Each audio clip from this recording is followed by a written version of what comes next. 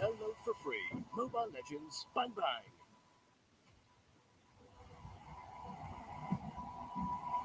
This godly power. What is this? Yujong has combined the reverse scale in the primordial spirit. It cannot be here. The Black Dragon has returned.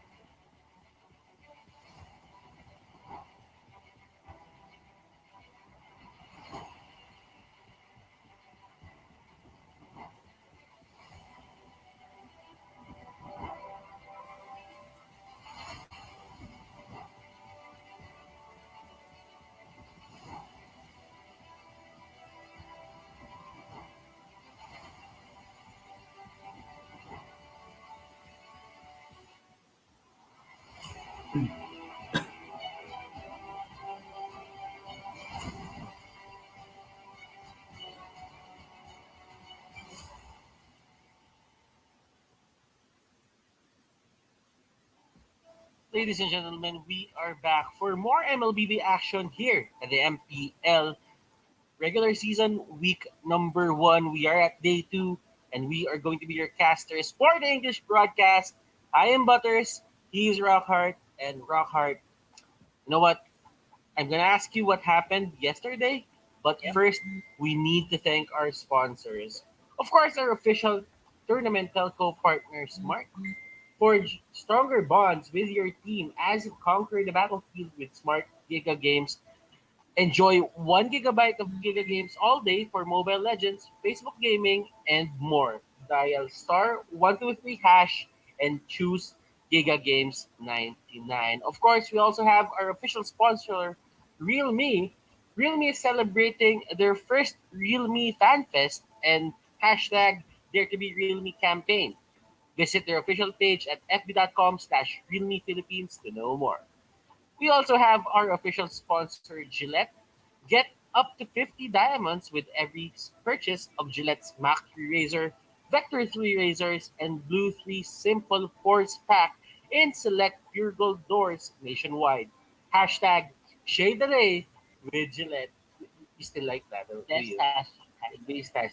We also have our partner in esports, Paymaya. Get 7% balik bayad when you purchase your gaming pins via Paymaya. The better way to pay. Promo runs until August 31st. And we do have our partner in TikTok. Search MLBB on TikTok to win premium skins. So, you know, after you watch all those Renegade videos, you just search for MLBB. Our official headset partner, Logitech G, here like a pro. And of course, this is all powered by Moonton. And thank you guys for actually making this possible. As the seasons get, as we get deeper into the seasons, MPL just keeps on getting better. And Rockhart, I know you're waiting. And I would like to ask, what happened yesterday? What were the results? And were they your expectations? Did they meet your expectations in some way? Well, absolutely. First off, the Brent versus Onyx match yesterday, which ended in a 2-1 in favor of Brent Esports. Um, this is what we were talking about. We knew that either way, these two teams were going to be, we're going to go down to a coin toss. And that's exactly what happened. I think all three games yesterday, which were very, very long and very, very exciting, showed us that these two teams still have a lot of game. I think they still need to play a lot more games before we can find out who's actually better Mm-hmm. between these two.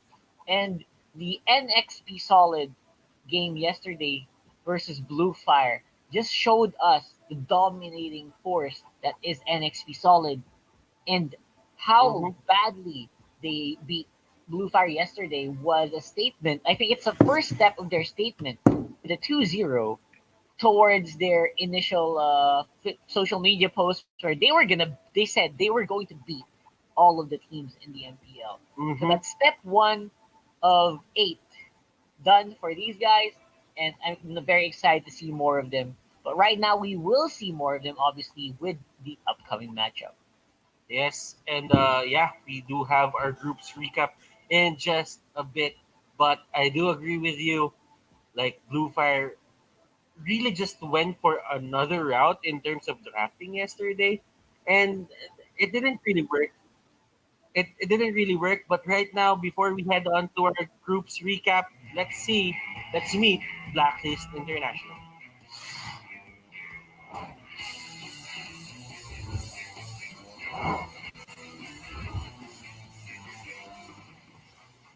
Break the hold! Mahilig kasi ako sa MOBA games tapos nawala ako mag-computer lagi. Kaya sa cellphone ko ako naglaro. Nagsimula kami nung SXC Imbala Season 2. Then, nung Season 5, kinuha kami ng Tier 1, which is yung team na Blacklist International. Nagsimula ako dun sa unang squad ko, sa Tisalan. Then, napunta ako ng Digital Devils Pro Gaming. Nagkawatak-watak kami, so naghanap kami ng reselling namin pro team. Sakto, in-approach ako ni Captain Dexter. Kinuha po yung opportunity, tinanggap ko po yung pag-message niya sa akin. Fix kami ng veterans at saka new blood. Mas uhaw itong mga to, lalo na itong mga bata sa amin. Kailangan kasi mag-full time as a pro player, so nag-resign ako.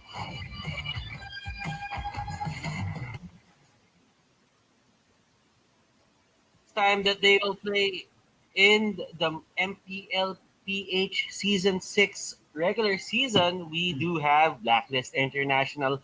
We have Dexter, Killer, Full Clip, Aqua, Edward, and Eson. Exactly. Now, Rockhart Eson is not a new name in terms of Mobile Legends Bang Bang. He has been with Cignal Ultra for, you know, 4 seasons? 5 seasons, actually. And now he's back with a vengeance. What do you think about this?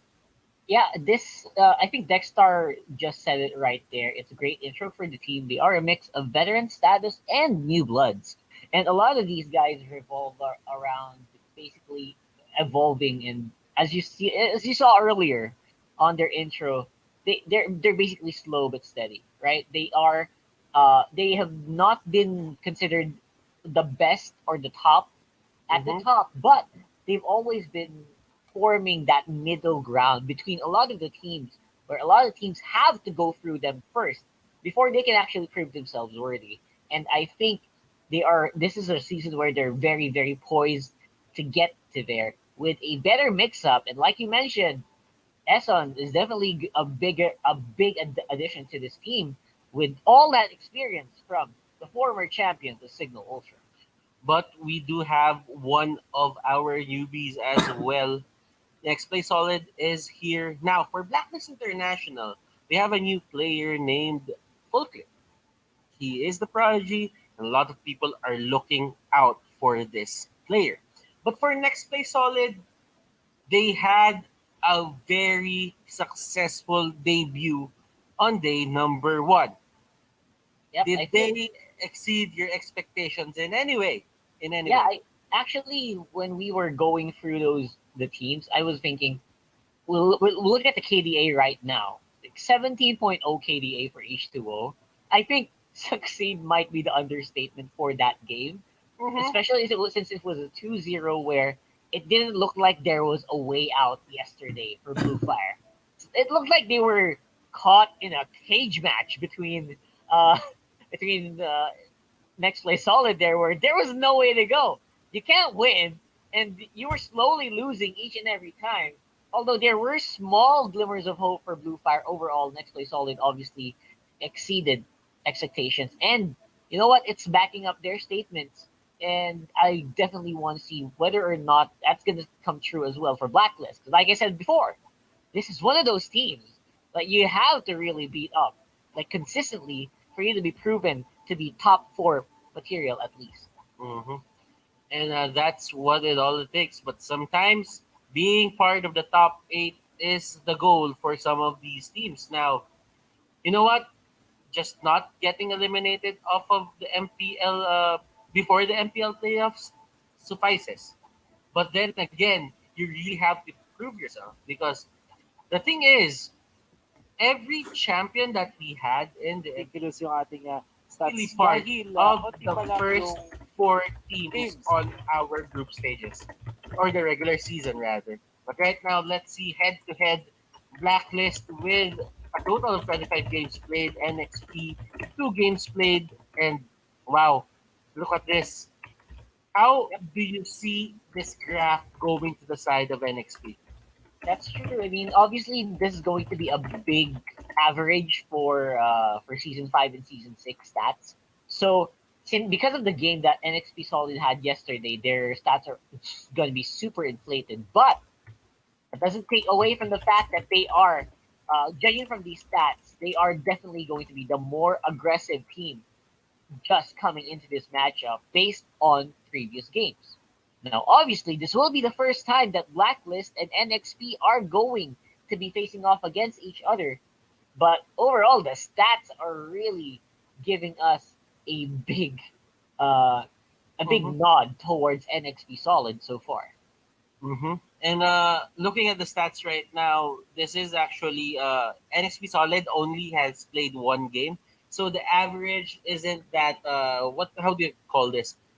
Isn't that really set up for them? But for Blacklist, this is let's say a mixture of a combination of good games and bad games. Yeah, So that's true.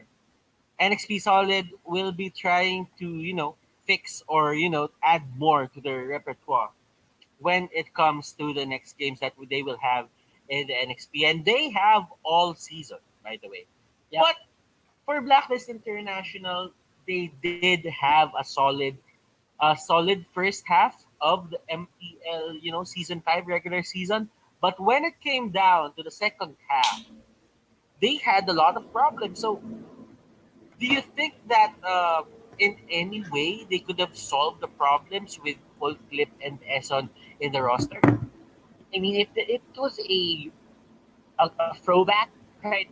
If it was a throwback to where they were last season 5, if Eson and Full Clip might have been in, that might have been a completely different story. That's something we all want to know, right? But for the overall, it might not have changed that much. Just because of the sheer power of the previous teams of the MPL playoffs, like the top 4 teams, they were just super Mm-hmm. solid, right? On the head to head, I feel like it's a great comparison between Chester and Techstar.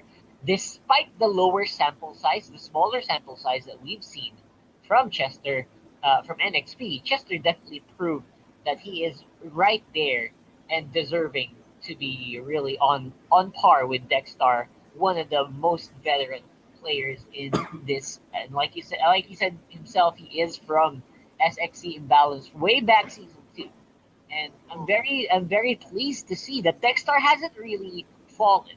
He hasn't fallen in terms of mechanics. I've seen that last season. I've seen that he still knows how to keep the team Mm-hmm. together, and that's a good sign for Blacklist. The thing is, in terms of comparison, I think Chester is one of those players that really ranges from, let's say, a Selena, a Popol, and a Koopa.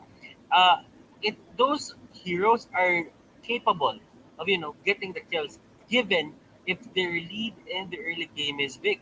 Now they can be carries on their own as long as they can adjust, as long as they can get their goal. They have those capabilities. But I think for Dexstar, one of the things that you really have to note from him is they really stayed away from that old season 2, season 3 identity where they would just pick a chord out of nowhere and play it as a support. And those are the things that you would expect from Blacklist International. Three of their members, I think two of their members, are still here from that season 3 roster. And you know what? I'm excited on how Dexter and the others will take this season because I know that Edward has how do I say this, conditioned himself or got used to, adjusted to this certain role. Because as we all know, Edward from season 5, he was forced to adjust from core to a support. Yeah, I think that happened over and over again with Blacklist. The changes that they've had on their roster also reflected. I think that's also one of the reasons why they also had a bit of a hard time coming in season Mm-hmm. 5, right? I mean, compared to teams that have barely made any changes to the roster, to their roles, I think Blacklist might have just needed the later parts of season 5 to get their team actually together, right? They needed some time to warm up the engine, right? Warm up the engine and get into the groove, getting into this season, and maybe that they actually just needed some help as well coming from Ason.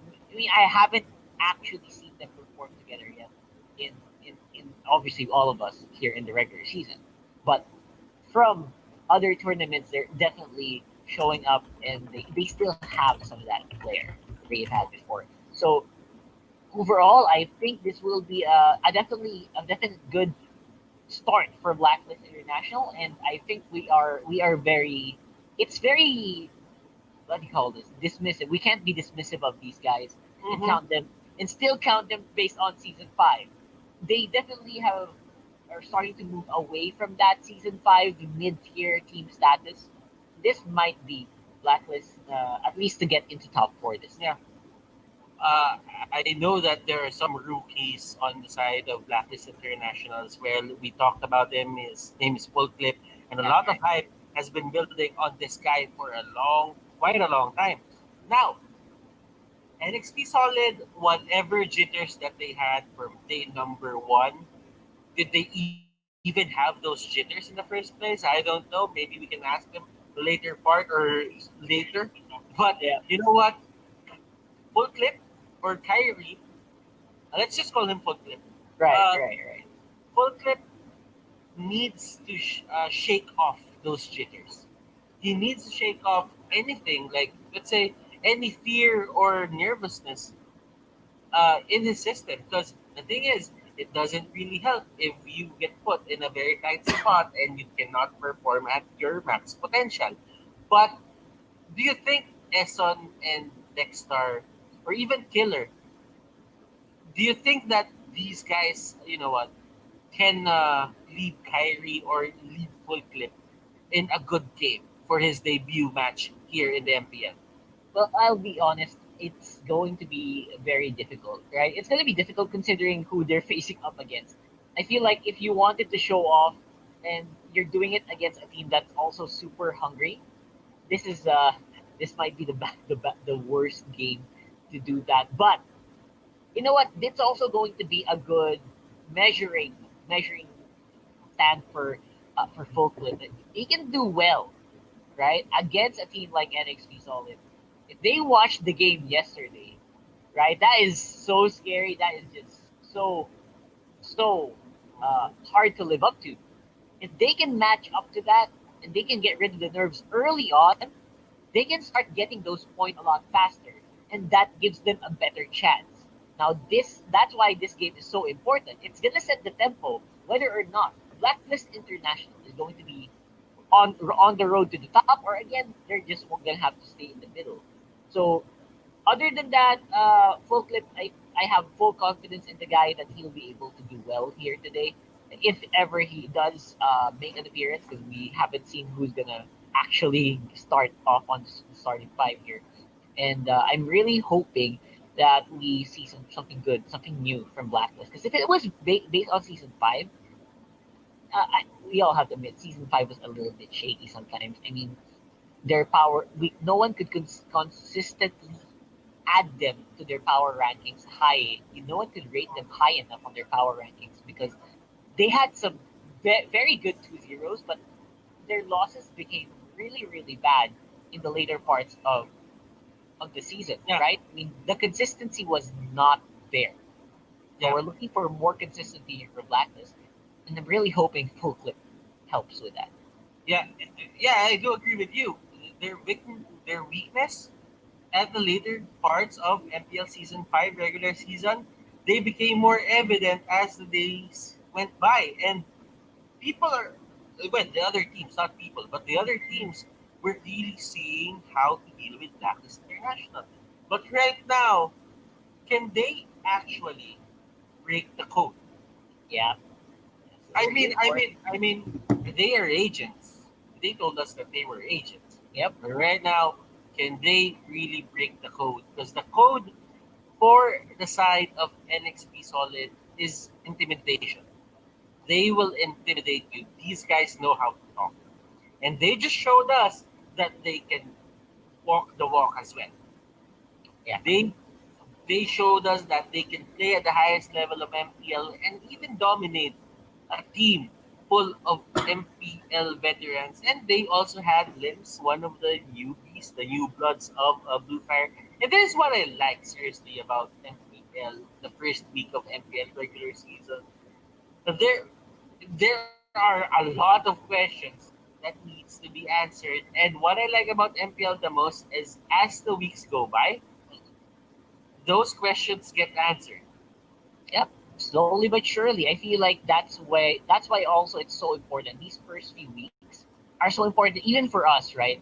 We are super excited to know how they actually stand in the professional level, and we also are super we're hard pressed to do the research ourselves, right? We're comparing how they perform here versus how they perform in other tournaments versus how they do it on their streams. Like a lot of us will definitely watch NXP streams, we will watch Blacklist streams, and we're gonna compare how they do it on stream and how they do it on the stage. And sometimes it's a big difference. Sometimes it's a big difference how they perform. Sometimes they do some very weird picks that we haven't even seen them play, and those kinds of things they tend to happen a lot.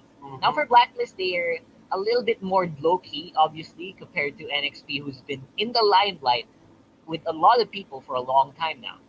So maybe that might be a strength for Blacklist. Maybe they have not been scouted as much compared to NXP, right? So I wonder if they'll be able to utilize that. Like Mm-hmm. being in the limelight is actually a double-edged sword, right? You can use that to intimidate a lot of people. You go on social media and post stuff like this, and people are going to pick it up, and then your opponents are also going to see it, and they're going to be like, okay, okay, okay, so we got to do better. We got to do better. Sometimes there are teams like that, right? So I wonder if that's going to work with Blacklist. Like they'll know they won't be too intimidated, like you mentioned. NXP is an intimidating team, right? I wonder Mm-hmm. if they'll be intimidated or if they'll be able to pick up something from games yesterday and from Mm-hmm. their lives NXP's live streams. Yeah. NXP, they're clearly probably the fan favorite. But we do have very interesting interactions with the teams as well. Because if you think about it, for the longest time, Execration was the fan favorite. Yeah, that's right. I mean, But people would go nuts, right, for mhm, Chapnu and Zapnu combination. now we do have a new fan favorite that really wants to step at the plate and get that certain title from Execration, the People's Champ. It's going to be NXP Solid. I mean, look at this. In a way, Execration and NXP Solid, I don't really know how will that pan out, but Oh I, man, I, I'm very excited if that happens. But right now, let's just focus on Blacklist International and NXP. So, uh, let's talk about the players more here. What do you think about uh, the players, the key players here for both teams? Who do you think should step up on the side of Blacklist International, and at the same time, who do you think should step up on the side of NXP Solid? yeah, obviously it's going to be up to Dexstar here. I'm super super hyped about what kind of plays Dexstar is going to do. Is he still as good as he was back then? Is he still going to be that big tank player that sets this team up for success, which he has been doing since season 2? Mhm. Or will someone else step up here? Now on the other side, Chester is doing a great job, but Yaoi is the one who's been doing a lot of plays here, making sure that everything works their way when he picks up the Kufra. And even if it doesn't, they don't pick up the Kufra, just using the Atlas as a bait has Mhm. done very well for NXT Solid. So Yaoi, you gotta go for those big tanks and hoping to see more Kufra plays from this guy. Yes, but right now, before we go for those Kufra plays, let's check if there will be a Kufra in this game as we head on to game number one draft, Blacklist International versus Next Play Solid. Now, Blacklist International, they know in a way that Chester is one hell of a beast. Or Next Play Solid plays one mean Selena. So they just stick it out as well as the Uranus. They don't want to deal with that. Next Play Solid, they go for the Yuzhong ban and the Atlas ban. Just gimping the capability of Blacklist International to get a good hero for their first pick. Yet even more so, I feel like Dexstar is one of those guys when you give him a setup hero, give him a hero that can do a, a big wombo combo. De- Dexstar is gonna do it, right? And in this team for Blacklist, another guy that I failed to mention earlier, who I want to see step up is Eson. I want to see him go nuts here on this team. I want to see Eson unleashed, and I want to see some of that flair from way back when they were champions. This is going to be a big boost, and he is all obviously a big boost to the team, right? Mm-hmm. So I'm really looking forward to that. Mind you, I'm actually kind of surprised that Killer is going to sit this one out. Yeah, that's He true. is in the, he is in the sixth slot, and I'm this is new to me in a way. Ladies and gentlemen, I've seen Dexter and Killer play for numerous seasons together, and right now Partners, is the right? first time Yeah. I'm seeing Dexter not playing with Killer. Maybe Okay. maybe that goes to their trust, right? Maybe that's how much they trust Full Clip going into this one. Maybe they want to test Full Clip. Is he going to do well against NXP Solid? Is he going to fight fire, the fire of the new bloods with fire of a new blood as well? I think that's what we're waiting for here for Blacklist International. Maybe that's what they're thinking about. But now it's going to be an X-Borg pick, and there you go. That Kufra's locked in already. No doubts about that. This is going to do. They're going to play well with this lineup, and they've been playing this for a long time now. Okay. I do like Blacklist International's second pick here, Carmilla. They know that the Kufra will be hugging them out, so Carmilla will just use that to his full to her full potential and just use that to her advantage. Blacklist International banning out the link. Next Day Solid banning out the low yi. Rockhard, do you think that the low yi is the ban for Next Day Solid here? Yeah, I mean they look like I think this is more of a reaction band, and aside from the fact that Loyi is just ridiculously powered right now, right? Despite the nerfs, we saw Loyi do some pretty crazy stuff yesterday, and we also saw it fail like miserably. So, um, it kind of stops the setup for the Gatot Kacha, right? Loyi with Gatot Kacha can really set up your team if you ignore them even for like 10 seconds, 5 seconds. So I think that's what NXP Solid is trying to do here. And now, I'm not sure about the Changa pick for Blacklist, but I really like the Roger pick for Nexplay. This is what you should do when you're given teammates that can sustain by themselves. The Xborg, the Kufra, Farsa, very difficult to catch. It does great for your team when you pick up the Roger. Mm-hmm.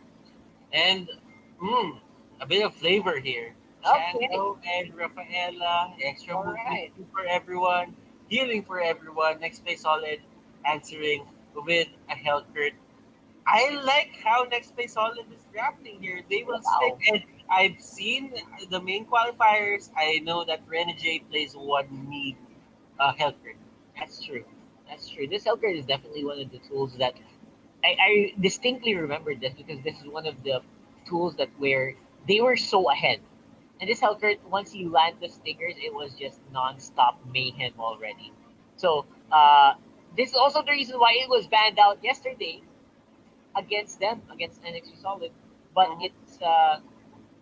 it's really impossible to ban out the pool of NXT completely. So that's why it definitely went over to their side. And now looking at the picks, that Hellcurt was just icing on the cake. When I saw they picked up Changa, and I hope that Rafaela pick isn't going to bleed well because that's good. That's prime candidate for a Hellcurt as well. Mhm.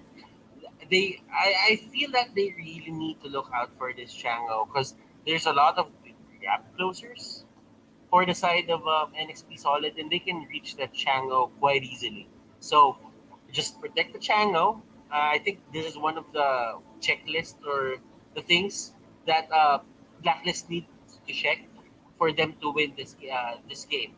They have to protect the Chango as much as possible. I know it's going to be hard, but the Rafaela cannot lead the Chango in any way. They have the extra movement speed, so as long as they stun him, she can get out of harm's way. But for next play solid, the only thing I'm seeing is stick to the Chango, take him down as fast as possible, then you can deal with everyone. Because that's the thing. Isun Shin, he may be funnel, but it really just takes time for him to, get get the right amount of gold, to get the right amount of items just to carry the game. Yep. Anyway, we are in the game. Hashtag be legendary here. Week 1, day 2 of MPL Season 6 regular season. Now we are going to see whether or not this Changa is actually going to do a lot. Because if you notice, if you remove the Changa, Blacklist International is going to be fine. They have damage output. But overall, their lineup just feels so squishy, even with the Rafaela pick. So they cannot actually fight full on uh, straight up here against NXP Solid. So they're gonna have to find different ways to start these team fights. Mm-hmm. Full clip here, almost at level 4. Perfect timing for him. He does have the capability to use his ultimate to get as much information as possible. H2O delaying that red buff a bit just to get, in the range of the timing in terms of just contesting any objective onto the map. So they will be, saving that for a bit, but Full Clip just went full ham. They want to push as fast as possible. Roger here will be defending this, and Renegade is there as well. So all of the teams here almost up with their level 4, but look at that. There's Yawi going in, and wow, look at those engagements. Oh, Ethan man. here at a very bad spot. He will get away just because he's really tanky, but Roger almost, taking the fall there for the side of Next Play Solid. Yeah, and I wonder how long they can actually sustain in a team fight, considering Ison's going to be the only one who's probably going to be able to take the damage output. Now, Dexstar on the Rafaela is a first time pick for MPL Season 6. Obviously, we'll have to wait and see if they're going to decide to get this more. But Aqua's in danger right now. And Aqua here, that is one of their problems. They do have ways. NXP Solid has ways to close the gap. Gap closers, that's what they need. And they got the first blood for this game number 1. Yep, that's actually an easy first blood. Bottleneck still in danger, regenerating as much as he can, even with the help of Dexstar, not going to be able to sustain fire and all of that magic going in his face. Okay, Aqua right now isn't having the best time because a lot of the pressure is going here onto the side of the bot lane. Now, Edward here will catch 2. Look at that. Perfect play coming out from Edward. And wow, enabling his allies to get a kill out of that. That could have been 2 kills, but they should be happy with whatever they get at this point. Yep, at this point, each and everything counts, especially for Aqua, where you're being pressured and a lot of people can jump on you. And what do you do when they do? You're going to have to just back off and throw meteors at them, which he's doing right now, getting that turtle as well, securing that at the cost of Dexter's life, and maybe Eson. I think they're going to be the sacrificial lambs just to make sure they can deny the turtle from Next Play Solid, despite their very tanky lineup. Chester was flying over Edward. Edward was charging up the taunt, trying to get away, but Renegade still got that top turret. Now look at this replay. Eson was on the back lines. He was trying to go 1v1 with Yawi, but Yawi there pulling the trigger on his ultimate. He just goes for it and he secures a kill for his team. Dexter here, not enough damage coming out from Chester, but it's a warning shot. It's if you try this again, I could actually take you down. But Aqua here, answering with his own meteor shower, they will just back off. They cannot go for the dive on that Chang'o. It would be very risky. Full Clip and the others, they just rotate. And at least, even if Blacklist International gave 4 kills onto the side of Next Play Solid already, at least they're not falling to the pressure. They're doing whatever that they want. That's right. And now they're going to go for more. That's a lot of low members here for Next Play Solid, and a double kill for Aqua. That turtle buff really helping out a lot. Last sadly by MB, going to be missing the target. But if you notice, this is exactly what both teams want. First, Blacklist International, it's very difficult for them to disengage when Next Play Solid goes for a fight. And on the other side of the coin, Butters, Next Play Solid, once they are also engaged, they're also having a hard time running away, right? They're having a hard time killing the members of Blacklist International, which is a little surprising considering what their lineup is. Their lineup is hard CC and damage output altogether. So both teams are really playing to their strengths here. Yes, and I like how both teams here are timing their buffs, right? Now that the turtle is up, Full Clip just got his red or his orange, so he will be at maximum fighting potential at this point on. But onto the backlines, there is a catch. Edward here using his ultimate to get out. Yawi will actually try to hug them out. He will go down, but I think he did his job. H2O here is just going to steal this. He has the retribution, and Blacklist International, they were the ones who started it, but Next Play Solid just continued follow through and got that objective in the bag. I'm actually a little surprised that Aqua didn't pull the trigger on the meteor shower when they were trying to go for the steal, but maybe they just did not want to give away the kills. They were thinking, you know what, let's give away the thrill. That is absolutely fine for me. But we must not give away kills to these guys. And so far, it is working well. They are fighting toe to toe right now, but H2O looking a beast here on the Roger. Hmm.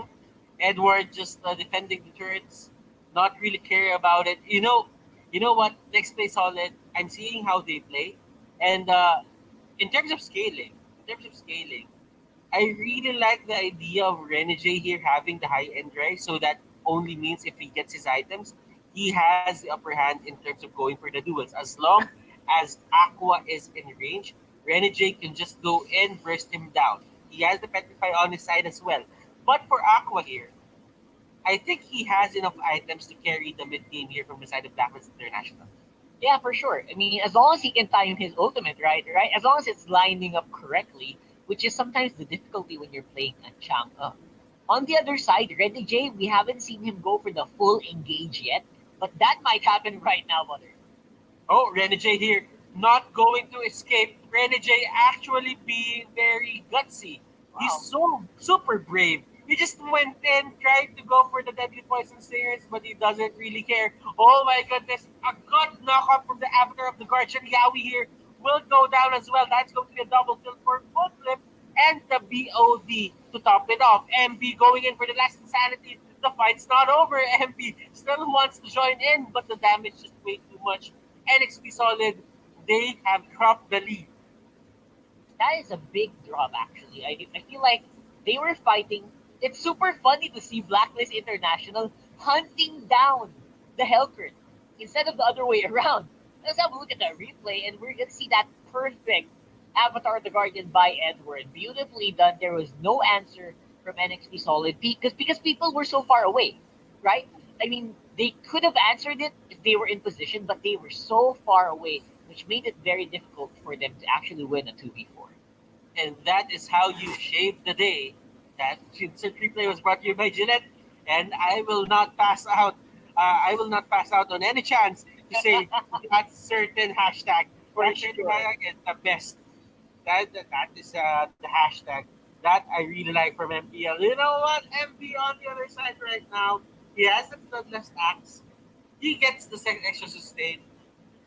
You know what? The idea here for full clip is just use his ultimate, just get the information. They know that NXP is there. Yeah, we cannot use the brushes to just get the perfect Tyrant's Rage, the Yep. Tyrant's Revenge initiation that he wants to. Because, Yeah, full clip, when he's in doubt and his ulti is up, he's just gonna use it. that's right. And you know the reason why Yaoi is hesitating so much is because if he makes one wrong Tyrant's Revenge, he's gonna suffer the wrath of Aqua. There's a lot of skills that's gonna hit him. He's not sure if he can tag them yet. And as well as Edward, look at the big team fight. And look at this, we actually have a fight going on right now. Renegade and the others, they're gonna go down. H2O still wants Dexter. Dexter here falling very low. H2O trying to run away. MB here with a Piraga armor up. Doesn't have the last insanity, but at least H2O gets away. That could have been bad onto the side of next play solid, but at least they made it work. They got full clip, they got Eson, and full clip is the main target right now for the side of next play solid. Yeah, absolutely. Full clip is that guy where he just like you said, he just instantly uses the ultimate, and that just gives Aqua an idea of how to set up the meteor shower. Have a look at that last one again. Hashtag shave the day. You're gonna see that this time around, Renegade did a great job in setting that up. But of course, the follow-up damage from Blacklist was just a little too strong, too much damage to deal with, and Aqua was playing. He's playing like a boss right now. He's playing super Mm-hmm. safe, and his timing on the meteor showers are great. He's not throwing it each and every time that it's on cooldown, Mm-hmm. but he is choosing his moment. Choose your moments. That's it. Be patient. Do not jump the gun. Do be conserve anything in your resources because right now it's very important. Eson here, going on the wrong side of the map. They just run for him. Oh my goodness, Yep. but look at this. Edward catches two. Is this a good initiation? That is the question. Chester here getting a force out coming from that meteor shower. Meteor shower really works on their favor. Renegade gets away with a sliver of HP. H2O as well. H2O as well. Next play solid here. They might be getting these pickoffs, but the thing is, when it comes to retaliating, punishing, and getting the objectives, Blacklist International is winning on those aspects. Dude, they absolutely are. I mean, I thought Aqua was not gonna make it because he ran all the way from the bottom straight to the mid. But again, even if they were one man behind, Edward, the decision making on this guy, he knew he could still go in. And even though Essen was not there, they actually won that fight. Okay, so let's talk about Next Play Solid right now. There's one thing that Next Play Solid is holding on for the longest time, and that is the mid lane turret. That mid lane turret, first mid lane turret rather, is gone right now. And with the help of the Lord and the others, they will be forced to give up this mid or top tier 2 turret as well. Okay, so for the longest time, Chester has been using Feathered like to control this middle part of the map. Right, exactly. He's been doing it, but Aqua's range is just so much farther. Like he can do so much with the meteor shower, and even now, I can imagine the item set of Aqua here, and I really hope we see it. And Dexstar, I mean, even though it's a Rafaela pick, he is not giving away a lot of kills, right? He's not giving away a lot of kills to Nexplay Solid, which might be the reason why H2O can't activate the killing spree as often as he wants to. I mean, even if Eson does go down, the space between the members of Blacklist is way too big that it doesn't matter. And to be honest, looking at Renegade here, he's gonna try his best to cut the lanes, and that's Yep. what he does best. He's one of those off laners that he doesn't really care if he gets out or not, as long as he does his job and his team doesn't really lose a tower or two Yep.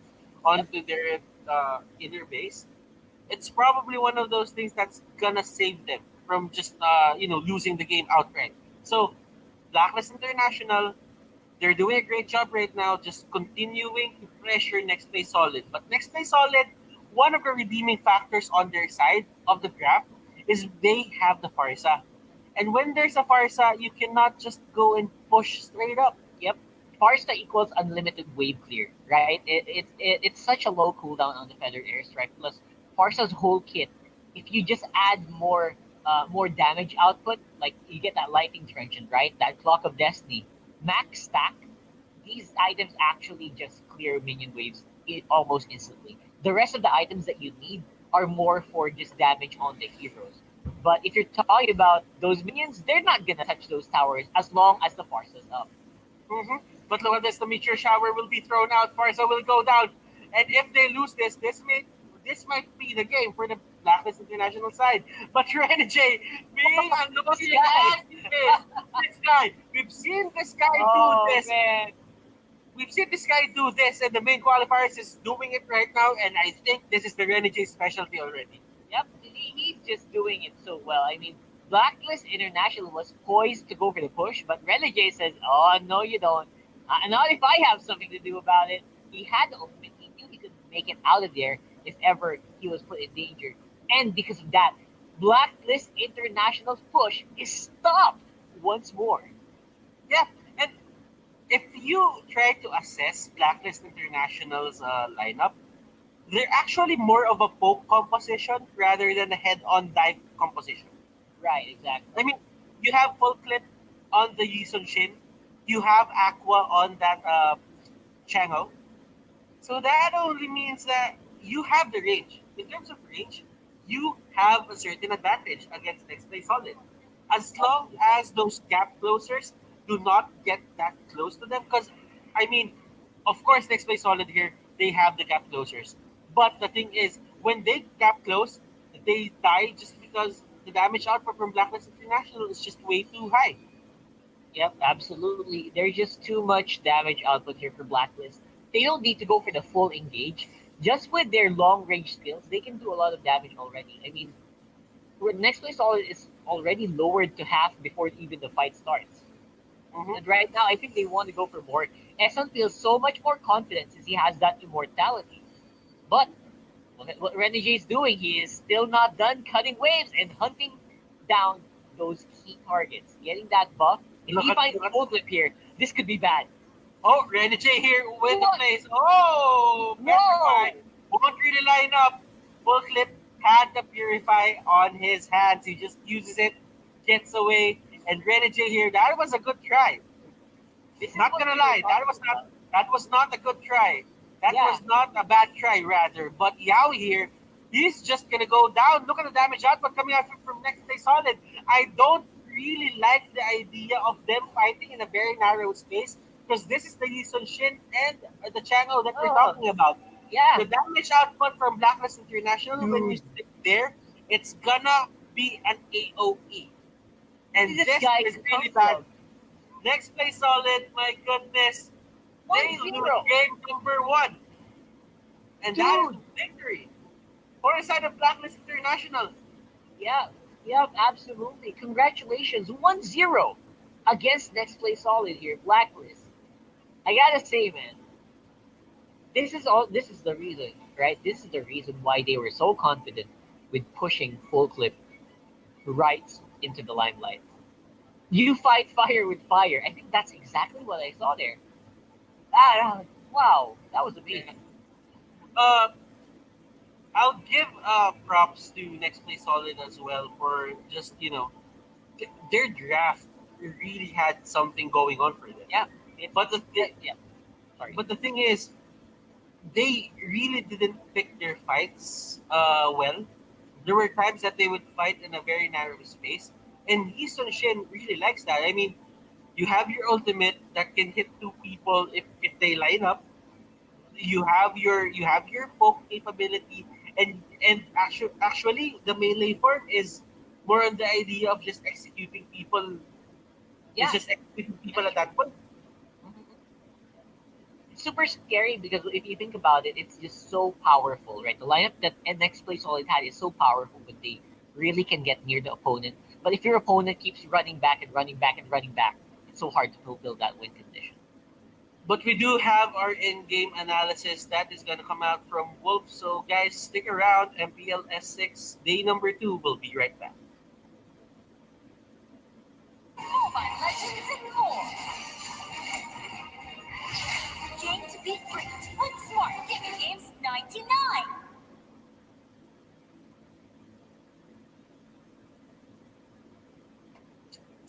When uncertainties are reality, so rise above what you think should matter. Gigabyte happiness. Gigabyte love. Gigabyte friendship. Gigabyte dreams. Gigabyte hope. With smart Giga music, video, games, work, and stories, we let our passions run free in the new world we face together. Smart, live Giga. Welcome back to MPL Season 6 with your resident analyst, Wolf. That was a very interesting game number 1 between Blacklist and Nexplay. And ito nakagulat. We didn't think that Blacklist can play this much. And they also changed up a little bit dun sa kanilang lineup. Having Eson in was, for me, a very important factor on this victory sa Blacklist. And you can see it translate into the game. The veteran knowledge and the fact that he can rally his teammates, that is what you get from this veteran that we have, Eson Esports, mga kaibigan. Blacklist, this draft that they did was a little bit of a gamble, honestly. Would have thought, diba? Would have thought that you could put Kisin Chin, Rafaela, Carmela, Chango, and Garokacha in one team and be successful with it. By the way, the lineup of NXP, this is such a robust lineup that we can see from them with the Cupra, with the Hellkurt, lot of team fight early on, very strong when it comes to team taking off their opponents and in the early stages of the game for sure. You get that from the Hellgurt, from the Roger. However, ano ba ang ginawa ng Blacklist on their lineup that they made it possible? Again, a standard hyper-aggressive lineup coming out from next play, going up against a very cheeky lineup of Blacklist, but it made sense in the end. Ano nga ba yung gusto ma-achieve ng Blacklist sa kanilang lineup? And it is the answer to the ever looming question: how do you stop an early game lineup? How do you stop an aggressive lineup? And ang ginawa dito ng Blacklist is they have this channel, the side lanes, as well as this Ganokacha din. You also have the Eastern Chain accompanied by sometimes the Carmilla, sometimes Rafaela, sometimes both. At ang nagawa nila is na-sustain nila yung lanes nila. I think for the longest time, probably for good 8 minutes, walang na-push na significant turrets ang next play solid. Yung mid lane turret din, the Blacklist International, they were able to keep it. And Blacklist International, they are prioritizing even putting bodies in front of the turrets just to preserve that turret. And as a result, Blacklist International stopped the snowball next play solid. It's a very simple na, na theory when it comes to MOBAs. That you just have to keep your turrets intact against an hyper-aggressive lineup. And that's exactly what they did. Yan yung makuha mo with good wave clears coming out from Jungle. And actually, pag team fights na, gagalingan nyo na lang your Blacklist International. This is a particular fight where it was really good already for Blacklist International. Look at Yawi. Ang ganda sana ng kanyang ultimate. However, hindi perfect yung Terry para dun sa ultimate na yun. And it could have been really good. That's why na-turn around in the Blacklist. And also the positioning coming out from the Eastern Chain as well as the Chango is great for them to do that. Again, going back to what I was saying, they were able to preserve all of their tier 1 turrets for a significant amount of time. Even the mid lane turret for Blacklist International, hindi nila hinayaan na makuha yun ang next play with their early game lineup. That made all the difference in this specific game. If you want to win a snowball type of lineup with Helkert, with Roger, gusto mo ma-push agad yung mga tier 1 turrets as soon as possible. And Blacklist International, what they did was just to preserve all of their turrets, their reserve, as much as possible. Like I said, kahit pa magpato sila ng sarili nilang katawan just to defend those turrets, they will do it. And naturally, nag-progress na lang yung strength ng lineup nila, which is a Yisun-based lineup against their opponents.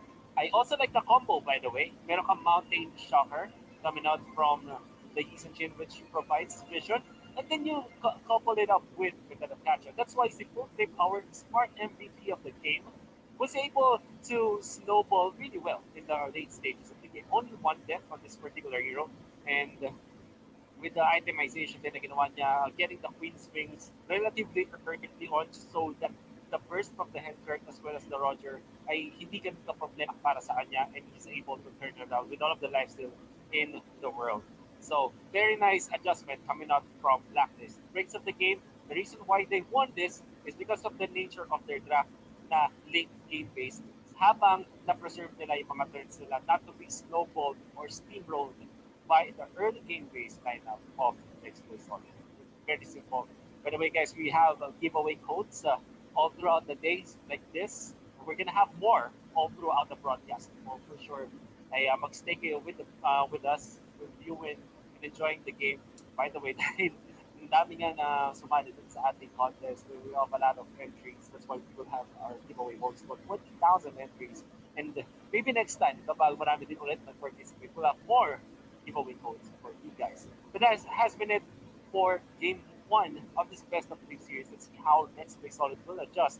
And hopefully, Blacklist International will show us something that's also reminiscent of their past games performance. Because if you're a fan of Blacklist, for sure, sobrang saya ng nakikita mo ngayon. Let's get back to the casters.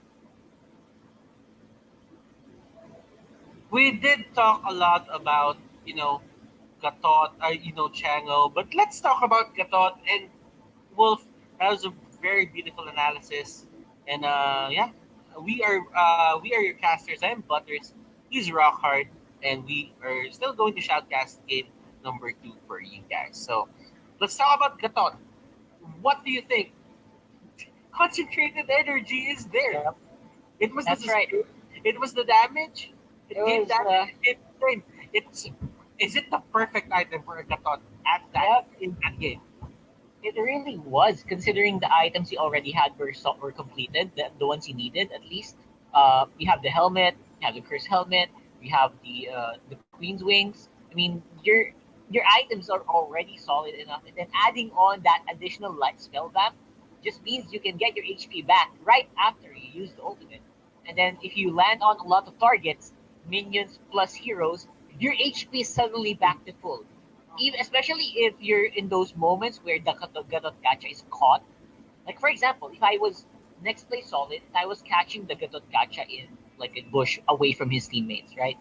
He could just jump either into the creeps or into the enemy team, and then that spell that is going to help get him back up to full, especially with the help of Wings, which adds additional regeneration, additional spell back to your skills, right? So it's a magic chess strategy, like I mentioned when we were talking off cam. Like what we did in magic chess.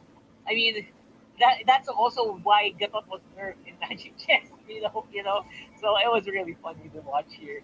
Being brought in by Dexstar, which is a very avid magic chess player, by the way, if you guys didn't know. Uh, I had to say that the draft, the thought process, they put a lot into it, and right now, Blacklist International, they reap the fruits of their labor. But Blacklist International, they still need to win one game. Next Play Solid has all the chance. They have one game. Yeah, Take this to game number 2. yeah. So, next Play Solid, they still have a chance to prove themselves back and just take this to a 1-1 and just prove to Blacklist International, hey, we have our own cheeky draft as well. That's right. I mean, I have complete faith that they can do that, obviously. But Blacklist International, I think they kind of broke expectations here with that draft. I mean, who expects a draft with the Rafaela to do that well, and for the Rafaela to not to be, the Rafaela is known as a squishy hero. So I'm a little surprised that with a hell crit on the enemy team, it did not die as often as it did. So that just goes to show the cohesion, right? The cohesion, the togetherness of Blacklist International, making sure that no one was left alone in that matchup. I think that's You know super what? important. I'm just happy that how do I say this? Uh, Full Clip had a good debut game. Right, right. It was a really good debut game. His mechanics were showcased in a setting where he thrived and he didn't really have a hard time. So really have to give it up for Blacklist. Whatever nervousness that Full Clip has, I think it has shaken off as well. And it's the same for Next Play Solid. But Next Play Solid will make, you know, Blacklist International get a taste of their own medicine game number 1 with the YSS first pick. Yep. So maybe this is gonna be the way. Maybe the problem earlier was the Yisan Shin. If you give it to full clip, it's so scary. Maybe that's the reason why they could not make a good engagement. Is because they were always spotted out by the Yisan Shin ultimate. Maybe if we remove that, Blacklist International might have a different time. But in this game, both teams are switching up their drafts. It looks like completely. So here we go again with Yuzong. Yuzong always so good to see Yuzong play in the games. Obviously, you always want to see that big dragon flying in the air, right? So, and his brother, I think that's his brother, the Baksha. Interesting, very interesting here for next play. Uh, we're actually, somewhat sticking to the lore here of Mobile Legends. Yeah, exactly. You're actually seeing those, The videos, intro right? videos, right? The Yeah, commercials, yeah. So they're gonna go up against each other, and we still have the Chang'o here for game number 2. But it's going to be on the side of Next Play Solid, and I really like how the Filipinos, put flavor yeah. into our own meta. We do have our Chang'o pick right here, and not a lot of people like Chang'o in the first place, but right now Uh-huh. Chang'o is being integral part of our MPL-PH Season 6. Yeah, especially Shinbu, right? He tried it for a bit, and he went back to the Selena. So I'm I'm a little surprised that now, it looks like Nexplay Solid is trying to do a statement game. This looks like a huge statement game for them. Like what they're gonna do is they're gonna try to beat Blacklist International with their own lineup, right? And maybe get into the nerves of Blacklist with the Yisan Shin Angelo. We're gonna make you. Their plan is we're gonna make you feel what we felt last game, and we are absolutely gonna destroy you with it. The problem is Link is open on the other side of Blacklist. a target that is very difficult to deal with using a Yi Shin and a Chang'e. Mm-hmm. But you know what? Blacklist International, they have the Yuzhong. If the Yuzhong, it's so easy to gap close against the Chango. That's right. That's right. So if you think about it, just the dragon as well, but it could be a double-edged sword for that Yuzhong. It can work against his enemies, and it can work against him too. Because you know what? He has unit phasing when he actually uses that dragon form. So what Chang'e does is if he goes in a way or in a spot that's predicted by the Chang'o can make him eat all of the meteor shower, and that's going to be bad for him because when he ends up out, when he stops being a dragon, he is gonna have half HP, and you wouldn't really want that if you're a Yuzhong. That's right. I mean, the problem with that is if you're a Yuzhong and then you dive into the Chang'e, you have to be 100% sure that you're going to be able to do something, that you're going to be able to fight. You can't do it just to try to engage. You need to be sure that you're going to engage. Because if you fail, there's no way that you're running out of that, right? Exactly the same reason why Yawi's Kufra didn't work well earlier is because if you Tyrant's Rage in, you're not going to go out anymore alive. And that's how you punish, ladies and gentlemen. Punish is a legit term in Mobile Legends Bang Bang. When they go in, you just and they don't do their jobs properly. What you do is you just take them down, and that's what happens. And if sometimes initiating, it's all about momentum. When you get your first initiation in and it works for you, then your next initiations are probably going to be good. But when you do not get that certain momentum going for you, you just find yourselves in a very bad spot every initiation that you do. That's right. That's I think a team like Nexplay Solid is one of those teams that don't want to go in when it's not sure. That's been obvious from them from the start, right? They're always so sure, and usually it gives them a good result. But now they're being given some doubts by Blacklist International. Let's see if that's going to be different here as we head into Game 2 between Nexplay Solid and Blacklist International. This is going to be a slobber knocker, ladies and gentlemen. Next play solid. I know their fans are rallying them to take this game number two. Blacklist International fans really want this to end this right here, right now. Eson here is on the bottom lane. He's just trying to Next get play a man bit eh. of a bit of Tatantayin na. XP as to get the fatal links early. Full clip on the other hand, he will secure his purple buff. Din And sila that's a good direct. job coming up from him. But on to the other Sila side, next play Renny solid. J is actually contesting that orange buff, but there is a pause, and we are seeing Renny J go up against two members here of Blacklist International. So, Rockhard, I mean, seeing how it goes, like how Blacklist International is separating or dividing their economy in terms of gold, in terms of XP, they really thought this through. Yeah, they really did. I think they know that they can leave some members on their own for a long time, especially Renegade on that farms. You can leave that farm alone for a long time, and the rest of the team can try to weave into the buffs and use that Chang ultimate to its maximum potential. Obviously, we have not seen that yet, but later on, expect a lot of attempts for Chang'e to go for the buffs, which is usually how you would want to play that if you are a team that is hyper aggressive. And I think that's exactly what the next play is. So we'll have to wait and see whether or not they can pull off these buff steals that we saw when we are on a technical pause. So we'll be back shortly. But what I want to see here is whether or not Renegade is going to make it live on the 2v1. This is level 2.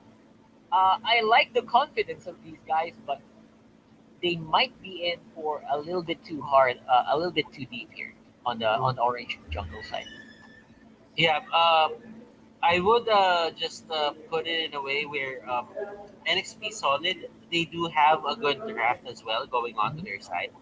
I like that Baksha off lane. It's one of those heroes that can be used in that lane. Although I think certainly better heroes for that, or let's say S plus heroes, if I do say so myself. For So sure. I'm seeing it as an answer for this certain game that they really just wanted to go for the backshot at this point. Because sustain is the game on the other side of the map. So Yep. they just really need to stop them from doing that. And as we all know, backshot is Durant's on a stick. Yep. Basically, level one, you got that anti-life steal already, anti-spell vamp. Which, if if that's what they want to do, if they want to play the sustained game, you know what? I feel like NXT Solid is gonna be ready for that. Now, Blacklist is going to. You're gonna have to really cut in deep here. They want to stump the Baksha early on. If you don't want to get overrun by the Baksha lineup, you have to attack it early on. And I wonder if that's going to be the case here. Looks like Renegades doesn't really want to get the buff. We're back in the game. He just wanted to push them back and delay it, right? Because right now, H2O is doing the buff on his own on the other side of the map. Mm-hmm. Renegade here will actually secure that red buff, Got it. and it's actually a really good move coming out from next place Solid. Yep, beautifully done there. And that denies them. That's a very big denial in not just the buff itself, but for the experience. Now you'll see a lot more power here coming from the FAMs, and that's going to be a lot more difficult for the Yuzhong to actually win that lane because of that. He's going to get level 4 ahead, unless Black International does some really, really smart plays. Right now, I'm not sure what they're trying to do. They want to go for the fight right away, and looks like they have so much trust in Folklip with this one. Yeah. Uh, I'm seeing it right now as Blacklist International not really going ham in terms of just engaging the enemy, just because they don't have the red buff. I mean, it's not. It's really a big of a deal if you think about it. Like your potential, your capability of just joining the fight at this early. I mean, Right? that at that engagement, if Ling had his orange buff, they would have gone in head on, and they would have punished MP hard. But the thing is, they don't have it, and it really stops, Blacklist International from just being that aggressive team. And I think that is a win onto the side of NXT Solid for the early game. That's right. I mean, early on, you remove that. I mean, we all know why. A lot of pro teams, they keep forcing those invades. They do it for a good reason. Denying a big buff main carries like Ling.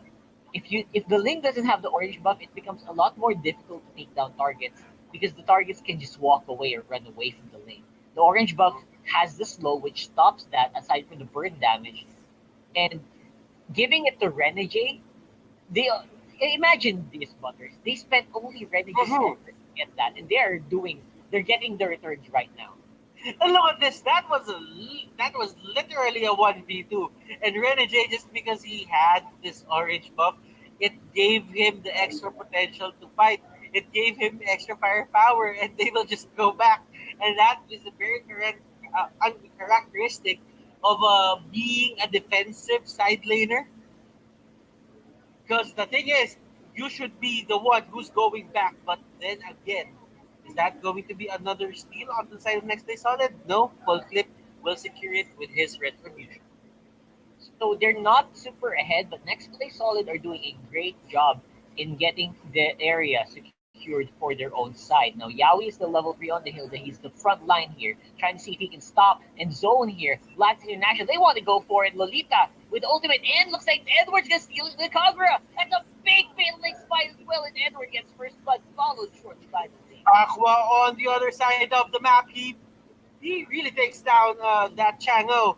And next place solid, that is one fight that they did not want to take. Blacklist International Eson here, just showing his veteran moves. And this is decision making, right? The question there was whether or not your heroes are strong. It's whether or not you make a good decision to go in. And that call was just beautifully done. Let's have a look at the instant replay. Razor sharp accuracy there for Edwards retribution. And because of that, 2 kills and a turtle. Go to their side, make that free. That is a lot of resources going over the blacklist. Ladies and gentlemen, that is your instant replay brought to you by Gillette. Hashtag shave the day. And on to the bottom lane, there is a bit of a scuffle there. I'm not really sure what happened, but H2O, they were just poking in Blacklist International. I feel that they had engagement in mind, but to be honest, at that point on, it would have been really scary because a lot of the members of Next Play Solid were preparing to go down. Yep, I think they already were, right? I mean, oh my gosh. Next play solid. The problem there was Yaoi was also not ready to go for the fight. He was level 3.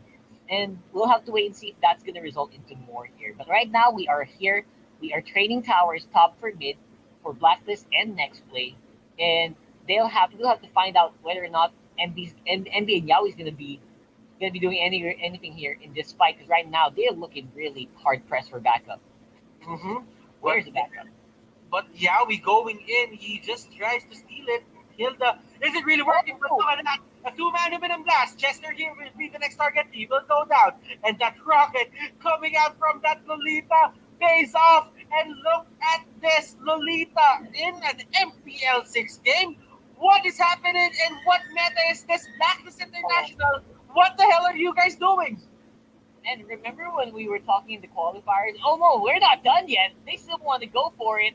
Renegade, you gave us such a hard time earlier. Now we want to go for a fight. Aqua and Eson going in, and they're having a hard time actually getting Renegade low. But right now, without the ultimate, will he be able to fight? It's a 1v1. Those are two very big meaties. And with a disengage from Chester, will be helping stave off the attack. But on the other side of the coin, man, look at this. Dexter with his signature Numenon Blast catches two people. H2O gets away, but oh my goodness, this is a surgical extraction coming from Blacklist International. They're not letting Next Play Solid get anything their way. dude, I'm super surprised here at the same time because you remember back in the qualifiers, in season 6 qualifiers, since late last season 5, a lot of people were dissing on the Kagura pick. A lot of people hated the Kagura pick. They're making it work so well now with Edward. I'm kind of trying to wrap my head around why, but what I'm thinking right now is because Kagura isn't the focus here. The Kagura is basically just a side arm, a side arm. Like if you have Full Clip and Aqua as your primary weapon, you only have the Kagura as a secondary, but the secondary weapon is doing a lot of headshots. That's what's happening. You know what? I take it very literally. Popol and Koopa and Kagura is the same. Hear me out. Okay, You have the umbrella as a dog. When you collide with the umbrella, you stun someone. When Popol and Koopa, when Popol casts a spell against the enemy, it bites the enemy, it gives a stun. Oh yeah, exactly. They have almost the same feature, right? Except it puts the Kagura's body in harm's way. But then again, advantage of Kagura is he is not limited by that stun. He has the Shogyo Mogyo as well. He has the Yin Yang Overturn just to make a slow count. He has a stun, he has a slow, and it's the same as Popol and Koopa. Popol and Koopa has a thing about traps and putting the map control, and for Blacklist International with the Kagura, it's more on the idea of just having extra crowd control now and then inside this Kagura umbrella. Yep. And for some people, it's better because usually Kagura has better damage output depending on what stage of the game it is. Popoli Koopa just has more sustain because it's two heroes. It's almost like two heroes, right? Two HP bars. That means more sustain, but obviously it's more of crowd control, less on damage. And so far, the Kagura is definitely one of those picks that can work well as long as you don't expect it to be the main focus. Mhm. But right now, Blacklist International, they're just going in, trying to take down everything. The Mountain Shocker is here, but that information is very limited. And they know what Blacklist International is doing right now. They're just pushing in the waves. They're just pushing in the lanes. Next play solid here. What can they do? They do have the Hilda, but Yaoi here is not really having the best game of his life. Yeah, I mean, the Hilda was okay. It was a good pick, but it's going into the roaming support Hilda. Don't forget, it has that mask, so it's a little softer than the usual lane Hildas that we've seen. But again, that's the trade-off. You get a lot of early game toughness, and you exchange it for late game supremacy, which is what's happening right now.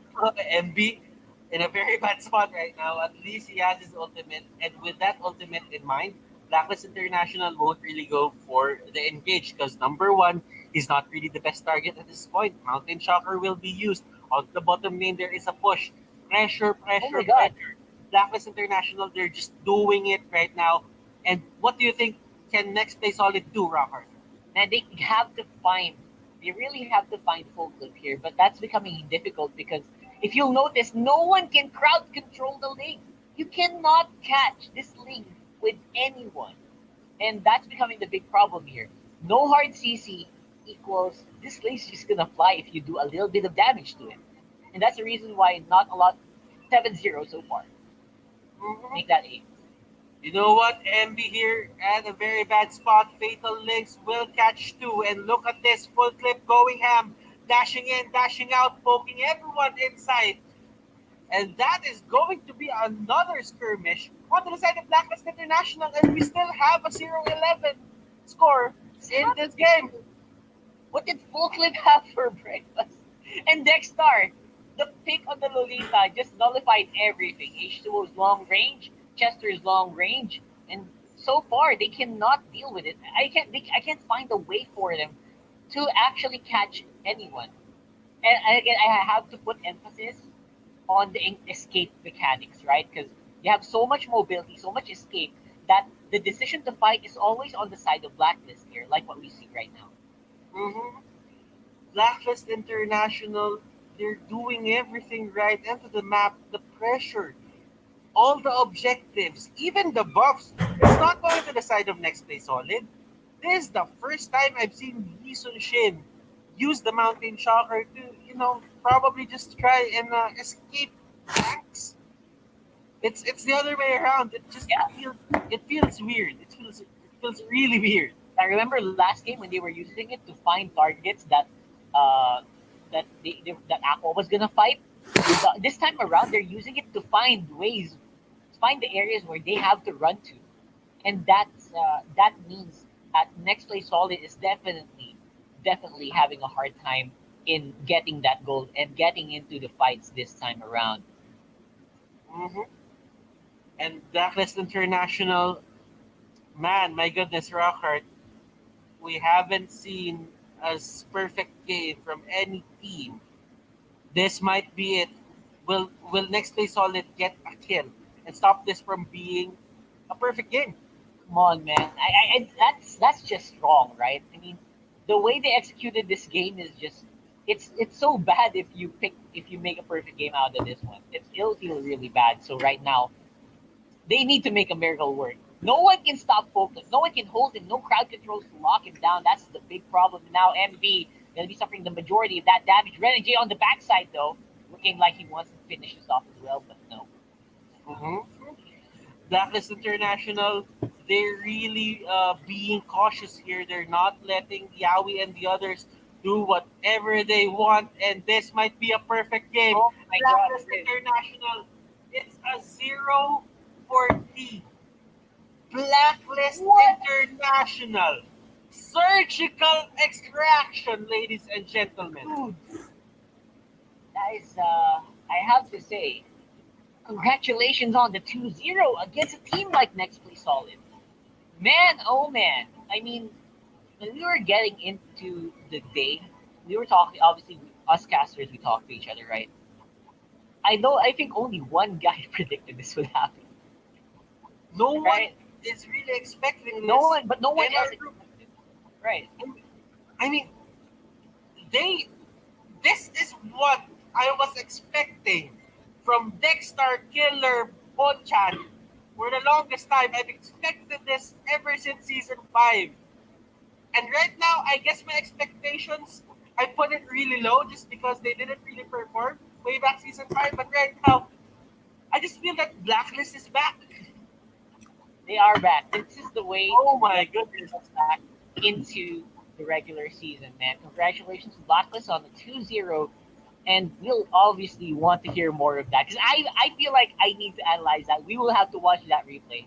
how they lost that, right? But But yeah, we do have Wolf watching from the sidelines, and I think it's time to pass it on to him. Wolf, after a very short break, you will be up.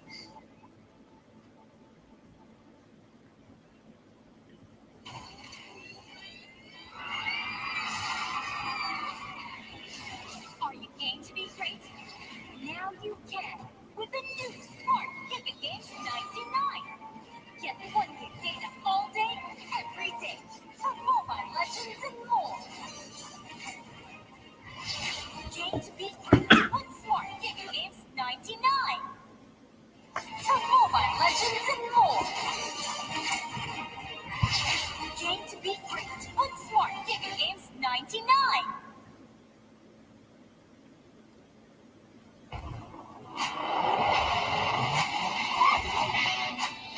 The way you live your life depends on the network you choose. Your movies, music, and games can only be as good as your network speed and strength. Slow means game over. But the Philippines' fastest mobile data network means game changing. Choose the network that gives you what you truly enjoy. How do you know about this Giga Life? Simple and smart ako.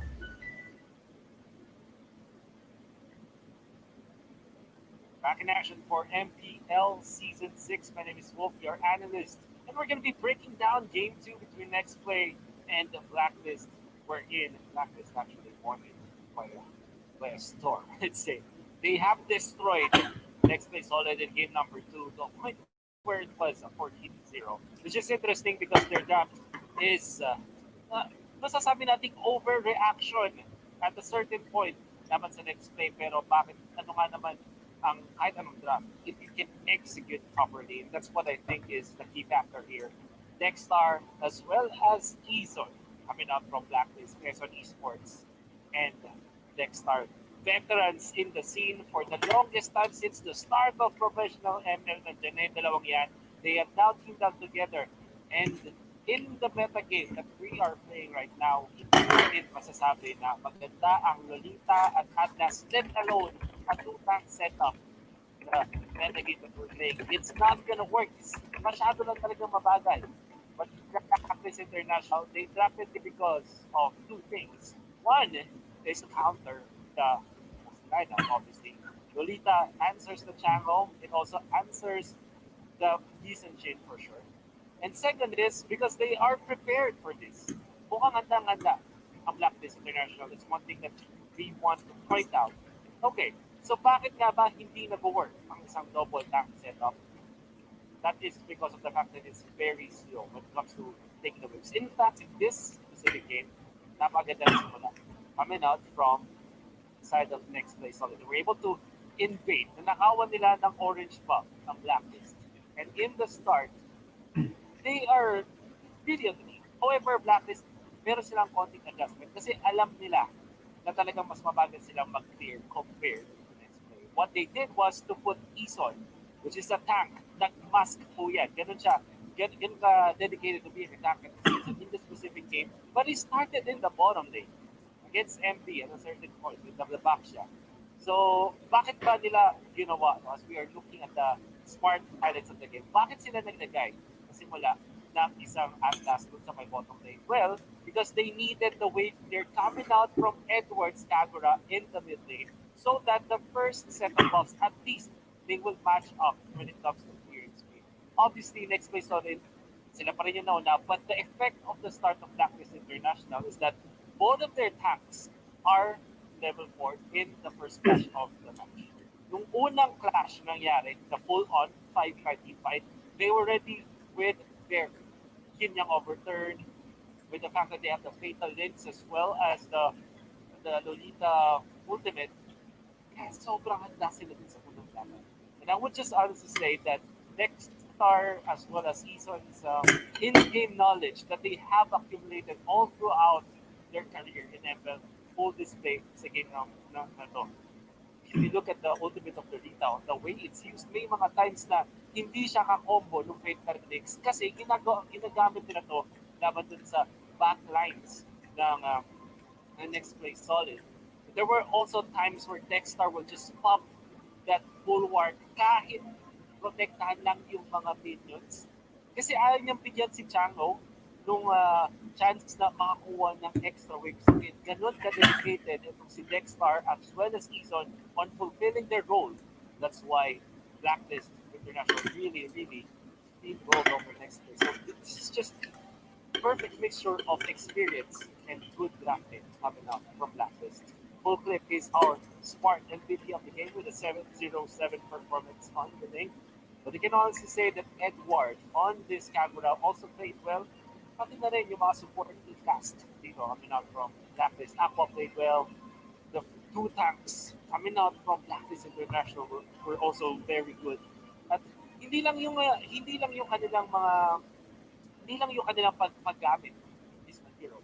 It's very smart on how they were able to execute with their lineup. And I think that it's just important for us to mention kung gaano kaganda ang addition dito sa Blacklist. For the longest time, research from other teams that he played in, particularly Cignal Ultra from before.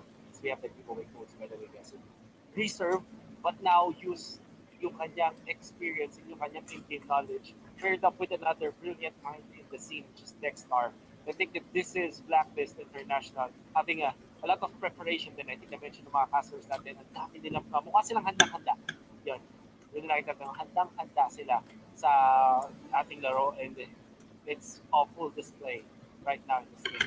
So very exciting to see sa Blacklist Nexplay. They will have a lot of chances there to actually get back to the game for sure. Ang dami pa din lalaro and they would have to treat this as a lesson that anybody can be prepared against them. Nevertheless, this is FPL Season 6. Marami pa tayong kumapanood na matches today. We still have 2 series remaining.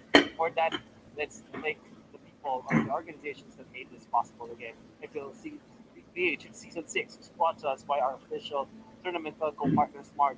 Forge stronger bonds with your team as you conquer the battlefield with Smart Giga Games. Enjoy 1 gigabyte of games all day for Mobile Legends, Facebook Gaming, and more. Just dial star 100 hash and choose Giga Games. MPL Season 6 is also brought to us by our official sponsor, Realme. Realme, by the way, is celebrating the first Realme fan fest and hashtag DareBeRealme campaign. Visit their official page at fb.com/Realme Philippines to know more.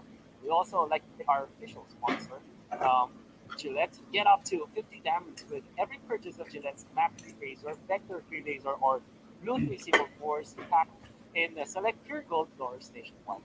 Hashtag Shave the Day with Gillette. We also would like to thank our partner in Esports, Paymaya. Get 7% balik bayad when you purchase your gaming pins via Paymaya, and the better way to pay, of course. Promo runs until August. Big thanks, by the way, to our partner in Esports, Cignal 20 for the 20. Oh, sorry. Search MLBB on TikTok. Just to win premium skins. Search lang MLBB sa TikTok para manalo ng premium skins. Sobrang simple lang. Of course, FPL Season 6 with our official gaming headset partner, Logitech G. Here like a pro.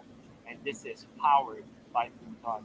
Mga kaibigan, we still have 2 exciting series remaining. Even a very important match later in the day. For now, we're going to be hopping into the break. And while we do that, why don't we enjoy top 5 minutes of this series?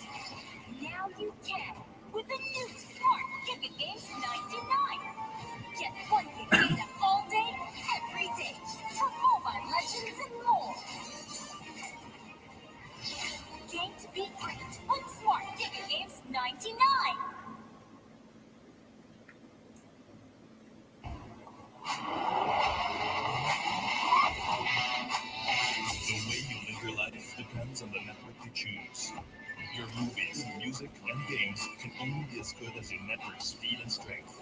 Slow means game over. But the Philippines' fastest mobile data network means game changing. Choose the network that gives you what you truly enjoy. How do you know about this Giga Life? Simple and smart ako.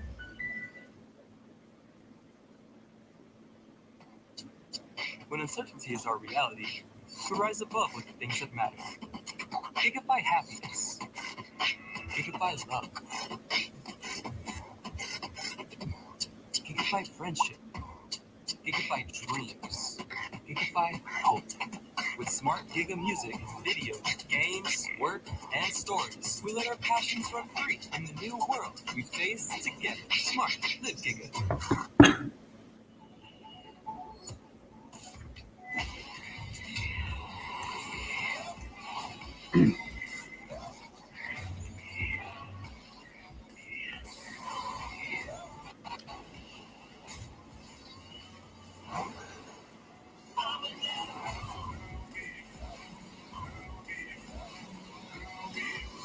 Realme smartphone. Dare to leap.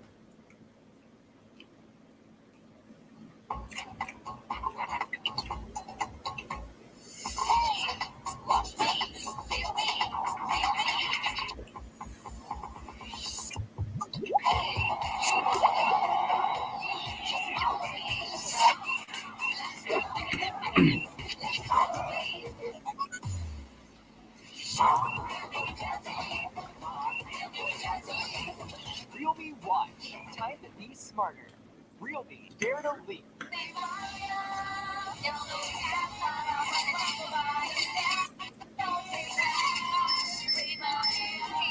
Don't pay cash.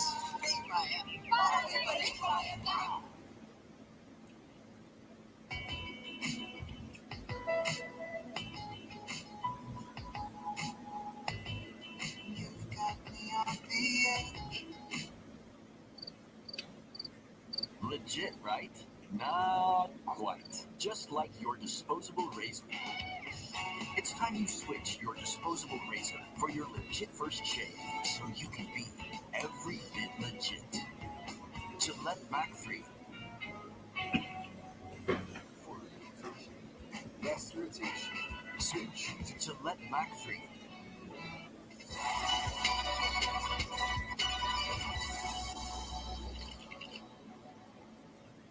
Good day, everyone. Welcome to Fun Talk. My name is Wolf, your host, and with me, history-making champions, two-time MLBB, formerly known as Sun Sparks. Welcome. Kamusta naman? Kamusta? Sige, kasi may mga hindi rin siguro nakakilala pa or baka nagulat sila kasi nakaputing na kayo bago na yung jersey. Pakilala nyo naman yung sarili nyo, ano yung role nyo sa team. Ako si Christian before, IGN Christian Fisher. Ako, 22 years old. Ako yung tank support. Ako naman si RFC dito, president program. My name is Cesar Oitadua. I'm the college. I'm with Ako po si Kelvin Hernandez. I did po kay BJ. I'm 15 years old. Nasang role ko po ay police fighter mage na. My name is JP De La Cruz. I joined Code. Marksman Assassin na RFPH. 21.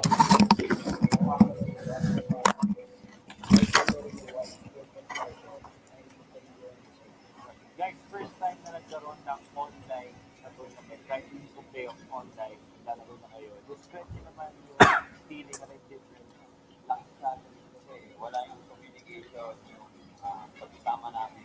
Iba kasi pag magkakasama, walang problema sa pag-uusap. Tuloy-tuloy yung mga tapos nung nagsama-sama kami ng playoff, bumalik yung excitement namin dahil kakasama. Tapos nung nagsama kami ng playoff, parang nakaka lang yung hearing ng crowd. Wala akong feeling na may sigaw. Anong initial reaction mo on the PH, JP? Sila ulit yung nakatapat sa third final. Kung ano kasi noon na, pagpasok namin ng grand finals, i-antay na namin yung sino malalaki sa loob at kanan ng finals kasi magpapasok sa amin. Basta nalaman namin kung sila. Masaya pa rin kasi sige, gusto rin makalaman yung MPL-PH. So, kung pinagkaktaan na rin namin, tapos napag-aralan kasi namin sila. So, waiting na lang. Ipapanood namin yung laban nila against the finals. Breathe, last time nasa Luzon Tech Grand Finals. This time, nasa win Siyempre masaya kasi finally natapos ko yung sinisigaw ko nung season 4. Kasi nung season 4, nung game 4, sumisigaw na ako na nasabi na tayo. Kasi ako kasi siyempre malungkot na after the game na. Tapos pagdating naman nung nung season 5, sobrang sarap sa feeling kasi finally natapos yung sinisigaw ko nung season 4. And masaya din kasi parang may winning streak na tinawagan. It's amazing na tayo. Can you describe to us ano yung nasa utak mo, ng mga moments na yun? Paano mo kinakusap yung mga kampi mo about that? Sa akin kasi nararamdaman ko talaga na kahit ang gawin ko sa kahit anong gawin ko kahit anong season ko ang gawin ko sa game. Tiwala ng team dito na parang walang mali sa akin kahit na bali araw sa iyo ako nung naramdaman ko yung tiwala nung time na yun, hindi na ako salita. Sila nang nagkakagusto nila sa Lord. Sabi ko, like, fight. Ano mas masarap na feeling para sa LBJ? Yung first championship o yung etong most recent? Para sa akin, first championship. Kasi nung nag-0 kami, parang hindi talaga ako sa audience na parang dami pa rin mga supporters. Parang sabi ko kada na, tara please back up. Pakita natin na kaya natin. Masarap din yung feeling ng sinasabitan ng medal sa stage. At saka inaangat yung trophy sa stage. Guys, lahat naman na nandito deserving na mag-champion. Lahat kayo may pinatunayan. Pero sa mga, hindi nila, ng mga viewers natin. Siyempre si LBJ, the king. Pero before MPL Season 5, meron kang pinrapid. Diba? Actually, may one video out. Promise ko mami, magbaback to back kami. Tapos mag-MC tayo nila atin. Tapos champion din doon sa ibang bansa. Miguel, yung promise mo natupad mo, medyo lang kasi may konting hiccup na. Pero ngayon na back-to-back champion na natupad mo yung natin kay Mami, meron ka pang bagong promise. Hindi mo natupad sa MLB, pero ako, champion kami ulit sa MLBB sa M2 po. Doon naman champion namin. Back to repression, solid mga players mo for sure. Pero yung pwedeng abangan ng viewers. Feeling ko yung pinaka-abangan ko lang yung same enjoyment, excitement ng team namin pagdating sa paglalaro. Siguro abangan nyo na lang sa PH yung same na ginagawa namin yung excitement, yung saya sa game. Nakikita nyo pa rin, pero yung improvement namin, ipapakita ko namin. Or PH, your back-to-back champions ng MPL, two-time history makers, at hindi daw sila magbabago para sa MPL Season 6. Kabang-abang for sure. This has been MPL Podcast. See you in the next one.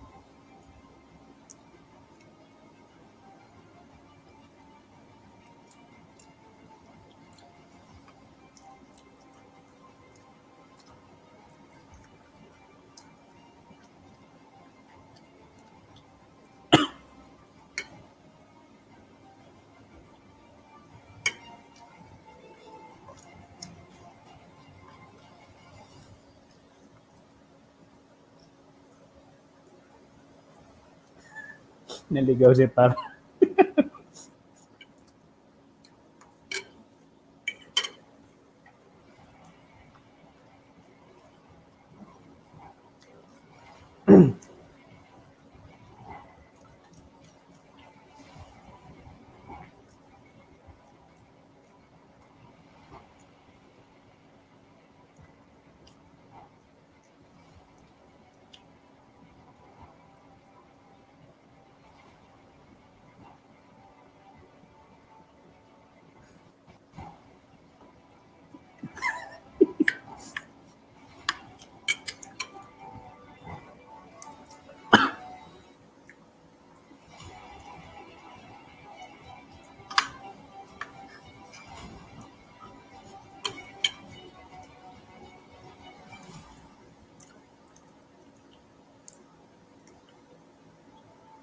ladies and gentlemen, after that commanding victory by Blacklist International, we are going to go over the Cignal Ultra versus BSB, one of the new teams here in the MPL Ultra. I think they will be trying to, just prove themselves to us, while BSB, being the old dogs that they are from MPL Season 5, will just try to stop whatever Cignal Ultra is going to try to do.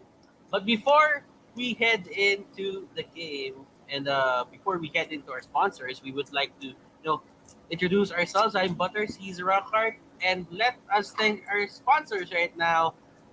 Our official tournament telco partner, Smart. Forge stronger bonds with your team as you conquer the battlefield with Smart Giga Games. Enjoy 1 gigabyte games all day for Mobile Legends, Facebook Gaming, and more.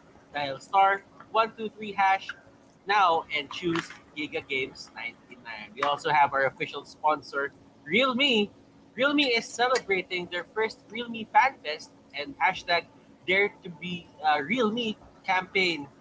Visit their official page at fb.com/Realme Philippines to know more. Of course, our official sponsor, Gillette, is there as well. Get up to 50 diamonds with every purchase of Gillette's Mach 3 Razor, Sector 3 Razor, or Blue 3 Simple Force Pack in select Pure Cold doors nationwide. Hashtag Shade the Day with Gillette. We also have our partner in esports, Paymaya. Get 7% balik bayad when you purchase your gaming pins via Paymaya, the better way to pay. Promo runs until August 31. We do have our partner in esports as well, TikTok. Search MLBB on TikTok to win premium skins. And after that, of course, we have Logitech G, our official gaming headset partner here, like a pro. And of course, this tournament is powered by Moonton. All Rockhard, right. what do you think about Series 1 before we head into Series number 2 mode? Well, for Series 1, that was not what anyone expected. I think no one Right. expected such commanding victory. I mean, we were expecting a close fight, but not a landslide like that. So I will definitely be tracking what Blacklist International will be doing in this tournament for sure. And so far, I feel like we should we have to give credit as well to how that draft went in that last game, right? So that draft went super well. And I mean, Bonchan's obviously one of the oldest players as well in Mobile Legends, so I have no doubt about that guy as their coach, right? And yeah, definitely looking forward to whether or not NXT can bounce back for that one. I'm sure they can, right? It's only a matter of time. And I'm also waiting to see whether or not they can still keep on their track to beating them. Because this is not the last time they'll face. They'll also face up against each other soon. And we'll have to find out about that one. I agree with that. And right now, let's show uh, Team A's video, A Minute to Me, BSB. Let's check them out.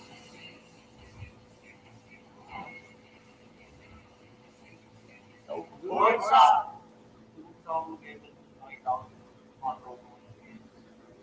Tapos nag-comment ko sa Edwin. Tinay ko ito. Yun ako. Ako, nag-discover ko dito. Naglalaro ng mga pinisang ko. Tapos, unaro ko na. Galing ako sa second team ng BSB. Tapos, nung nag-receive ko na Lugia, bata ako maglaro pa din. Hindi ako dito. Sabi ng Lugia. Itong season sila na. Sabi ko, parang nag-report din ako. Dapat second team ulit ako. Sabi ni Sheldon mag-grind ako sa kaya, yun. Ito ko lang.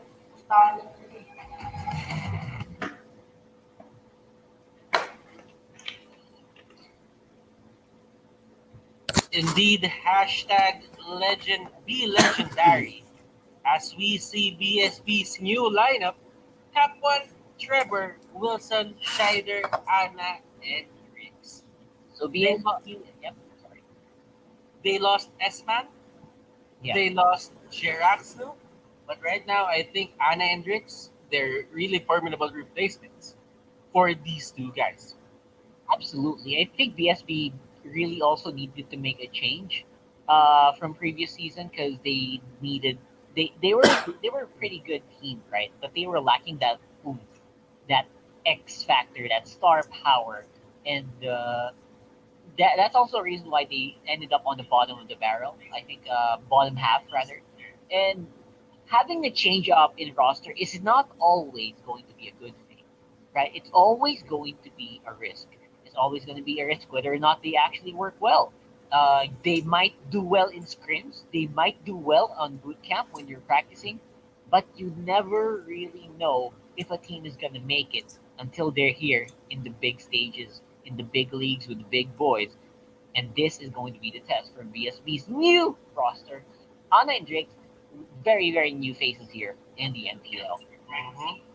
Scheider, not a new face anymore. But talking about new faces, Rafford, these are probably the newest faces that you can see in MPL. Cignal Ultra.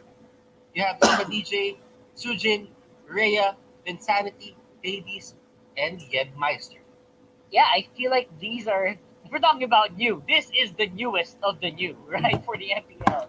A very old team name, but almost everyone just getting into the groove here and absolutely dominated their qualifiers as well with some very, very clutch games. And it was not a 2-0 like a lot of people would think when you talk about dominating, but they were living up to the previous, to the Cignal Ultra aura, right, of being the comeback king. And they did that on the qualifiers with a reverse sweep on a lot of their games. So I'm looking forward to whether or not they can come out of that, because obviously going for comebacks all the time is not what you want to be doing. But for the meantime, it is working for them and has landed them to where they are right now. That is true, Rockhart, and we did see a lot of a good performance coming out from them. Qualifier matches, probably one of the best qualifier matches that we've seen Yep. ever in MPL. That game against Archangel, you really have to give up to them to for taking that series. But whatever whatever happened there, I think those two teams really deserve the slot, and I'm just happy to see Imba DJ just getting the fruits of his labor. He's been trying to get into the MPL since season 5. I think since season 4, and yeah, he's doing great, and he's here already now. This is the proving grounds. Imba DJ, what do you have for us? Yep, in Padilla, he's one of the most veteran. He's very veteran. I mean, you won't notice it because he's such a baby face, but he's been an esports guy for a long time, right? And going through, if you watch through the qualifier matches for these guys, a lot of people didn't know them back then, but if you're in the know here for esports, you'll definitely find that this guy is he's been fighting to get to where they are right now for a long time, and he's been proving that he can captain a team into MPL caliber out of almost nowhere. Like these guys, you would not know them from the previous MPLs. None of these are former players from any other teams, right? They are basically just new faces and new guys who came into the MPL already guns a blazing with seemingly veteran status on their backs. Yeah, I mean, if you would look at Signal Ultra, their lineup is actually kind of wild if you think about it. Why wild? Why do I use wild as a description Good question. Yes. for Signal Ultra? These are players that came from different teams. They were the best of the best, and they were put inside Signal Ultra. They've been really trying to get into the MPL for the longest time already. There were some adjustments in the roster, but now they find that perfect blend. They get the perfect chemistry, and they get the slot to MPL. So this is one of the things that BSB really wants to stop. I mean, they stay solid, although they lost series number 1, but that doesn't change the fact that they still had a good debut. They really did. I mean, Because that's what happened. Sometimes you lose, sometimes you win, but it's all part of the competition. yep. You wouldn't. I mean, you wouldn't really want to see one team just dominating everyone, like Yep. season 1. Season one, that was basically Aether Main who finished games at 7 minutes, 8 minutes, right? and they didn't look like they had an equal. The closest that we've seen to a team do that is with I think that's gonna be Onyx PH. They almost never lost a game in the regular season. They only failed in season 4 for the whole season 4, their debut season. And as you mentioned, this is something that BSB wants to stop. They want to stop Signal Ultra before they become this unstoppable beast and getting all so much confidence by beating veteran teams in the MPL. Right? You want to stop that before it starts, and this is a big mission for BSB. As you said You, before, it's you know what? They have to stop Signal Ultra from having a successful debut on the MPL. But beating MPL teams, this is really a first time for Signal Ultra if you think about it. that's I mean, there's a record on an outside tournament where Signal Ultra actually defeated their back-to-back champions in the best of five. Now that's that's right. unheard of. That is unheard of. Because if you think about it, the last time that they did, well, the last time that they did lose in a tournament was probably way back M1. Yeah, exactly. I mean, everything else has been everything else. Aura PH, our previous champions, have already been steamrolling a lot of tournaments, and then they face off against a team like Signal Ultra, and we won't we won't share you the details of that one, but it was a brutal one, and we are that's why a lot of people coming into this tournament has so much hype, so much vision towards the new Signal Ultra right now. And again, that's why both of us here as well are super excited to watch this match come into fruition. Against a team like BSB, who had a hard time beating Aura PH last season. I wonder what that means. But the thing is, this is PSB's strength. Yeah, They will take one game from a high profile team and they just cut it short from taking the series. They had the capability to win one game. But right now, did they fix the tradition? Have they changed the cycle rather of BSB? They really just want to stop this current trend that's happening right now, where they just lose the series just because they don't have enough firepower to just end the series there, or take a win or take a game 3 win. yep. We don't know because right now they have new members, right? That could have changed the dynamic drastically for this team. Like I think that's what happened to Blacklist, right? A few changes here and there, and look at them. They look really solid right now. But So yeah, hey, there's actually a thing about Blacklist being strong on the early parts of the tournament, because that's what happened. But I guess they changed it a bit. I do agree. I do agree. yeah, it's going to be a big change, but we'll see if anything's going to be changing in terms of heroes as we go into the draft here for BSB versus Signal Ultra Game 1. Now, in the DJ, we've seen him mostly on support roles, right, in the qualifiers. So I wonder if that's still going to be the case. He plays a great Lo Yi, but that was way back then when Lo Yi was actually super strong. Lo Yi, since then, has gotten a pretty solid nerf. Will it be part of the draft of Signal still? Mm-hmm.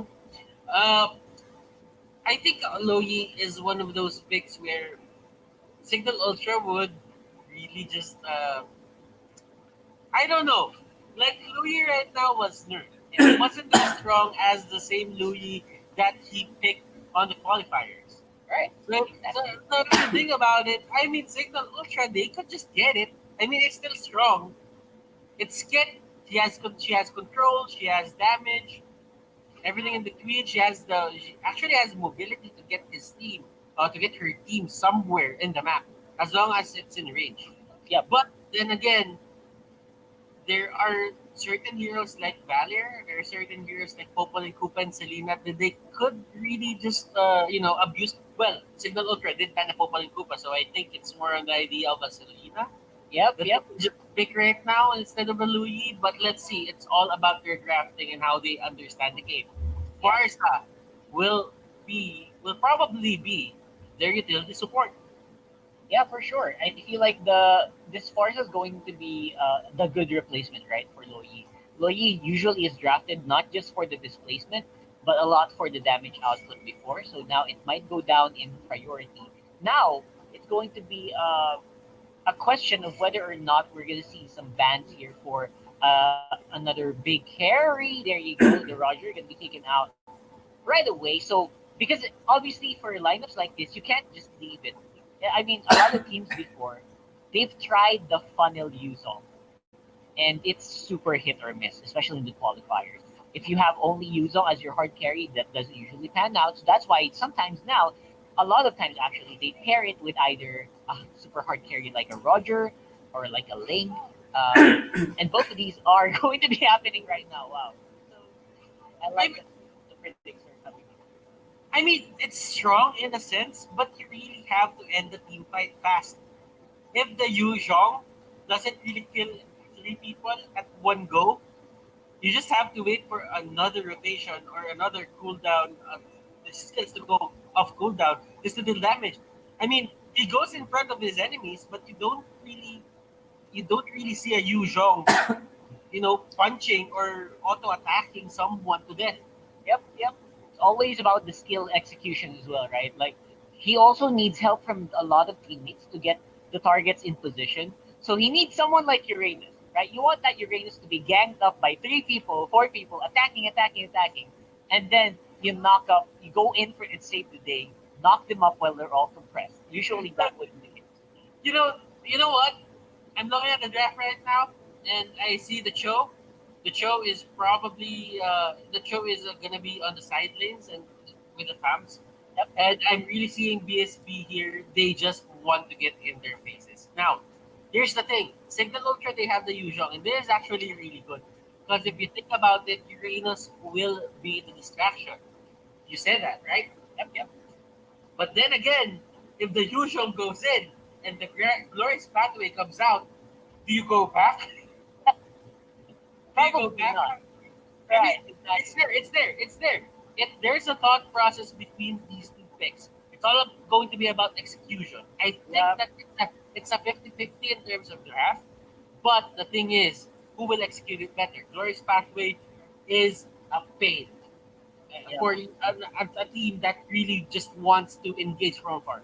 Especially for heroes like Yu Zhong, right, who needs to go really up close and personal. Same with the Link. Although the Link can work around it, but when you're on the ground, that glorious pathway is still such a pain, right? So that's why this team that they drafted is very melee based. It's very hard on the base. Like there's a Valier for anti melee as well, so that's good. I really like that from BSB. Pretty good.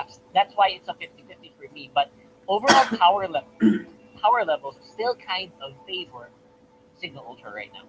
Hmm. Lot of expectations, a lot of things going on in this match. Signal Ultra. Question is, will they have a successful debut? Or BSB, will they stop Signal Ultra dead on their tracks? This is game number 1 of this best of 3 series. Series number 2 for day number 2. This is going to be BSB versus Signal Ultra. Rocker, any irregularities on the map right now? Oh man, irregularities. People are bunching up here on the blue buff here, or yeah, purple buff of Signal Ultra. They're already trying to force in all the pressure they can push, and that's even a flicker expended by Ana. Oh! The DJ is very low. He's gonna go down for first blood. And you know what? I like this part about BSB. They're not afraid to go for the trade. They just want blood. And they're a very aggressive team. Exactly, and it's voting pretty well. Although Signal Ultra, they were able to get something back. A lot of it's actually a pretty good resource onto the link. Let's have a look at the Gillette instant replay. So far, they know they have a better one level 1 kit, and they have no hesitation. I like that by BSB. And the problem is they did get punished by it, but that's kind of expected already. So 1 for 1, but Signal Ultra, they have the resources on the right person here. I just want to point it out. Ana had high end drive. That Farsa could have gone down easily with one more punch. But Yep. the thing is, Hades went near went near the choke. So that means high-end guy didn't really proc that point. So the easy kill that Anna could have got out from became harder and he was forced to engage. It's probably do or die at that point because they had the link. The link could just jump out. So jump out and take him down. So it's I don't know. It's a really good play. It's the small things that you really need to look out for, and it makes all the difference in the game. Yeah, absolutely. Those are just small issues that usually, if it's never black and white sometimes, right? If you think about it, a lot of the decisions being made by these teams, by these players, when they engage into fights, they're never as simple as they seem. Especially with those emblems that can give you a really big swing, like killing spree. It usually does work well. Like in ranked games, usually in scrims, you don't. It's almost super justified to go for dives like that. But in the higher levels, sometimes you don't think of all the factors, right? All the external factors, and that's probably why that dive failed. MPL is back with a vengeance, and we are back into the game. BSP versus Signal Ultra. And Cap One here going for Tsujin. Tsujin and the others, they are here. And they want to take down Cap One. Ben Sanity, is this their answer for that kill earlier? Drix will get away, but Ben Sanity, no, make that Imba DJ. He wants to get revenge. Anna here onto the back row. Anna here will actually try to run away, but he gets forced out. Anna here, will he go down? No, he won't. Trevor just pushing them back, and that's going to be the end of the skirmish. Yep. Signal Ultra, they really just want to control the map right now. Yeah, a single skill actually helped really well here for BSB, and that's exactly why they drafted the Valir. You have a lineup like you have the Baksha, you have the Ling, you have the Yuzhong. One simple push can actually just save your teammates, and then you can easily disengage and then live to fight another day. So as long as they actually are careful, BSB might be ahead in terms of the mid game skirmishes. Hades went in. He did get the he didn't really get that purple buff. Even with the retribution, it was Drix who actually got it. But right now, a lot of members here onto the side of BSP are going down. They will stop the chase. They will be happy with two members going down on the other side. Yep, two, and that's going to be enough for at least Signal to threaten the mid lane push. They'll also try to go and steal up those buffs, which is definitely a very welcome prize for Signal Ultra, not to mention it leaves the turtle kind of open. But for the meantime, Signal Ultra will just go and play safe, try to see if they can extend their influence on the top side while leaving the turtle open. That might not be the best decision here. We'll have to see. And yeah, Ben Sanity being the wheel that he is, he just goes and keeps on rolling. Good guy. On the area of the turtle, Imba DJ here with the feathered airstrike. It won't be enough, and BSB will secure that first turtle of the game. Rhea won't really be trying to, assist his allies at that point. He will just secure his own farm. While on the top lane, there is actually Hades there, just having the time of his life, just farming without a care in the world. Yep, that's a whole lot of decision making that went a little bit sour there for Signal Ultra. I feel like after that initial fight on the mid lane, after they took the tower in or if they took the buff, they probably could have gone for Turtle, but they decided to go on the top lane and split up, which meant that that was an opening for BSV to gang together, to group together, to get some resources for themselves, and it worked like a charm. They got the turtle, and now a lot of pressure on them. Imba DJ got that clock of destiny early, and that means it will be stacking up by the time we head into our mid game. There is going to be extra damage that you'd expect here from Imba DJ from the get go. He does have magic worship, but Sujin gets caught out. That is going to be an easy kill. And that's the thing about Uranus.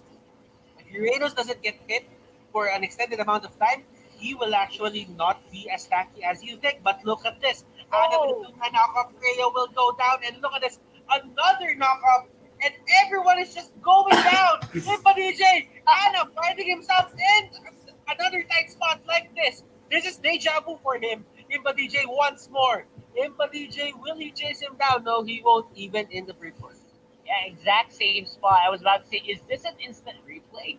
And then apparently Oh, we'll see, oh, but DJ, you cannot play around with this guy, or else you will be given a hard time. So, Imba DJ, he's not done.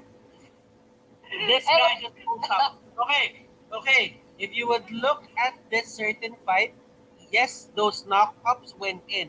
But look at this. Ana with a two-man knockup. Actually, Rhea got a knockup before he went down, and it's still proc. That's right.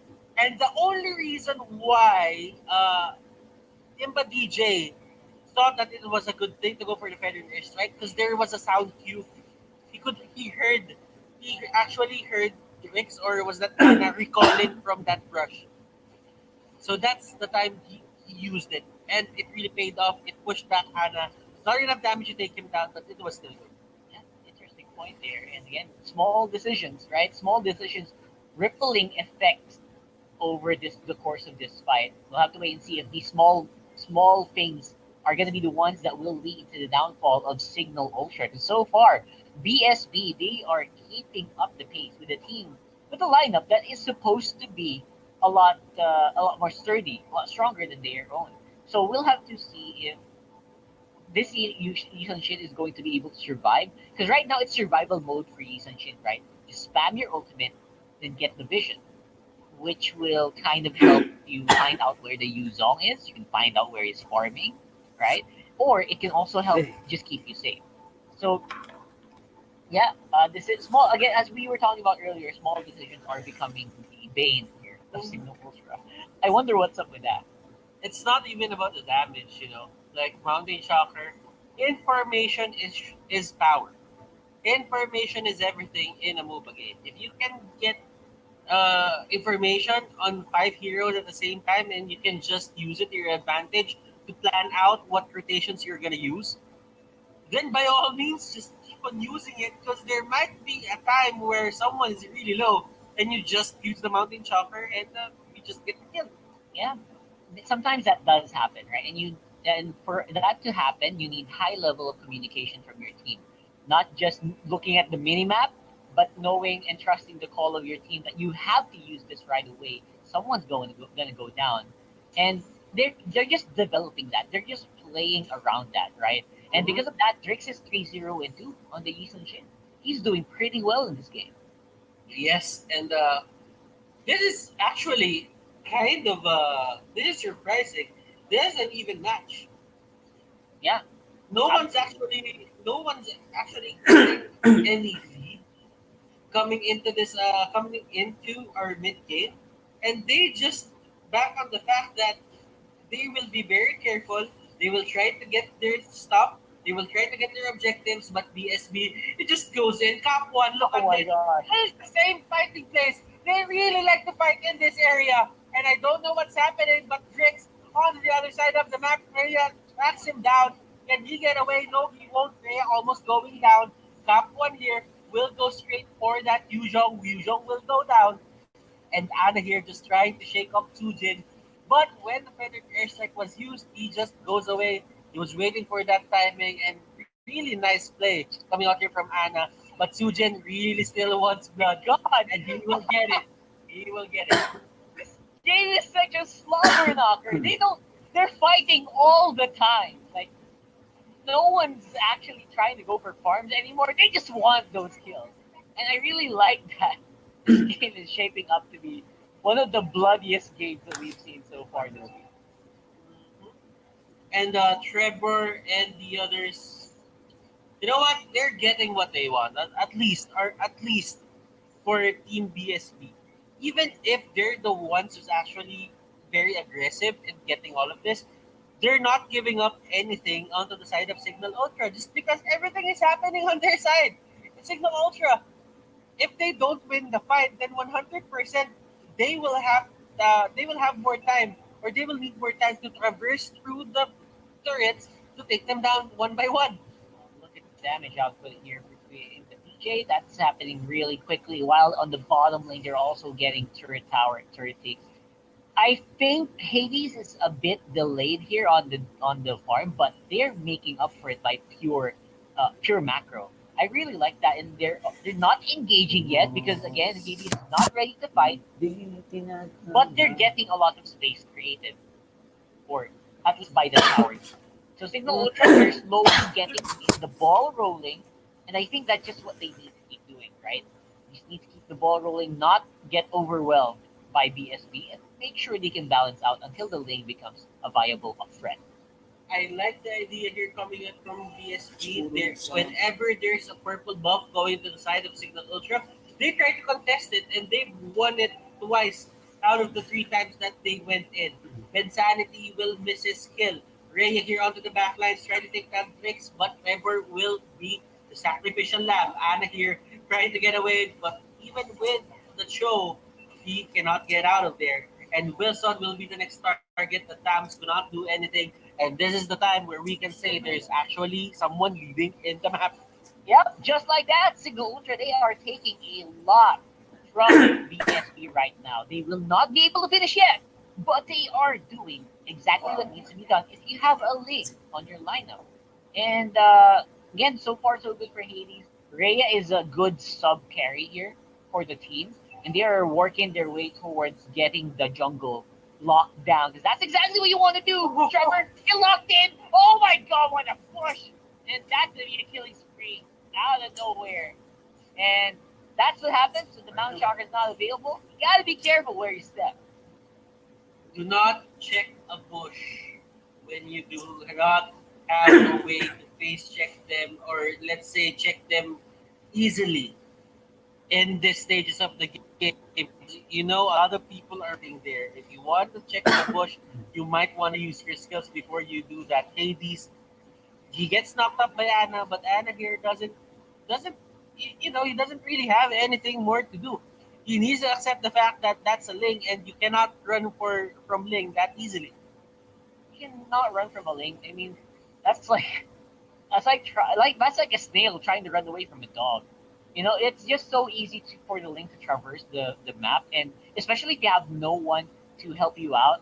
Even if you're a Cho, right? If you get slowed and locked up, that's usually the end. Especially for Hades, 5-1-4 so far, and Drix is just trying to play catch up here. It's a quite a complicated relationship or interaction between the two. But right now there is actually a fight happening here. Top one and the others, they're trying to defend this lane. Hades almost going down. He will get away with the Tempest of Blades, but Trevor here will be the target. Look at that knockout on four people. Rhea. But the kick is there. Rhea with a flicker. He cannot get out of that. Then Sanity rolling. He keeps on rolling like the wheel he is. If any airstrikes will be used, Timba DJ will go down. What a nice play coming up from Wilson. Wilson here trying to get away. And look at this. This is a game of cats and dogs. Everyone is chasing everyone here. Top one and the others. Drix, can he get out? He doesn't have a flicker. He doesn't have anything to get away with. Just in the nick of time. He gets the dash out. He doesn't go down. Hades, that's two procs of the Tempest of Blades already. How long is this fight? Going, man, and now they will be suffering. Sujin. Oh my God! Oh my I think goodness. the problem here is Hades was on a different mode. I think for the start of that fight, he was going straight for towers. I guess that was the call for Signal. Get the tower, just keep fighting, and we will distract them. And I think they almost did a completed mission there. One tower and mid lane did go down. The bottom was just 1 to 2 hits away, and they kept pushing and pushing until they could no longer do it. And they will give away a few kills in there, but overall, Signal Ultra is still definitely on the lead for this one. A very good plays coming out from Signal Ultra. BSB, they're finding ways to stop the push, but in the process, they're losing their towers one by one. Yep, and that's basically what I like about Signal Ultra. They never ever go for just the full wipeout. They always try to get something their way, especially towers. That's what I've noticed from them, especially from the qualifier series that I casted with these guys. So now it's gonna be super interesting whether or not BSB is going to be able to recover from this because they have a lineup that can punish. If you noticed earlier in the first push, they punished Rhea again, if since he was going 1v4, you know what? We can punish that. They did that very well. So they have the lineup that can punish a big monster like Yuzong. I wonder if they can keep this turtle going till, because it's gonna be a long game if they can. It is going to be a long game, and right now, Hades pushing the lane on the bottom lane. He's pushing it out. On the top lane, however, Cignal Ultra is not putting any pressure onto it. That is a very big wave, and if they don't take that into account, I think that's going to be an easy tier 2 push on their top side. But right now, we are having a bit of a scuffle here. Looking at it, Lightning Truncheon is on Imba DJ. We actually have something here onto the side of Sujin, and he is actually using pull yourself together. So most likely his purify and the other things that the team is going through, is gonna go through, it will be cooled down. Its cooldown is going to be reduced. Kapwan, on the other hand, there's a glorious pathway there. He will be trying to chase down Imba DJ, but Imba DJ will get out with the bird form. And look at Yep. this Nyx on the wrong side of the map. Can he get Oh, out? That boy. is the question. Signal The Lord. Ultra. Who will get it? Nams will get it. Wilson saves the game for his team. Kaplan trying to run away, and that is the command. But on to the middle lane. There's Hades. He's just trying to go for the push. He will get pushed back, but almost. They didn't even wait for the Lord. Like Signal Ultra, okay, I don't care about the Lord anymore. Let's just try to end the game right here. Hades going back. He wants more action. He Oh, wants boy. to fight. Yep, and Hades definitely almost had it. A little bit more items. He is actually still waiting while the rest of the team is pushing on the bot lane. Hades wants to finish, and I think with the help of his team, he can. Except now they are being pushed back. Trevor, they're going back and forth, back and forth. I think Hades will be able to clear it up, and that's the 1-0. It's a very, very messy fight, but somehow Signal Ultra are able to clean it up from victory. I'm actually super stressed by that game. I'm sorry, my mic muted itself in the middle of that fight. Uh, it's super funny how that game went because you can tell that BSB were not gonna let Signal Ultra walk all over them, especially around that Lord area, right? And when it came down to the wire, these two teams are looking like they're super matched, which is saying something. It's BSB right now looks like a different monster. Maybe it's because of the draft. They had a very very very good draft right now. It's very tanky, and it has the counters for like it has the Valir, which counters a lot of the heroes on the side of Signal Ultra. But you know what? Even though Hades was, you could feel it, right? You could feel that Hades was a little bit behind on damage. He was trying to push on bottom lane turret, it was too slow. He was trying to push on the base, it was too slow. So even though Hades was behind on damage, they were able to make it work because of the backup from your team. And I think that's beautiful. Not relying completely on one hyper carry, but making sure that you also give him some room to maneuver. Those are very valid points, Rockhart. But we do have our in-game analyst Wolf ready and willing to give us his insights. I am Butters. He is Rockhart, and we'll be throwing it to a short break. But after that, Wolf will throw us his analysis. So, yeah, see you guys later. Game to be great with Smart Giga Games 99.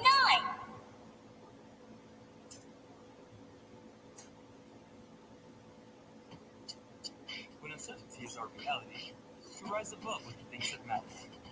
Gigabyte happiness. Gigabyte love. Gigabyte friendship. Gigabyte dreams. Gigabyte hope. With smart Giga music, video, games, work, and stories, we let our passions run free in the new world we face together. Smart, live Giga. Welcome back to the MPL Season 6. Back in action para sa analysis ng Game 1 Cignal Ultra versus BSP. My name is Wolf, your resident analyst, and let's break down that interesting game that happened between BSP and Cignal Ultra. All honesty, BSP, okay naman yung draft nila. It wasn't an outdraft at all from Cignal Ultra whatnot. In fact, if you look at the lineup of BSP, they have great answers versus Dig, and even versus the Yuzo. Naganda rin ang kanilang mixture, and kailangan na say na pwede talaga nilang i-propel into the late game itong ating decent shit. Can happen for a little bit of time, but Signal Ultra, ano nga ba yung ginawa nilang tama? What did they do to defeat BSP? First is yung kanilang mask setup. You're looking at BSP going for a two mask setup on Cap 1 as well as Trevor. Hindi nila sabay ginawa. It's one after the other. But compare it with Signal, they only put one on Mensanity, our Baksha. As a result, hindi to full hypercarry funnel na play para kay Hades. In fact, nabigyan nila ng counting farm dito si Imba DJ. Bro, it came to a point where lamang si Imba DJ ng 1,000 gold over Cap 1 and Trevor, which helped him have this clock of destiny. Meron siya agad full item compared to Cap 1, the high loss as well as this Valir na wala pa. And during that moment, kita natin yung teamfight prowess na additional mula sa Imba DJ with this Barca. Couple that with the fact na meron silang Yuzhong, Baksha, and Ning. Very good when it comes to team fights. Then Uranus was definitely a big problem for BSP for the longest time. In fact, yung damage output dito ng BSP, kitang-kita natin na kinulang even when they had the Valier and the Isenche going up against the Uranus. Why? Because they opted for a two-mask setup which kind of disallowed the supports to have good amount of farm against other members of Signal. Is it actually the only reason why they won? Absolutely not. Isang bagay din na masasabi kong maganda para sa Signal is the way they handle loss of Skirp. Kung ano natalo sa Splash, the way they handle it is good. Look at the Lord's Lane and the Turtle's Lane. Hindi laging nasa side ng Signal because of the fact na ako ng PSP. Pero yung other objectives na na-secure ng Signal Ultra while they are team fighting against BSP is good. Okay, so unang-una, ang masabi kong magandang way para sa Signal Ultra is hinabol ni Ana sa unang-unang flash at ito, si Imba DJ, check na rin natin smart highlights of the game. Yes, napatay si Imba DJ. By the way, that's the only death of Imba DJ for about 10 minutes or even more. But the exchange is Ana, which is a core. And then BSP, they actually will win several team fights thereafter. Sila yung mananalo sa mga susunod team fights. And Signal Ultra, this is the particular clash that we're talking about. Signal Ultra are, after this, nag-tip sila ng switch na sabi nila, okay, hindi yata okay na lumaban sa moment na to. Dahil nararamdaman natin na malakas yung PSP, particularly around the purple buff. So Signal Ultra just opted to go for big objectives, like the turrets, like the turtles. And they take the fight when they know that they can. Lalong-lalo na yung pag-build nila sa using Shin. Uranus actually did a good job doing that. Afterwards, since Signal Ultra nag-focus na sila sa pag-take ng objectives, na-force nila yung BSP to take team fights na hindi sila ready. This is really because of the positioning din in Badij and other supports. The fact that they are able to get to the backlines, get those squishy heroes from BSP before the tanks para mas maganda yung damage output, that's also good. And afterwards, Signal Ultra, tamang mga laban na lang ganun na mga pinipili laban sa BSP. The Lord fight was interesting because it really was Signal Ultra's Lord to take. Talagang free na. All things considered, PSP did a good job here contesting the Lord. However, they weren't prepared for the fight afterwards. Natalo sila even after getting the Lord. And eventually, they have lost control of the map. And it's interesting because they had the Yusen na maganda sa lane flip. Then again, if you have a Yuzhong, Uranus sa side lanes, wala ka rin mapapatay as the Yusen.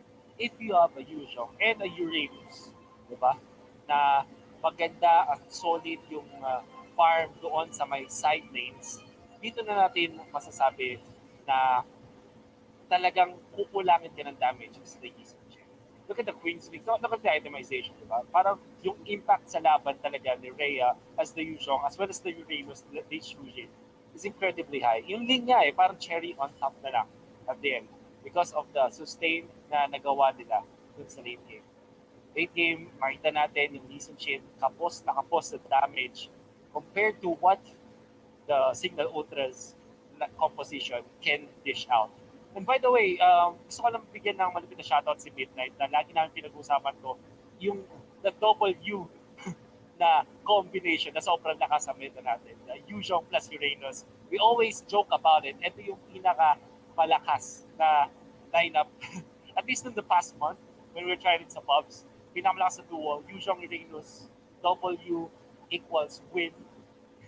Nakita niyo yung progression. But it's no joke kasi napakaganda nga naman na pinapakita ng silence if you get the farm. If you know when to fight, if you use it correctly, almost automatic mananalo kayo. Para kayo nag para na ginakakuha ng giveaway bonus code out of nowhere. Ganon kadali manalo if you go for the Yuzong Grains combo. That's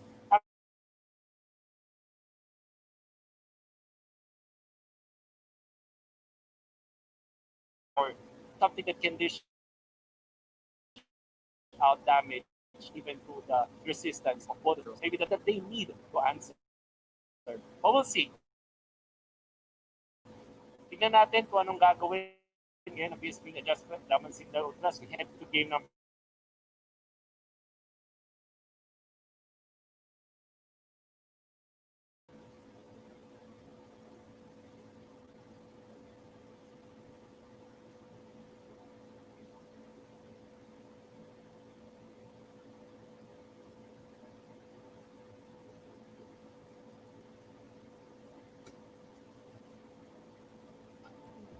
Wonderful analysis there, Wolf, and we are back for game number 2. We are still your shoutcasters.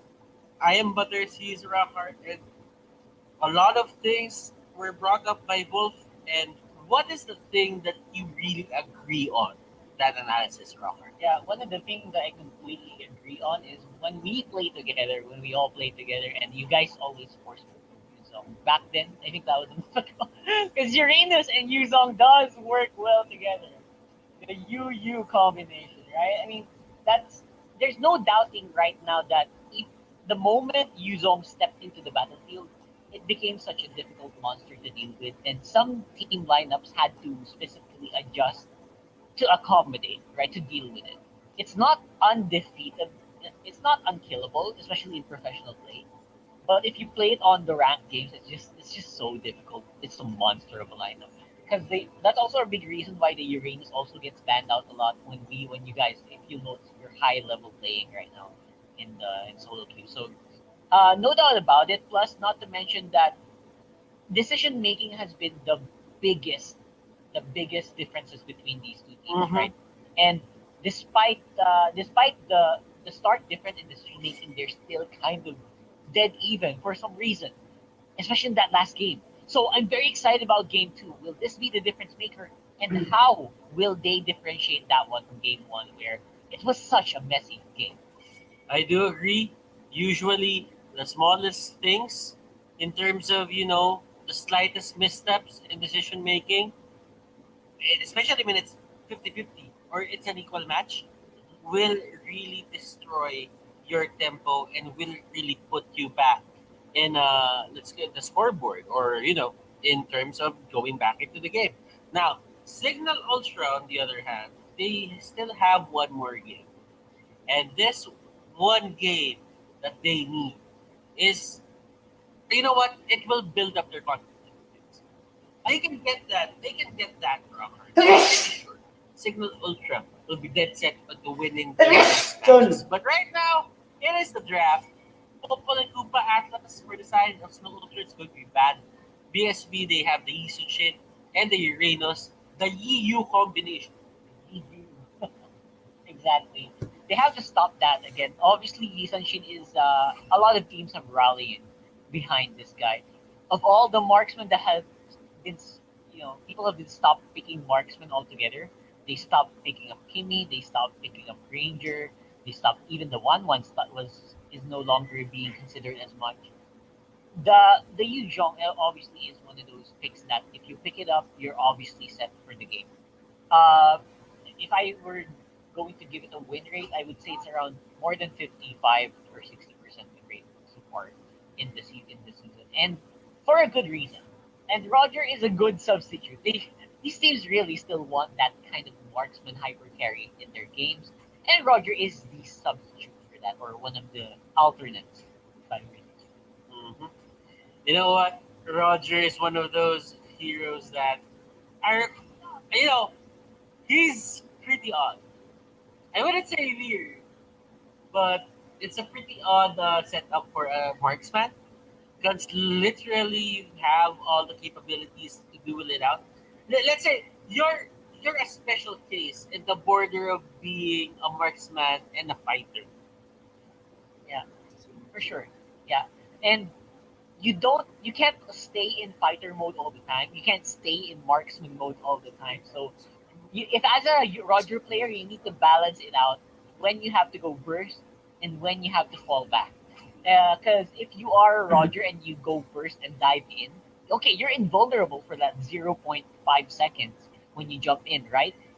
But that's all in most of the time. Against an experienced team, if you jump in as a Roger, you're sometimes that's it.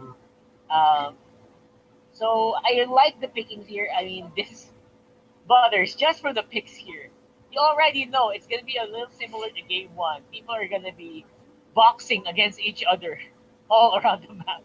Oh my goodness, it's a Yuzhong and a Kali. And man, oh man, Kufra is there as well, so you know that this is going to be a boxing match It will be. from the get go. And you know what? You know what? I'm expecting to shout a lot this game. Uh-huh. BSB, BSB, they do have their fair share of tough heroes, and they do have the valor. So I think it's a good pick, just to at this position some of these heroes on the side of Signal Ultra. Well, the first three heroes on the side of Signal Ultra will get affected by the valor really hard. For sure. I feel like these are that's a good way. This is a good time to pick the value, right? You pick it up when you have a lot of heroes that need to be dealt with. So a lot of heroes that will dive into your face, and when they dive on your face, you need the value there to be able to push them back. That's super important and slow them down on their approach. However, of course, there are ways around that. So I'm still expecting some balance here. I would have liked the Farsa for Single Ultra, but unfortunately, that's banned out. So they'll need to look for a good alternative here. Considering BSB is going full fighter mode, my friend, this is going to be a Mhm. big slobber knocker in the fight. Oh, okay, it's a Lu Yi. Okay, that's a thing we didn't talk about. Yeah. Employee. You're talking about Farsa, you're talking about Yisan Chin and Popol Gubo. We missed Loyi. Good catch on Signal Ultra. And Imba DJ obviously will be the one to use that. And I no mean, doubt. they took out Farsa, so Yeah, might as well pick the other good support right now. Let's go for the exactly. Lu Yi. And this is one of the things where I would just say that the Balmond is here totally. And this is one of the games where Balmond actually makes sense. Since we Yes. know that Khalid, it's a similar hero again. It's a similar hero like Esmeralda. It's a similar hero to a Uranus. Not literally in what they do, but in what they offer in a team fight. And what a Right. Khalid does in a team fight is it gives you it gives someone, or it gives your team someone that can annoy people and just be extra tacky while doing it. Yeah, absolutely. Like unlimited tanking potential because Khalid sustain is basically one of the best in the game right now, aside from Uranus, obviously. He can sustain that lane forever. And they are going to fight in the matchup that also has a lot of, it's going to rely a lot on AoE damage, Yuzong AoE, Khalid AoE, and Loyi AoE, right? So you need basically melee versus melee. I expect a lot of big team fights from this one. Very excited about this one.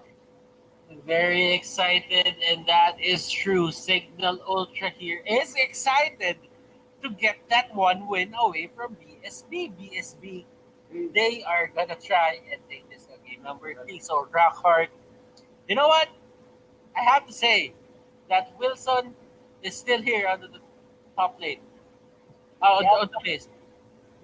Yeah, you gotta wake up. You gotta wake up, right? If you're calling for something here, and I mean they might have encountered some issues. We'll have to wait and see if that's gonna be finalized here. But for the meantime, it's starting to look like Signal Ultra might be ahead here because of that. So we might just have to do a remake here, maybe. Um, I'm not sure. I'm not sure why they would want to. So maybe he stepped on the charging cable of his phone. I'm not sure. We'll have to wait and see later on. So the matchup is still basically what you would expect from these guys from game one. It's gonna be super duper similar because I already know that game one felt like it was gonna be 50-50, and this one is not gonna be any different for sure Mhm. because of the yeah. You know what? I don't know, man. Like seriously, if you want to make a Khaled work, it's a hit or miss to be exact. Like for the first few games of the Khaled, we did see a 0% win rate. Just and that last game from Bren Brez Onic, it gave him a bit of a life. It got one win. Though the thing is, BSB, they're really putting on the pressure, or they're really putting on a lot of trust in this hero. So I don't know, man. Like it's not really proven and tested. The sample data size is really low. Like I'd say like an acceptable amount is going to be 10 games. For sure. But right Like now, at least yeah. we're getting Khaled games. I like Khalid Games because he's not the proven commodity that he is yet. A lot of teams think that he's one of the best go tos, but some teams will say, "We no, we still like the FAMs instead." Right? Sometimes a lot of teams will say, "Why pick Khalid when you can pick FAMs? Why pick Khalid when you can pick Uranus?" Right? A lot of teams are going like that. So Khalid needs a lot of more games, like you said, before we can give him like 100% win rate or 0% or 50% win rate.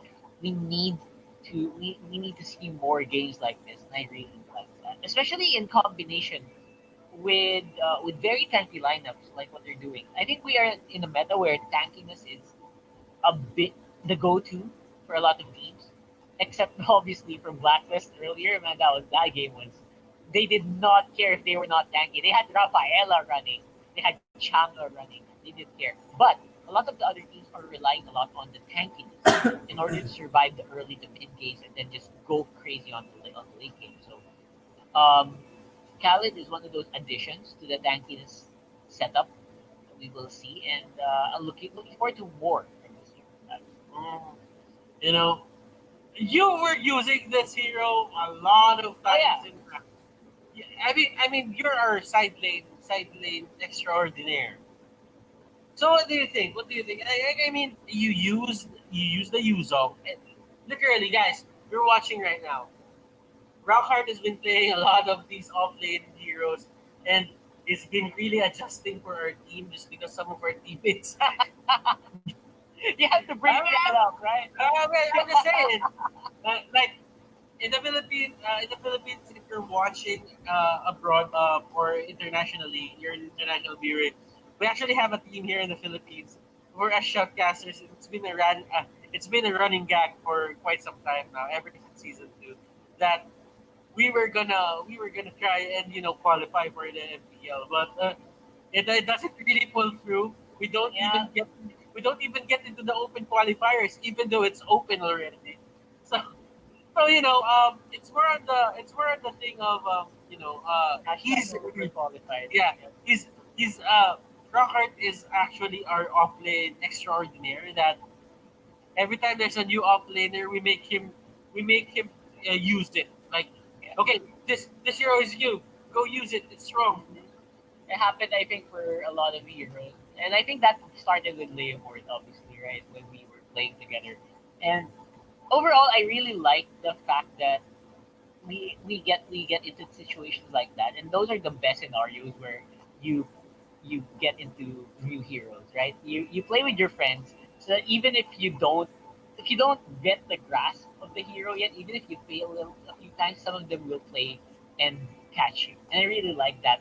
obviously that mechanic, and that's one thing I tried, and obviously it worked out well for us. So I that's why also we're both very excited for the Khaled games today. Khaled games, will it be the best games? But before that, we will be heading into a short break. I am Butters, he's Rockhart, and we'll see you guys later.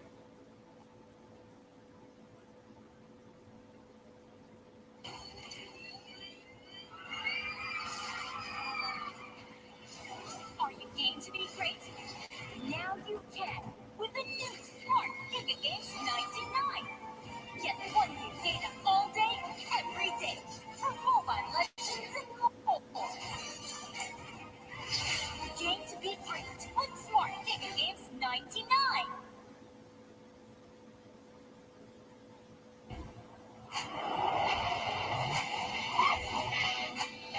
The way you live your life depends on the network you choose.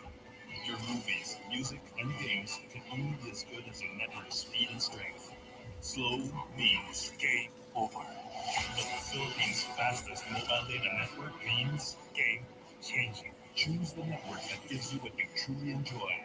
How do you know about this Giga Life? Simple and smart ako. Smart Giga 99.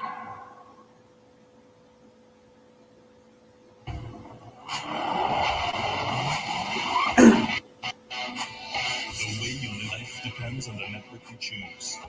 Your movies, music, and games can only be as good as your network speed and strength.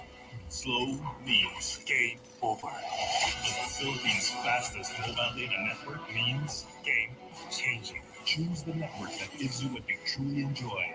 How do you know about this Giga Life? Simple and smart ako.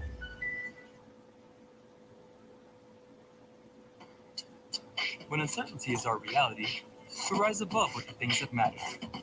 Gigabyte happiness. Gigabyte love.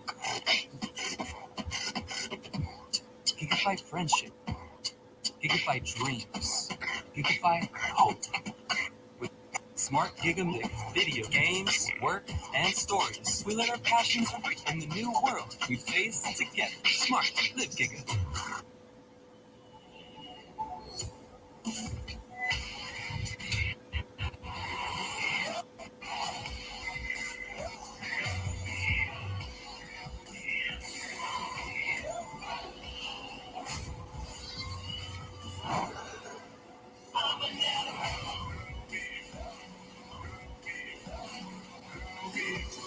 Realme smartphone. Dare to leap.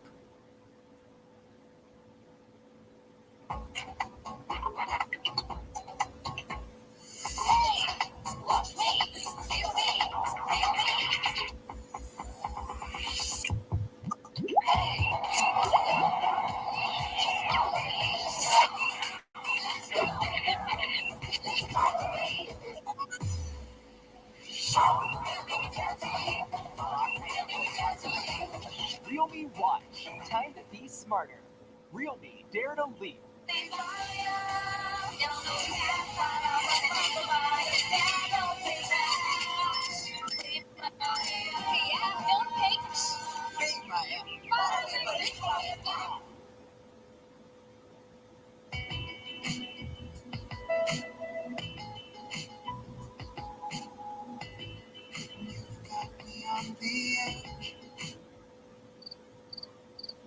Legit, right? Not quite. Just like your disposable razor. It's time you switch your disposable razor for your legit first shave so you can be every bit legit. Gillette Mac 3. For less irritation, switch to Gillette Mac 3.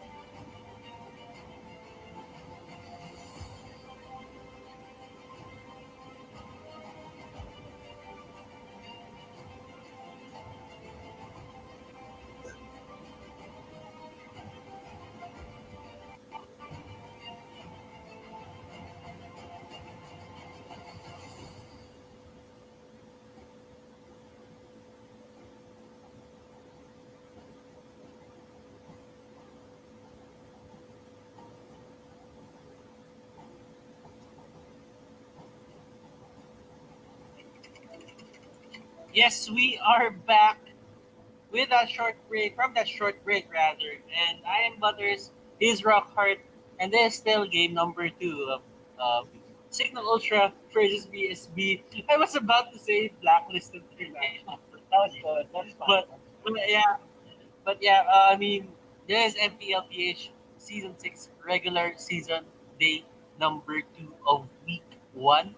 And we are seeing a lot of new stuff for our teams. But yeah, I mean, there are things where you really have to, brace yourself for the first week of the MPL because you'll never know what will come next. Like, we did see a Lolita coming up here for Blacklist International on game number 1. Yep. We are seeing a Balmond pick coming up from BSB for game number 2. So, you know what? These are heroes that were proven and tested for this certain kind of meta. But what you have guys look at is the way that they are played. Yeah. These are very. We have a lot of very surprising picks in this season so far, and I'm really liking how MPL season 6 is shaping up to be. Right? I mean, we're not going. Remember back then, way back then, when we only saw like about 12, 15 heroes being rotated around here in the meta. Now we're seeing everything. I think we're very close to a Layla pick someday. Someday, we'll get there eventually. But I mean, so far, I mean, Project Next is coming. exactly.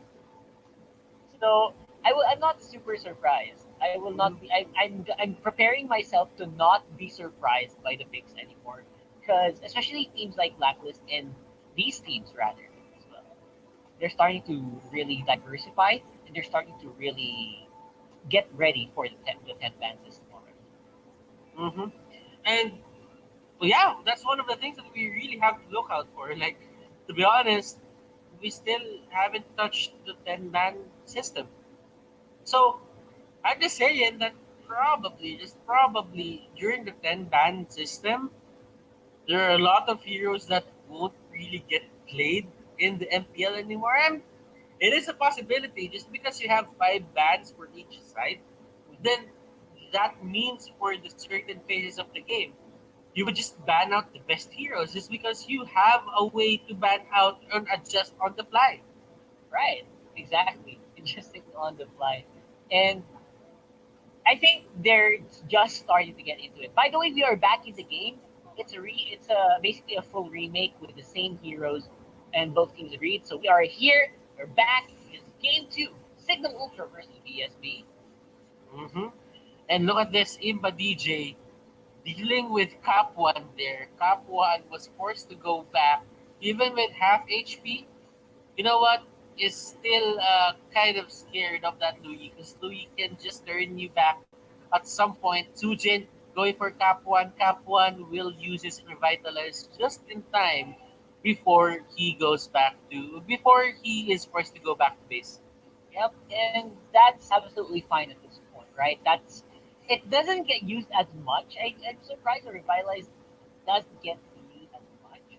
And on the other side, I still think that it's good. It's a good situational skill for a lot of for a lot of heroes. It's just a little bit more. Remember back then we went through like a sustain meta where everyone's like revitalized. Everyone's playing what do you call this guy? Estes. I think that was season 5, early season 5, first half. I miss those days, right? I miss days where you could play revitalize and you wouldn't have any problems. I like it. So, Mhm. however, this time it's gonna be help a lot better. I feel like it's good because, as we said before, a lot of these teams will start grouping up most of the time to go for a team fight. If you're composed of 5, 4 super tanky heroes, you will want to group up and then go fight together. So while they're grouped up, they need that revitalize is gonna get maximum efficiency for the fight. So I like that they can keep that going, and I wonder if it's gonna be any moves later on. We'll have to wait and see. Mhm. And you know what? Just clearly, there are things that you have to look out for this certain MPL. Like this isn't really the first time where when we're seeing Imba DJ play in the MPL or even in the Right. you know what open qualifiers because he has been there way back and right now it's his dream to just prove himself that he is worthy of this MPL slot and that's the thing. This is the confidence game for Signal Ultra. Remember, Signal Ultra has been here ever since season 2. Right. They might have lost their step from season 4, not have made it inside season 5, but for season 6, they're back with a vengeance. Yeah. BSB, BSB, they didn't really have a chance to, face the first Signal Ultra lineup that we had in the MPL. But right now, BSB, they're witnessing the rebirth of Signal Ultra from season 6. Yep. This is absolutely the rebirth, and I'm looking forward to whether or not they can live up to the hype. And I'm still waiting if they're gonna live up to their names as well. Like the moniker of Comeback Kings. I wonder if that's still gonna be a thing, or will they go for a different route this time around? I mean, being Comeback King as a champion doesn't have the same ring to it as being a dominating 2-0 champion, right? So I'm waiting for those small moments where Imba DJ can prove us wrong. Mhm. You know, Your mind. you know what? One of their trademarks for Signal Ultra right now is that they're very calm. Right. Ana here, but that doesn't look like someone calm as Signal Ultra or someone as calm as they say they are would do. They draw first blood from Ana and Kapwan here almost going down. Imba DJ finding himself at a very bad spot. Positioning wise, that was perfect from BSB. Good punish. Yeah, that's an absolutely great punish there as well. And I would say that BSB is they're a little bit. I'm sure they're fired up from that last game as well. Because if I was BSB, I would feel like I deserved to get that. I got the Lord Seal. I did everything perfectly. We were cheesed by this lane. We're gonna have to get back here. I'm pretty sure they're super duper fired up and ready to go here. And I think it's translating well into this game where they look like they are super in the mood here. They are super on fire, and they're doing that right now. Mhm. But Kapwan using that glorious pathway, and look at this, the Yu Zhong is actually going back and forth, back and forth. BSB will get the turtle. Drix here, he wants blood, he knows that he can. Hades in a very bad spot, he goes into the quad shadow. Trevor here will get the kill. Drix once more, he will go in, and that Roger will do the trick. 2-6, go to the side of BSB. And BSB actually super duper. Like I said earlier, they're not happy with their performance earlier, right? They kind of felt they deserved it, and now they want to play to win here. Now Tsujin on the mid lane, Khalid is not. It's not going to pan out well here. They're going to have a hard time sustaining. And this Valor is giving them such a headache. Mhm. You know what? BSB, on the other hand, they are, just using their prowess here in terms of being tanky. In the early game, Wilson is here. He has the execute, so they can actually just take out one person here onto the side of Signal Ultra as fast as his ultimate. So, you know what? For that certain replay, we did see, Wilson get one kill. He has the Festival of Blood. He's probably really happy with that. Yeah, he really is. I feel like that's what you do. That's what you do with Festival of Blood. You sustain out, and hopefully you get advantages on your enemy team. And the advantages that you get from that are you stay uptime, you have a more uptime, and because of that uptime, you get more farm. And man, I really like what we're seeing here from BSB. This is starting to look like we're gonna see a game three on this one, brother. I think we Um, are. We're absolutely done with the 2-0 from what it looks of it. Because surprisingly enough, for some people or for most people, this is they look like they are evenly matched. I know history doesn't do it. History doesn't do it justice for BSB because of their debut. Obviously, their debut season is not their best, But now they look like they are making it work. They're making up for it rather. And as a team, brand new to the MPL, that's exactly what you need to do here. You know what?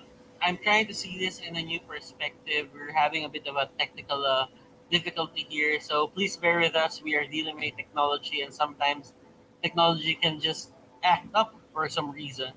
And we're trying our best to, give the players an equal footing in their performances. We want them to play at their maximum potential so that we have the best games in this MPL-PH regular season. Right now, Cignal Ultra and BSB, they're really trying to win this game. Cignal Ultra, they found themselves in a very bad spot just because they lost a clash against BSB. That's right. I feel like that is a big swing, by the way. From they went to 2-6 real quick earlier, and swings like that should not really happen. Like right? I mean, I feel like especially with lineups that are a bit evenly matched, I'm a little surprised that it's this volatile. And most of it is coming from Trevor on the Valier. Man, that Valier is really a pain. That's a huge pain to our friends here in Signal Ultra. And I'm wondering what are they gonna do against this? How do they deal with the Valier whenever they try to go for the engage? Trevor is just always there to punch them back. Like I think that's something that the Loyi will have a hard time dealing with because Loyi it kind of has a little bit of setup. It needs a little bit of setup for duality for the full proc. Trevor can just throw everything. He can just throw everything in the kitchen sink, and he can switch lanes faster, and he can back up a lot faster as well. Probably throw his phone as well in the process, So Too much. I mean, I mean, it is a possibility. If you can throw everything away, just throw the phone. But Yeah. kidding aside, ladies and gentlemen, yeah, I do agree with Rockhart. And there are a lot of things to take into consideration. Wilson is doing great with the Balmond, and I just hope that we could see a Balmond win for at the series. But it's too early to say. Even though those are 4 kills, there is still a chance for BSB that they can drop the lead in any way. And Signal Ultra, they're a really calm team. They're not gonna do. They're not gonna do, or they're not gonna go into fights that they know that they cannot win. Maybe for that certain fight, they overestimated themselves. But you know what? Overestimating yourselves is, it's bad. But at the same time, it doesn't really put you in a position that you can just lose the game from there on out. Yeah, especially Imba DJ and the gang, right? Imba DJ and the gang, they are pretty used to this, and we've already mentioned it, right? We've already mentioned that these guys are basically they've spending a lot of time trying to get into the MPL, and they have played with odds like this before. Like I personally have seen them on the qualifiers. They've been beat up in the early game pretty badly, and I've seen the longest qualifier games for these guys as well. I think one of those games went on to 40 minutes, uh, and they have the capacity to win games from a deficit. So I'm not judging this game as of yet because we are very far Yeah. from truth. Yeah, right, Yeah. right, yeah. Remember, these teams are capable. They're very much capable of winning, going back, or do be making a comeback into the series. But you know what? Just having seen Blacklist and NXP, and right now we do have. But before that, before I go back into that, Yeah. there is a giveaway code down there. Oh So yeah, guys, see that. you have been waiting for the longest time for a giveaway code. We are just gonna put it there. It's your turn to redeem it, and have fun with these codes because you know what? Some of these codes just give you a skin, a hero, probably. Right. Oh, and it really helps you in your path to being in the MPL. Because I know a lot of people really want to make it into the Let's MPL. go. Yeah. Get those codes. Get those codes. Okay, going back, like let's say BSB, they hold their ground. They hold the lead, and they just take this to the late game. Do you think the scaling favors the side of BSP? I think scaling is definitely going to be. It's sad to say, but I kind of like where Khalid. I kind of like to see a late game Khalid. One thing you notice, Butters, is we never saw a Khalid go into super late games. So we've never seen a Khalid like go on a juggernaut, like on a killing spree or something like that, right? You can always get stopped, and the games end so early on. So what I want to see is this Khalid go crazy, and I don't think that's. I think that's a good possibility in this game. Rather, I think that's a very very big possibility. So BSB might be a bit hard pressed to deal with this. However, of course, I don't know why, but my instincts keep telling me that this team would revitalize. They're gonna do great on the big team fights. So my mind keeps going back to that revitalize for some reason. And yeah, this could mean that they can win team fights a lot faster, a lot easier with that additional team. Yeah, Signal Ultra. It's scary to see how Signal Ultra will adapt. So to be honest, you know what? If there's a team that I think could just win right now and come back from behind, it's going to be Signal Ultra. Remember, the thing about Signal Ultra is there is this running trend way back season 2 that they are the comeback kings.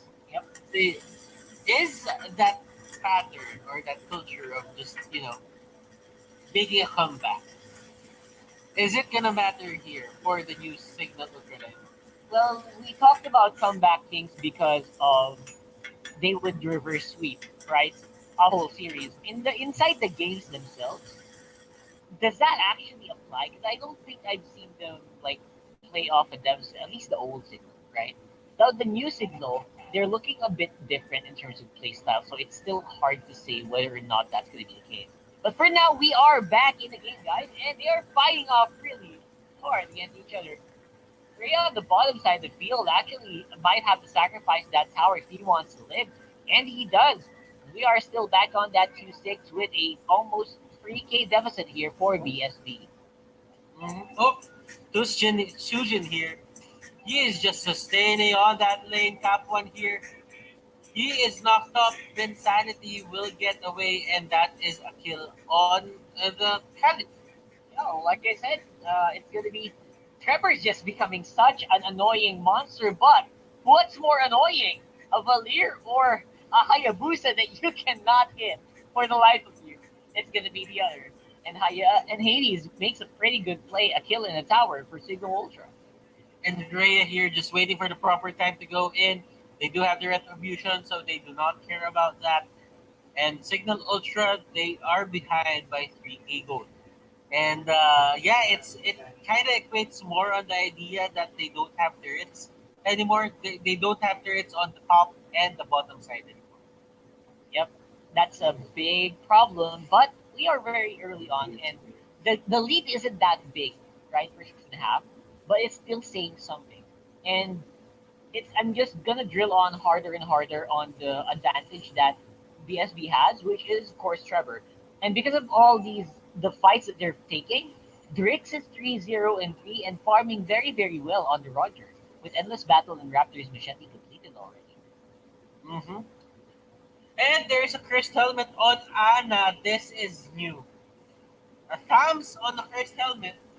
Yep. So more damage output. It's gonna be a fake damage output thing, right? It's like you think he's super tanky, but no, he just really hurts. He hurts a lot, and that's gonna be very interesting to see on the game later on. But for now, of course, aside from it will hurt a lot, it will also clear minion waves very very much, right? I guess they picked out the cursed helmet just because there are a lot of tanky heroes onto the side of Signal Ultra. Like they're planning to just destroy them with the negative, the additional damage coming out from the cursed helmet, and the damage amplification that it gives.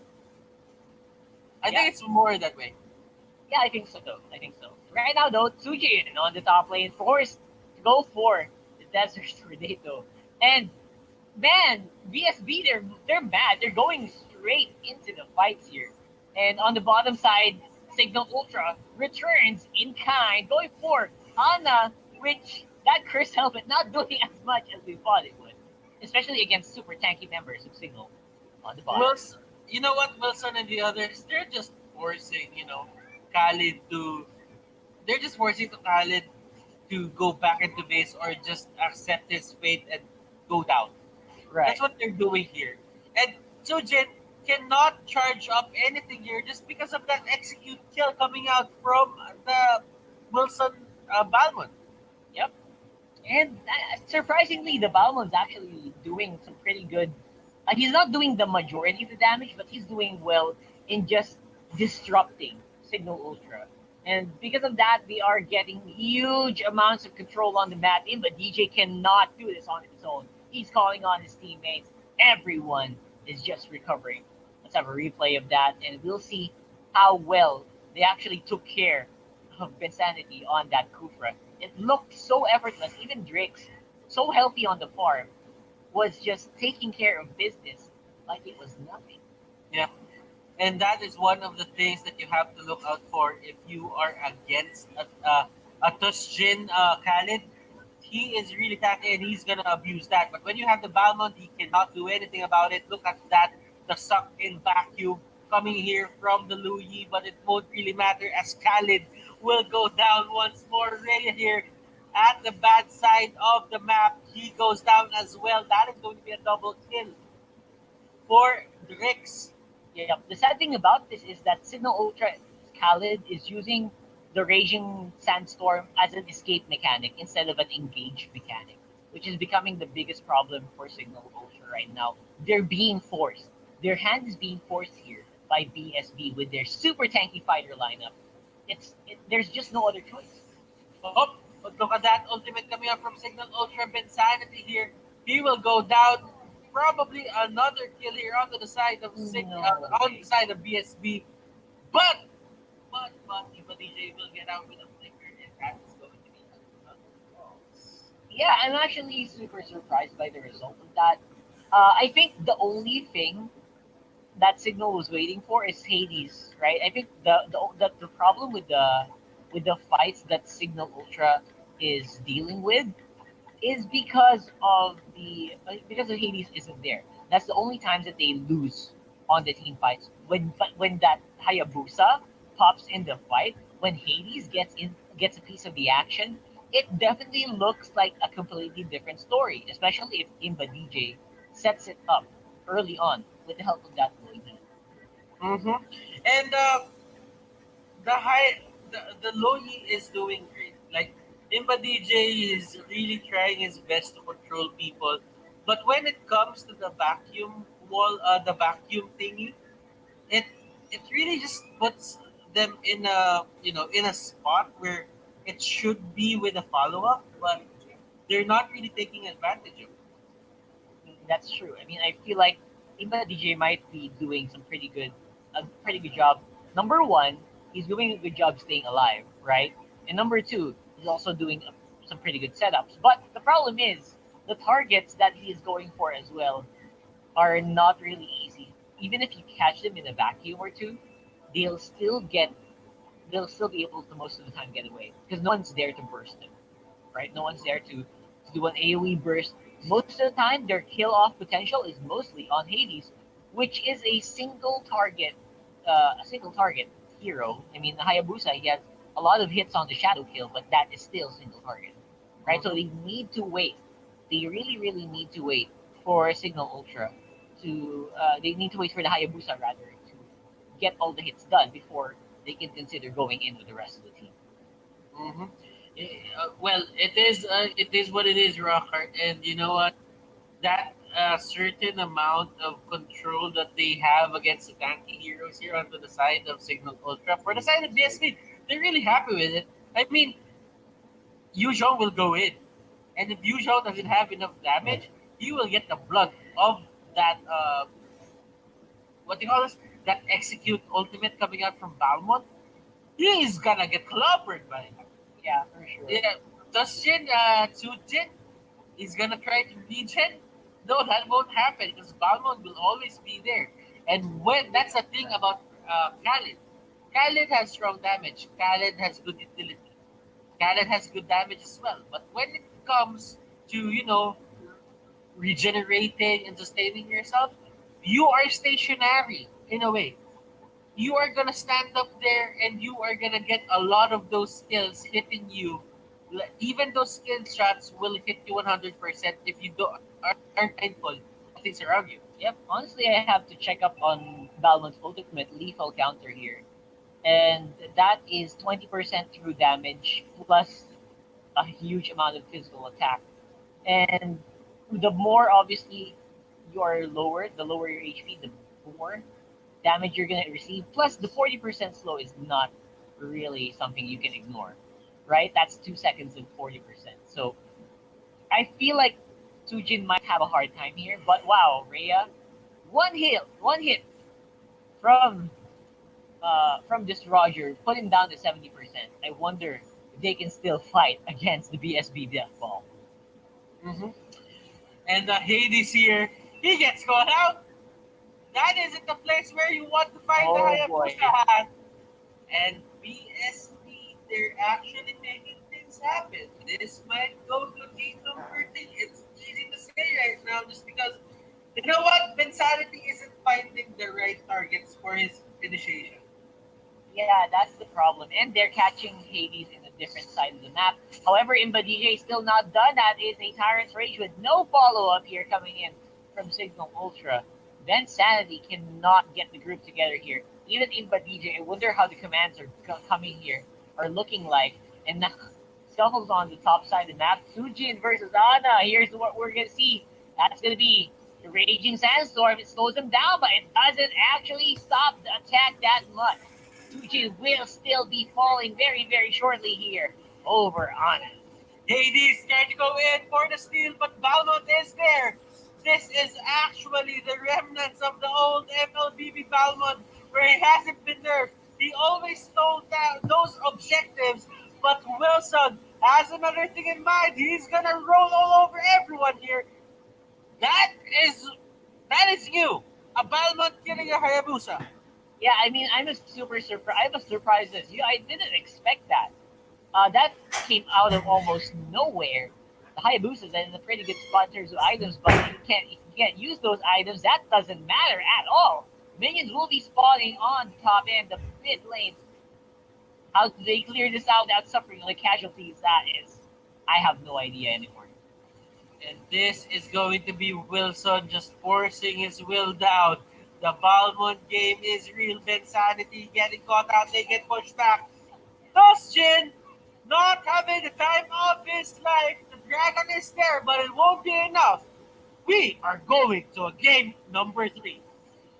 Okay, there we go. A game 3 here by BSB, forcing the whole thing into a very, very good situation for their team. And I'm super surprised this Balmon. I don't know what's up with this Balmon. It got a pretty good breakfast, and the Balmon must feel pretty good. Like the hero itself, not the player, right? The Balmon feel pretty good catching a Hayabusa like that. Yeah, I mean, you wouldn't really see that. You would see it's common to see a Hayabusa running circles around the Balmon, but the other way around, you don't really see that every day. And I'm glad I'm part of a history that I saw that in MPL-PH. So, you know what? You know what? There are a lot of things to consider from game number 2. There are things that Cignal Ultra did. You know, they had certain amounts of missteps that really went to their that really caused their defeat. But then again, Cignal Ultra, they have a chance to take this, still win this. Yep. They still have one game. So it all goes down the line. Ladies and gentlemen, this is going to be a best of 1 from now on. But before that, we will throw it to Wolf to show us the things that we didn't really see while we were casting the game. So sit back, relax. We will be back after a short break. Are you game to be great? Now you can with the new Smart Giga 99. Get 1 gig data all day, every day for Mobile Legends and more.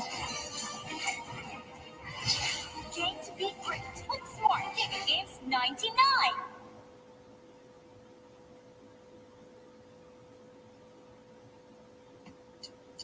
When uncertainty is our reality, to rise above with the things that matter. Gigabyte happiness. Gigabyte love. Gigabyte friendship. Gigabyte dreams. Gigabyte hope. With smart Giga music, video, games, work, and stories, we let our passions run free in the new world we face together. Smart, live Giga. Welcome back to the MPL, back in action. Wolf, your resident analyst para sa game 2 ng PSP versus Cignal Ultra. This is a full 3-game series na nakabawi ang PSP sa game number 2. And then like their adjustment, inulat nila ang fundamentals ng Cignal Ultra by showing us that one pick that really changed the minds of this match. That is the Battle Pass. Who would have thought? Nasa professional play ngayon, ang pinaka-based, hindi naman pinaka-based, one of the first heroes that you'll ever control sa buhay natin sa Mobile Legends. Balmond, ang matalpa sa Cignal Ultra. To kind of bring it down a little bit, this is a last pick to Balmond, if I'm not mistaken, and it answered a lot of the issues presented doon sa PSP. So far, yung PSP na setup nila, yung tap na meron silang Roger, they also have Hydas Valier. Very good when it comes to funneling Roger, specifically in the early game, para mapalakas siya sa first few minutes at mag-snowball from there. That's exactly what happened.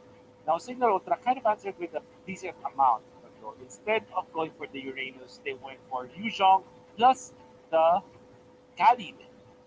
And ano ba yung heroes na to? Just Uranus, plus Esmeralda. Ang ganda na kami na-sustain sa team fights. And the fact that they can survive for a long time, absorb damage, yun naging problema. However, it's the Balmond pick that really was a problem for these heroes.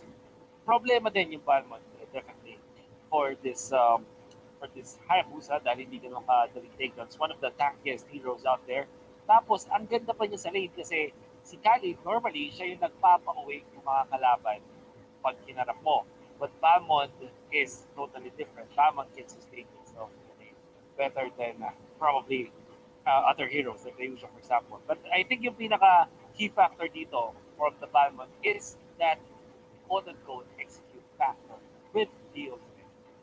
But the problem when you're facing like Uranus, the Khalid, yung Ryuja, ang galing nilang mag-regenerate or mag-sustain ng sarili when they are very low. But you cannot perform like that facing up against the Balmond because of that ultimate. I always felt na ang sagot sa mga heroes na magaling mag-sustain is the execute mechanic or the actual ultimate like this coming out from the Balmond. Anyway, the smart highlights of the game, we can see that all the team fights, early stages now favored the side of BSP compared to the previous game.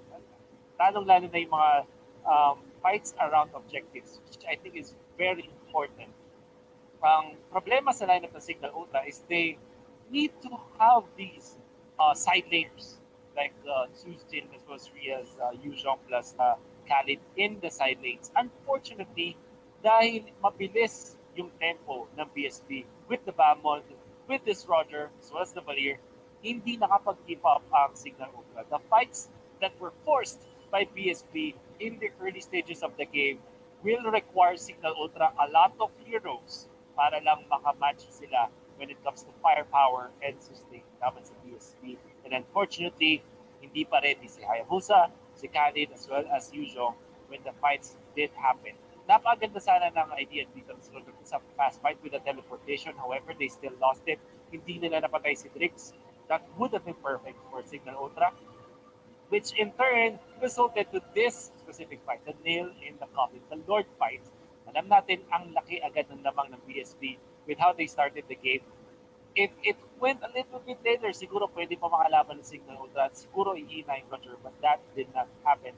Drix, our smart MVP of the game, very good performance on the Roger, knowing to go to where to go. Lagi nila napipras actually si Louis, and even the Hayabusa, many times the Tams and Roger catching him, actually, hindi ganun kadali yun on both those heroes. Big props to Trix picking this up. And I like how the rest of BSP showed us a different pick with a very fundamental play, which is the early game steamroll of lineups that revolve around the Roger. Now, I really like this kasi binigyan tayo ng way ng BSP para shake nga yung fundamentals ng team at Cignal Ultra na napakaganda ng mechanics, the fundamentals of the game from Cignal Ultra are top notch. The way for you to deal with them is to surprise them with this kind of things. I'm sure that Cignal Ultra has been prepared before laban sa heroes like Roger as well as Balmon. Pero the way that BSB played this really surprised Cignal Ultra. The fast-paced tempo of a Roger-based lineup, what we call the hyper-aggressive lineup, really did favor BSB. And that might be their way to win this series if they do pick up for game number 3. Who knows kung sino nga ba ang mananalo sa ating best of 3 match. Maybe we'll find out as we start the draft for game number 3 of this decider game between DSB versus Cignal Ultra. Casters, back to you guys. Thank you all for those things that you pointed out. I do agree. And you know what, Rawhart? Game number 3. We've been here yesterday from the Bryn versus Onyx matchup. Yep. Right now, I did predict this to go to a game number 3. Oh yeah, you did. You did. Right. I I kind of know that this team these teams are equal at some point, but then again, it's all about execution. And I just want to say that BSB really got the first clash. And Right. usually for those kinds of lineups, for a Balmont lineup, you just have to get the first clash to go your way, and it will snowball from there. That's true. And I think because of the nature of the Balmond lineup is you have a lot of ways to just scroll, play safe rather. You have a lot of ways to play safe and to just take your time. And I think that's exactly what they did. They skimmed through some parts where I feel like I didn't see as many fights as I thought I would. A lot of it was just pickoffs, unlimited pickoffs nonstop. I wasn't super satisfied with the games, honestly. Absolutely, this game 3 is definitely super warranted, in my opinion. Yeah, it's this is only the first week of MPL, but Things are getting hot. Yeah. looking at social media, ladies and gentlemen, our boys are going at it. It's only the first week of fourth week, but the Did you heat read that? is of the playoffs. Oh, The heat is man. all the playoffs, and this is what makes MPL fun, ladies and gentlemen. It really does. Outside of the games, there is heat, or there are things that our teams really want to prove, and they're just gonna go at each other. I feel the heat coming out here Yeah, from. I wish we could show that, right? I wish we could show screenshots and stuff. I feel like people would be so. You know what? You know what? I don't want to show screenshots. I just want to say, I You're just just want to gonna say say, it. when that certain series happens, It's everyone it's will gonna look. blow. Everyone will. Everyone will have their eyes looking, and every team in the MPL will just try to make a name out of themselves. And Yep. that's it. MPL is really fun, ladies and gentlemen, and this might be the hottest MPL yet. But let's focus on the game right now. Yep. DSP versus Cignal Ultra 1-1. This is reset into a best of one. Each team just needs this win to get the series. I think we might have to rename that matchup as well. I think we'll have to talk about that later. It's gonna be a bit of a different story. I mean, it's almost the same, right? I mean, overall, I feel like Signal Ultra and BSP are just super matched up. And I don't. Do you want to see this, Butters? Do you want to see a matchup like this where they're going for super tanky heroes again? I feel like you want to see more flavor for these guys. Mm, I would. I actually prefer, Signal Ultra to just to just go for these kinds of picks. Well, BSB, just looking at it, they're not really adding anything new to their certain setup. But you know what? I want to give them the benefit of the doubt. BSB will try to pull out something new. For sure. I wonder if that's going to be something that we haven't seen before, right? So in lineups like these, I feel like something they're missing out on might be Kagura. Kagura would work well with lineups like these or against these. Or we also haven't seen Al get picked up yet. I mean, what's happening? I know you personally, you really like that Alice pick. So some things are going to not change. Obviously, they still will go for that Balmond. It it kind of aged well, I would say. I feel like it kind of aged well, but I'm not super convinced yet. I mean, the Balmond doesn't have any choice but to just age. You know what? I mean, if you get my point, the Yu Zhong is still there, so the Balmond will still work onto their side. Yeah. But I feel that in a way, you wouldn't really pick the Balmond in front of the Farsa. Yeah, that's a big difference. I think that's the one of the Um, biggest difference here, because it takes such a long time for the Balmond to actually reach the Farsa or any other targets. Like unless it's coming from a bush, this Farsa is going to it should know that Balmond is coming from a mile away. Especially, I know for sure that Imba DJ is going to be the one to use this. mhm. Thamos will be picked here by BSB. They take out Hades as a link, and by the way, they take out Cap One's Hylas too. Yeah. So a pretty even trade. I mean, you wouldn't really give the best heroes for each team here. Signal Ultra, they knew that Hylos enabled BSB to win game number two. I don't really see that win without Cap One and his cheeky plays. Capone. Of all the guys who gonna turn this around, never would have thought Capone would be the one to show it up. Previous season he did not really perform as a lot as good as a lot of people predicted, but right now he is definitely showing that he can be a trump card when given the opportunity to do so. Mhm. Well, you know what, BSB here, they're just probably gonna stick with uh, a back shot because there's no tank anymore left. There's no tank left. Uh, let's say that he's the next best thing Right, right. outside of the Hylos, the Atlas, and the Cupra. Because I noticed, Rockhart, I know you noticed this as well. Yeah, There is a way to deprive tanks of their heroes. that's true. And tanks usually rotate on three picks now. Yeah, It's Kufra, we have At- Atlas. Yeah, and Hylos. Hylos. That's why we had that conversation on day one, right? Like, what's gonna happen on the 10 ban system? Like, these guys are gonna be forced to just go ham on different heroes. We'll definitely see Akai coming in soon, right? We'll see Akai. We'll see a lot more of Lolita. That's probably a reason why Blacklist picked it up as well earlier, aside from the Chang'e priority, I mean, right? I mean, I wouldn't really contest if they bring back Akai, like bring back my You boy. like that, right? You like that for sure. That is literally one of the heroes that I used from season one to season four, Way back then, right? and it made sense. It made sense back then. Then Purify came in, then it just destroyed the hero all in all. But yeah, definitely we are going to be seeing some pretty intense action here as we get into game three, Signal Ultra versus BSB.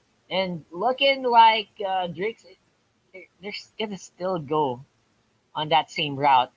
Oh, man. Okay, we'll have to be a little bit more patient with this one. Apparently, they're calling for it once more. Mhm. Yeah, it's one of the things that you have to look out here for the side of BSB. Yes, they have the backshot, but you know what? At times, you can telegraph a backshot where he's gonna come from. Yeah, most of the time, like it's Baksha has no stealth mechanics at all, and he really does look like you know when he's coming, right? And that's just how it is. That's just how Baksha works.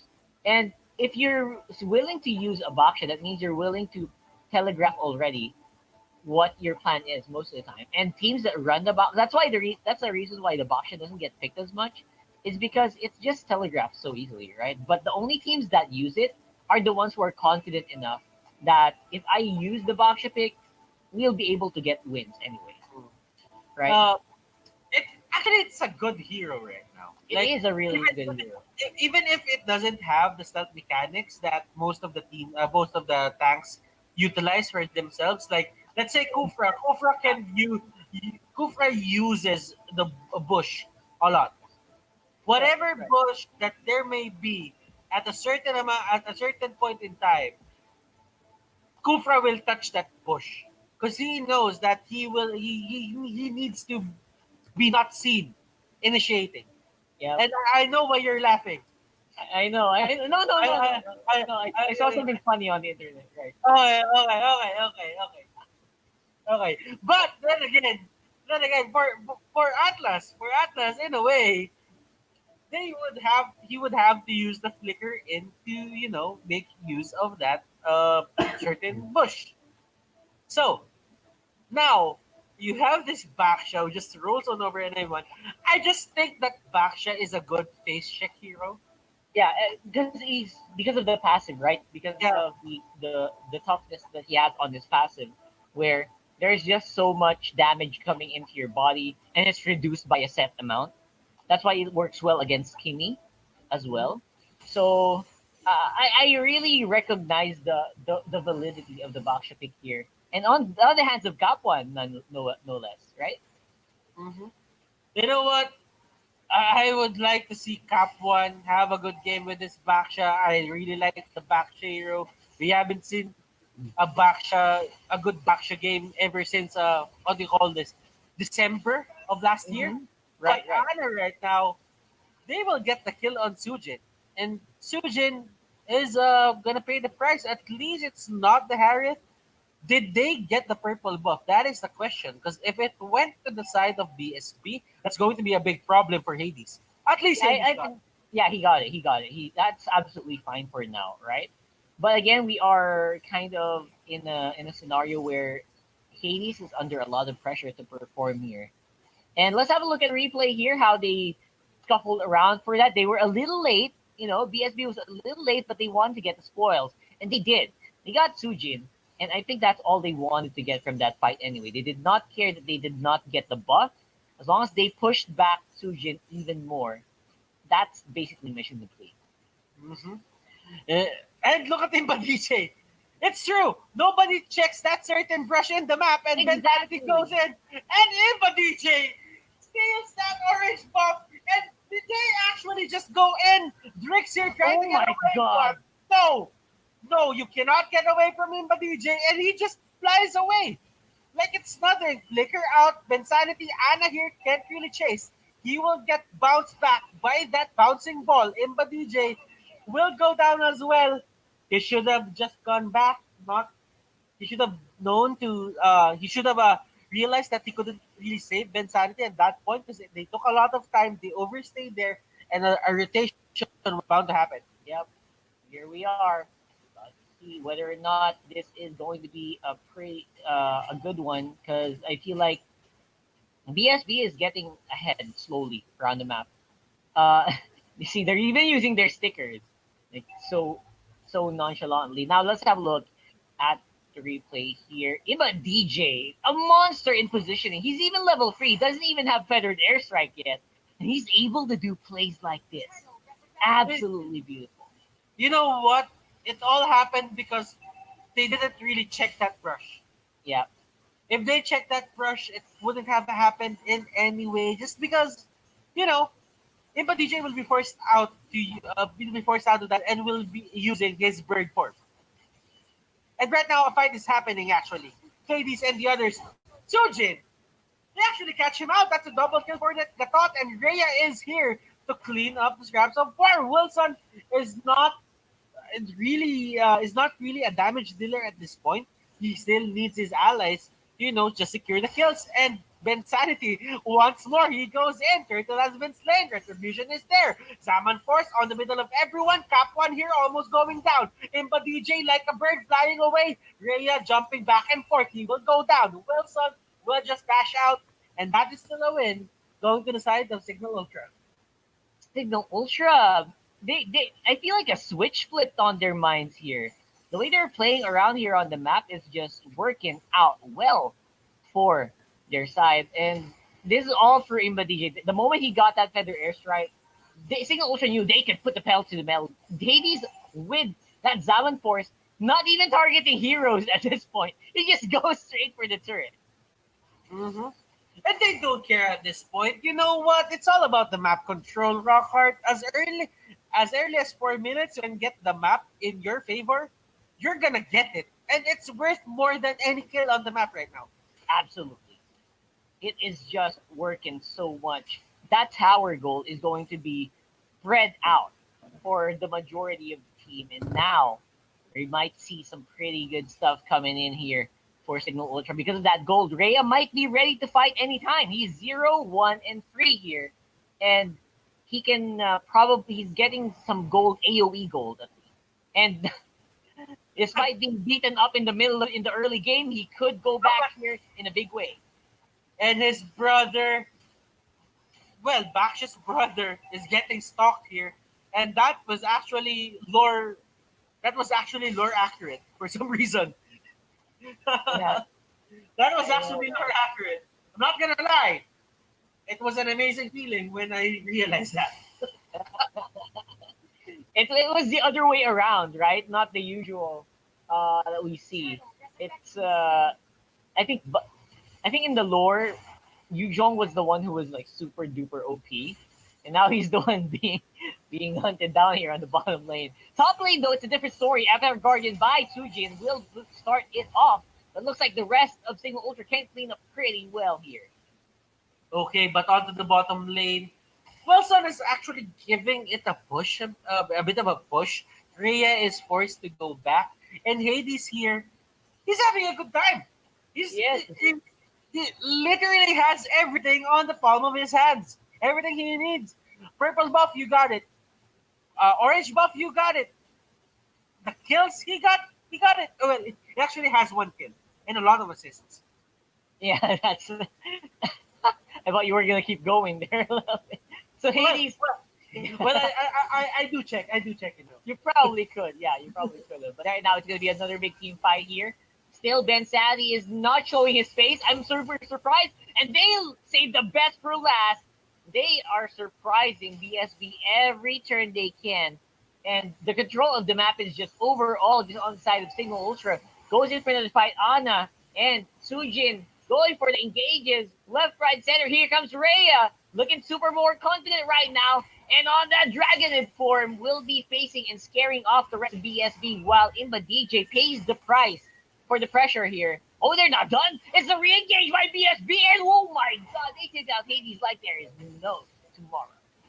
Okay, it's Sujin here, just trying to push back the waves. And at least, even if Signal Ultra lost that fight, all the lanes are pushing onto the side of BSB. Yeah. And that's the thing. Rhea here will get called out by his brother, and this is lore accurate, but Roger wasn't really part of it. No, he was not. I mean, I'm super waiting for the time that we can see Drix pop off. I want to see Drix really pop off on this Roger, but so far it's only been small flashes. I want to see that big floodlight of action coming in from Drix. And Drix is looking. He seems to be the one who's in control of this for BSB. I like it. Mm-hmm. You know what, BSB, they're punishing, and I feel Rockhart, would you agree with me on this? Not Rockhart, but PSB. PSB feels that, in a way, they're actually being very, not risky, or they're trying to calculate everything that they're doing. Because we know this team, they're just very aggressive. But right now, it seems that they're calculating everything that they're doing. Yeah, that seems to be the case. Calculated, and as you know, this is what we usually see. This is the caliber that we expect from them. However, BSB cleans it up, gets that turtle buff, and I think this will be the on switch. They are keeping on the fight. They have such a tanky lineup. We're grouped up together. Throw all the AoE you can get. It's a triple kill for Wilson on the Balmond. But the question is, will it be worth it? Because the thing is, they're winning the fights, yes, but are they getting the objectives? Because Ray right now, he's just going straight for this tower, and he's just gonna get away. He knows that he cannot force the issue anymore. Palmont is here, Capone is here as well, and Rhea knows that he needs to get away from this. Capone is there. Capone has his ultimate, and he cannot Oh, be from that. But Imba Imba DJ, he doesn't have his bird form, but he does have the flame shot. And literally, this is the Swiss knife, the ultimate support Swiss knife. That's right. Having a basically escape button, a panic button, and also a great engagement tool. Here's a Gillette instant replay hashtag shave the day, boys, for that triple kill on that Balmond and Wilson feeling super happy with that. Oh my gosh, Trevor. Two hits from the feathered airstrike puts him very, very low. Of course, execute damage will not be there yet.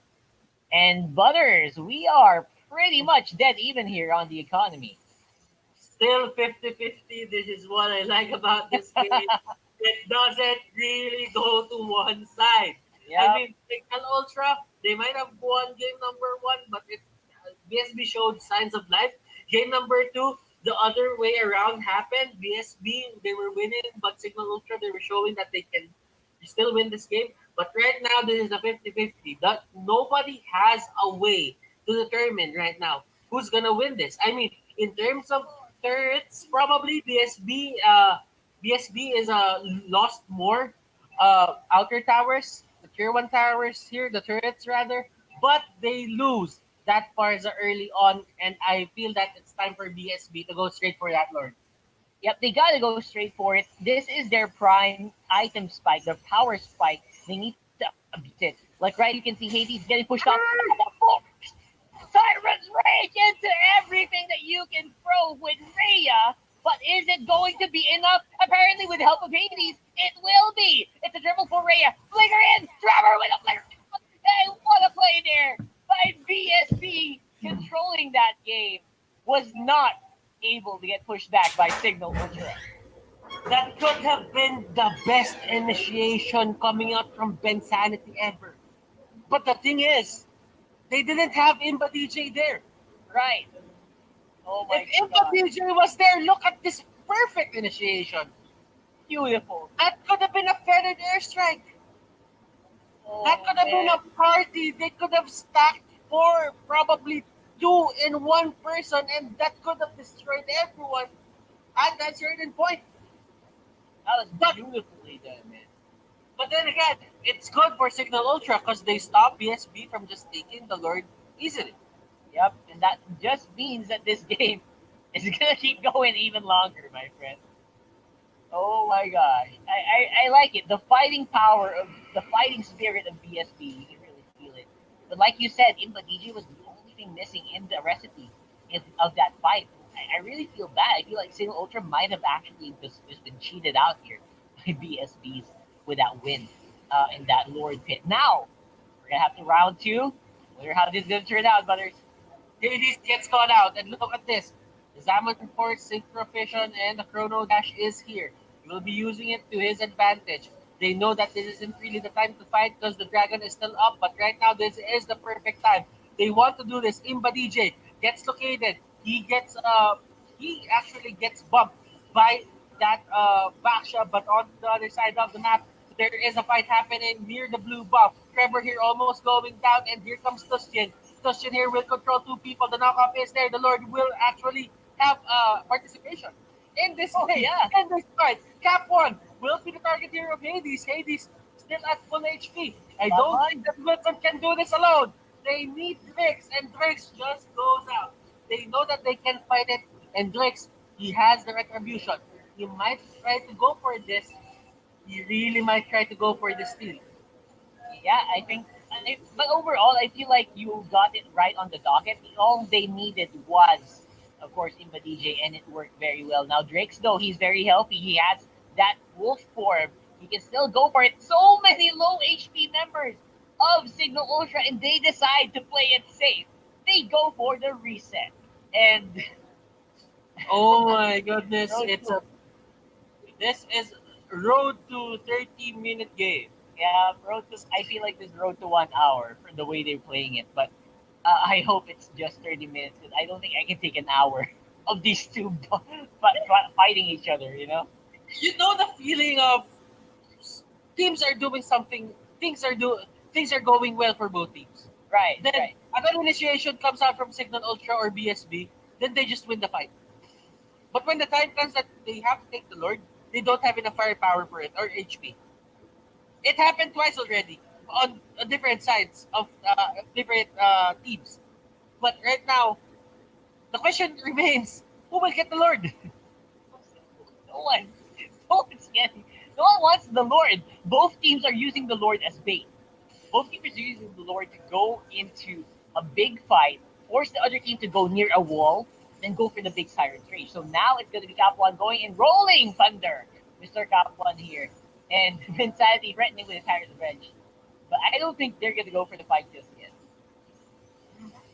And Cap One here getting caught out. Predator Airstrike. He gets the full force of that. He got four of that in one sitting. Wilson, on the other hand, Balmond with the execute. Doesn't really deal as much damage as possible. Anna here going into the inside. Two-man Tyrant's Rage. The Tyrant's Revenge set up. Zeus Jin trying to control Trix. Trix doesn't have any help. He will go down as well. Anna trying to go for Bensanity. And another triple coming here from Bensanity. It will force the bounce back on the Tams. And it saves. It doesn't really save him. It just delays the inevitable. Yeah. But still, they got the extra damage up and they get the kill on Anna. That's 1 for 4 here in favor of Signal Ultra. Finally, someone gets the Lord, right? I mean, these teams are definitely, they know the value of this Lord and they are not letting go. But so far, because of the sacrifice of Insanity, BFB are now on the back foot and will need to really put that death power in place. Mhm. Signal Ultra, they're pulling out all the stops. BSB trying their best to stop Signal Ultra from just winning this game. And right now, we do have a clear lead on Signal Ultra. And what happened there, Rockard? What do you think happened on the idea of BSB just having a stalemate with Signal Ultra? What happened to that? The thing is, they're waiting for the engages, right? The engage is all that was the difference maker there in that fight. As long as Ben Sandy got the right engage, everything just falls. As long as Inba DJ's alive, and the same with Hayden.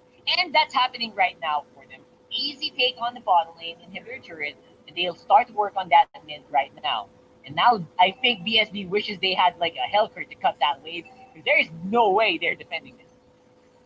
And mind you, Rockard, they are marching on. Wilson here gets caught out in DJ. He is actually kind of mispositioned there. Anna just went and jumped on him. And Rhea, okay. He got left behind inside the base of BSB. All of a sudden, looks like BSB will be able to go for the offensive, and they're going to chase Ben Sandy.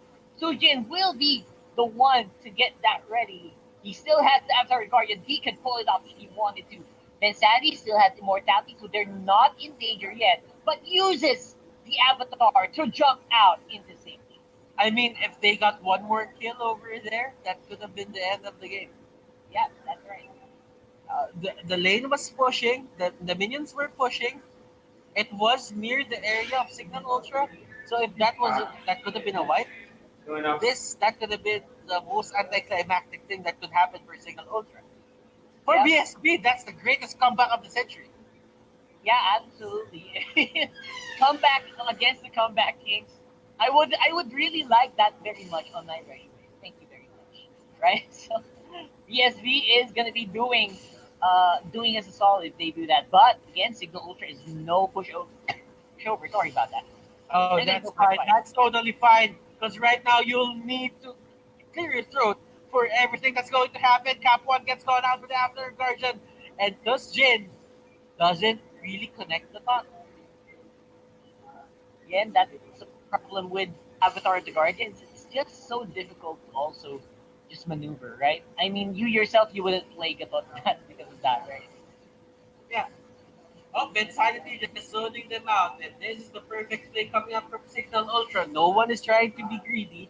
No one is trying to force any issues going to their side. BSB right now, they're trying to defend this. No more turrets onto the side of BSB. And Cignal Ultra can do whatever the hell they want. Wilson here will be the next target. Hades going at it. And right now, they cannot take down Wilson. But there is going to be a jump going to the Scoopra. And will that even matter as they go straight for the base? Game number 3 goes to Cignal Ultra. Successful debut coming from this rookie team. Yep, that's a 2-1 victory, but a victory nonetheless. Signal Ultra.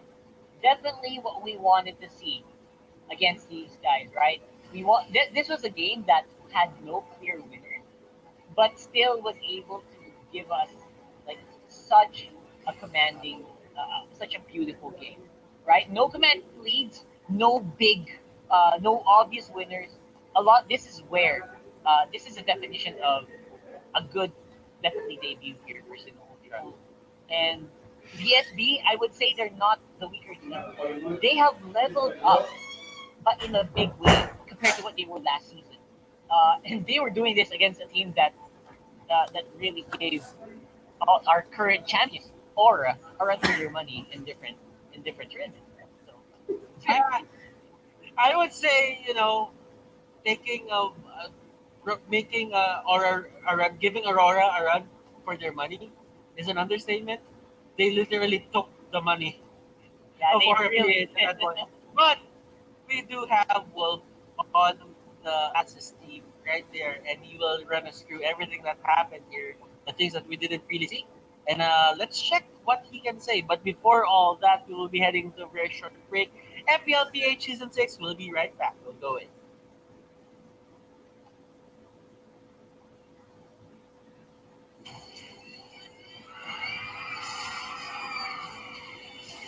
Are you game to be great? Now you can with the new Smart Gigabit Games 99. Get 1 gig data all day, every day for Mobile Legends and more. Game to be great with Smart Gigabit Games 99. To be great? Now you can with the new Smart Gigabit Games 99. Get 1 gig data all day, every day for Mobile Legends and more. Game to be great with Smart Gigabit Games 99.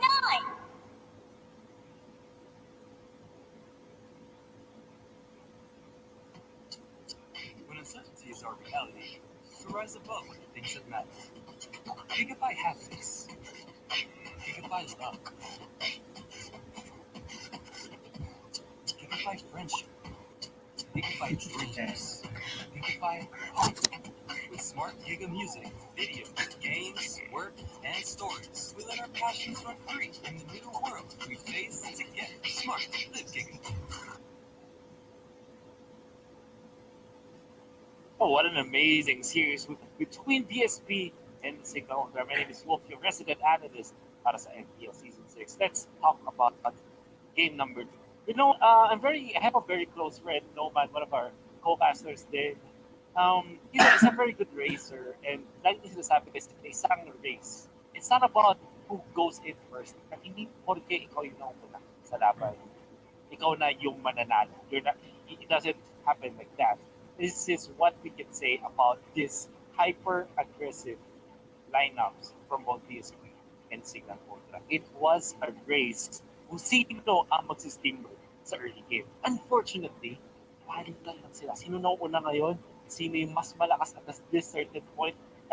Sa first 2 minutes, I'd say, yung Roger lineup yung magaling.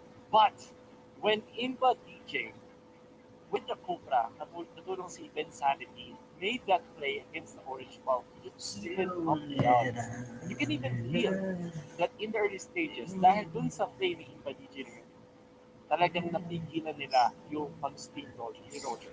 However, BSB says, okay, sige, slight mishap. Nawalan tayo ng orange puff na yun. Nagawa ni Team DJ yung play na ginawa nila around that bush. But this is still a race. Kaya pa natin makabawi.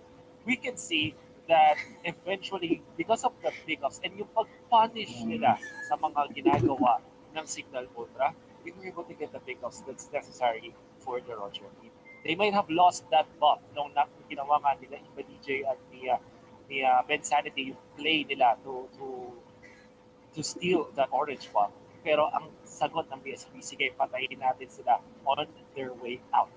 And in fact, nagkaroon na lang ng palitan nga ng suntok dito. This was the play that we're talking about. Imba DJ with good positioning really kind of stopped BSB on their tracks. But BSB says, okay, what we can do is to punch this. Low level lang kayo, kaya nating labanan. First circle, going favor Cignal Ultra, very nice plays. But BSB says, okay, sige, nanalo sila dito sa first, na clash natin around the first turtle. Maybe we can bring it back sa second turtle naman. I think that's what's gonna happen. Cignal Ultra kind of felt that they are leading. That sometimes is the problem when you're leading in a race. Akala mo, ikaw na talaga yung mananalo. But BSP really sneaks up from behind, prolonging this game. Not making it sure na hindi magsusnowball yung ating Alif in the early game.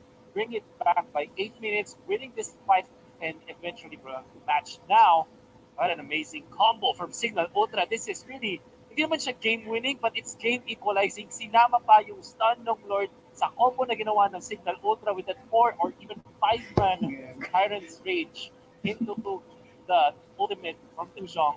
Really, well to do for BSB. This is what I'd say talagang nakapanalo ng Cignal Ultra. You would feel that BSB are actually with this, but very nice position. Iba DJ, Hades feeling the backlines. Hindi siya yung nahuli dito. That paved the way for Cignal Ultra to wipe them out. Well, hindi naman complete wipe because Drake still was left alive. But that big victory from Cignal Ultra also allowed them to eventually win the upcoming fight, which is this specifically, as they again peeled BSB. The way I say peel is kukunin mo yung backlines, hiwalay mo yung supports doon sa mga cores at lilitasin mo isa-isa yung cores. This was the cherry on top for sure. And what I like about this certain matchup is sobrang intense niya na kinailangan pang manalo ng Cignal Ultra ng tatlong sunod-sunod na big team fights before they were able to completely stop the train of PSV.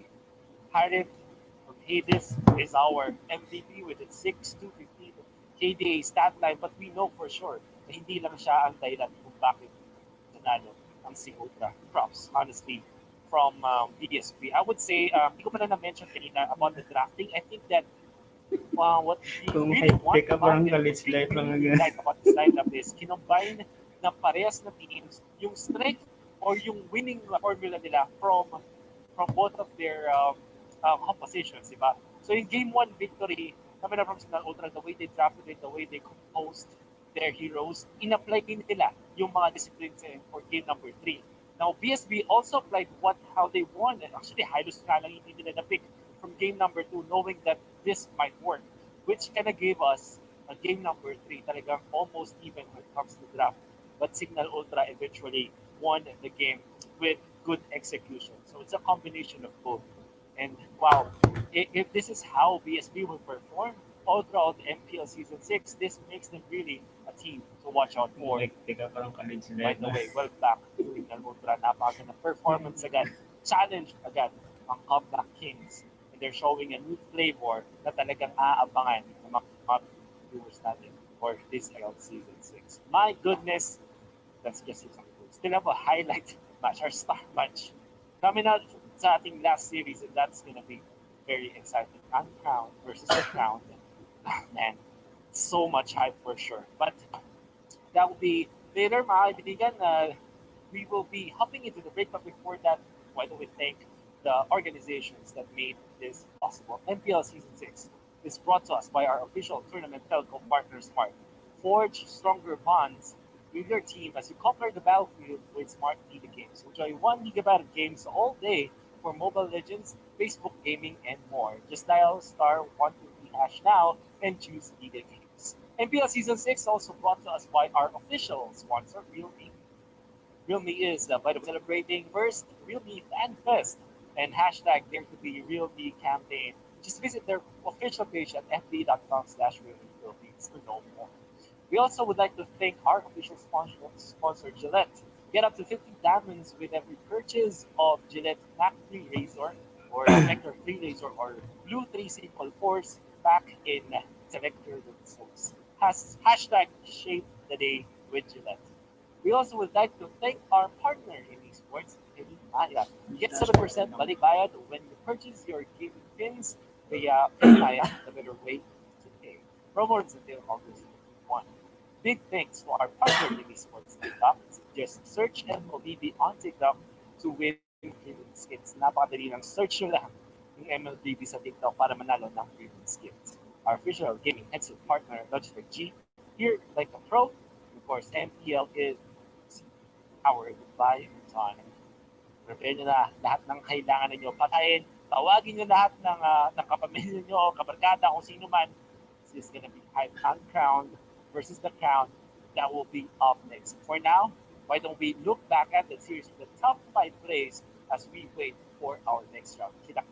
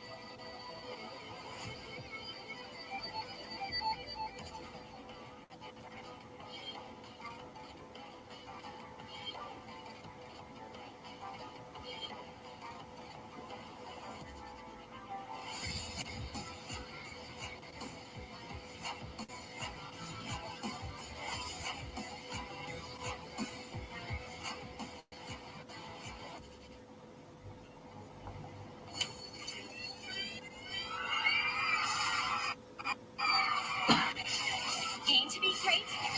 Now you can with the new Smart Giga Games 99. Get 1 gig data all day, every day for Mobile Legends and more. Game to be great with Smart Giga Games 99.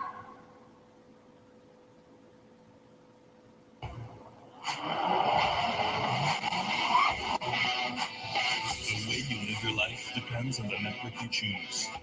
Your movies, music, and games can only be as good as your network's speed and strength. Slow means game over. But the Philippines' fastest mobile data network means game changing. Choose the network that gives you what you truly enjoy. How do you know about this Giga Life? Simple and smart ako.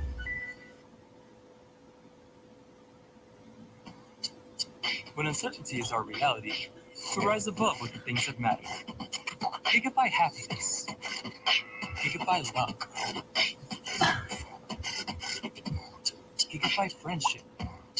Gigabyte dreams. Gigabyte hope. With smart Giga music, video, games, work, and stories, we let our passions run free in the new world we face together. Smart, live Giga.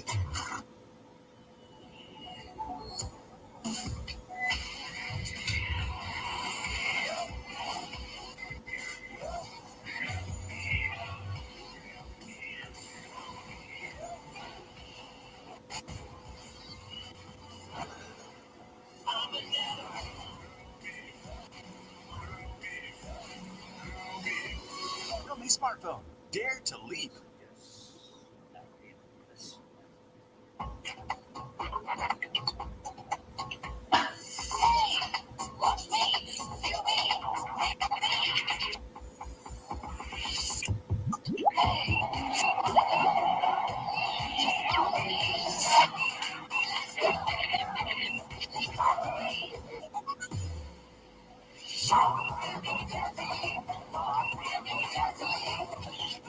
watch. Type Be Smarter.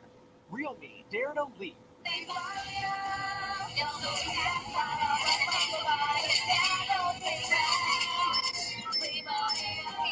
Don't pay cash.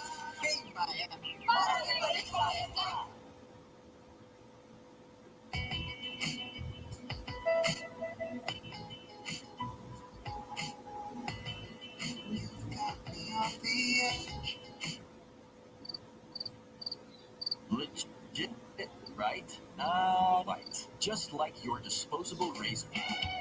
It's time you switch your disposable razor for your legit first shave so you can be every bit legit. Gillette Mac 3. Lesser tissue. Switch to Gillette Mac 3.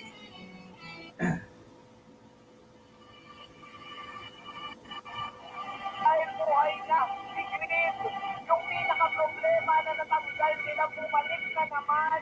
Entrado yung Nagsimula yung career ko nasa Ops Gaming. Kakampi ko sila sa Airjack, no? Tapos Kapwa. Unang qualifier ko nun, hindi kami nakapasok. Nalaglag kami sa qualifier ng season 4 nung BSP pa ako. Iniyam ako ni Zico na huwag daw ako mag-alala makapasok daw ako ng MPL. Tinupad niya naman yung pangako niya na kukunin na ako kasi siyempre ginanap ko yung opportunity na makapasa sa MPL. MLBB ako, madami ako natutunan nun, lalo na sa mga pagtatala namin. Last championship, sobrang heartbreaking kasi lamang namin 2-0. Tapos naubot yung pagkapanalo namin. Hindi na ako masyadong napagsalita nung after na yun, hindi din agad ako nakalis ng stage. Historical sana yung pagkapanalo namin kasi straight from quality kami tsaka rookies kami. Kasi sayang. Kailangan na namin maghiwalay kasi hindi na gano'n nag-work yung communication namin. May mga players na hindi na din katulad ng sumala namin dati. Siguro kasi parte din yun ng pag-iwalay. Siyempre, nung nagkaroon ako ng opportunity nung kinuha ako ng Sunsparks, ginab ko yun kasi kailangan ko magkaroon ng new journey. Sobrang laki ng pinagbago nung nag-champion na ako sa MPL kasi finally na-prove ko yung sarili ko na kaya ako mag-champion sa PH kasi yun talaga yung pangarap. Haters ko na-prove ko sa kanila na hindi ganun kababa yung laro ko. Sobrang motivated ko din kasi i-prove yung sarili ko sa sobrang daming hit na na-receive ko ng Season 4 and sa M1. Mas takap sa pakiramdam kasi nalaman ko bakit sila yung champion. Ibang-iba yung feeling pag sila yung makalaro. Sobrang goods lang maglaro. Yung good mood lang ba, kalmado lang sa laro, nagigilaan ng pataas.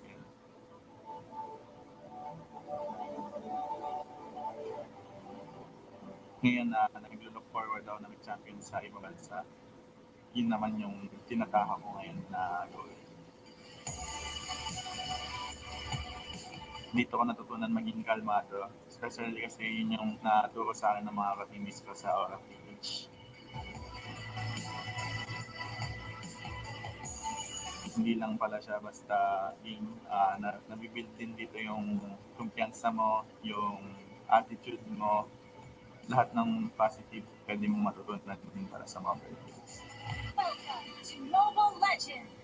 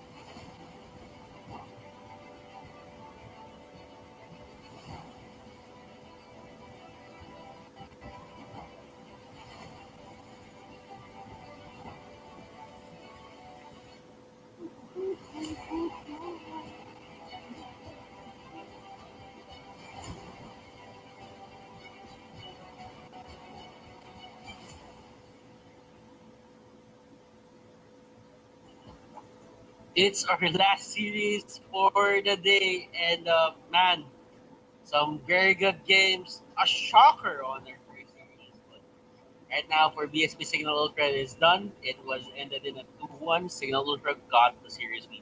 But for now, we are still your shoutcasters. I am Butters. He is Rockhard, and we are still going to be your shoutcasters for series number 3. But on the other hand, we still have to thank our sponsors. Official tournament telco partners, Smart Forge stronger bonds with your team as you conquer the battlefield with Smart Giga Games. Enjoy 1 gigabyte games all day for Mobile Legends, Facebook gaming, and more. Dial star 123 hash now and choose Giga Games 99. We also have our special sponsor, Realme. Realme is celebrating their first Realme Fan Fest and hashtag Dare to be Realme campaign.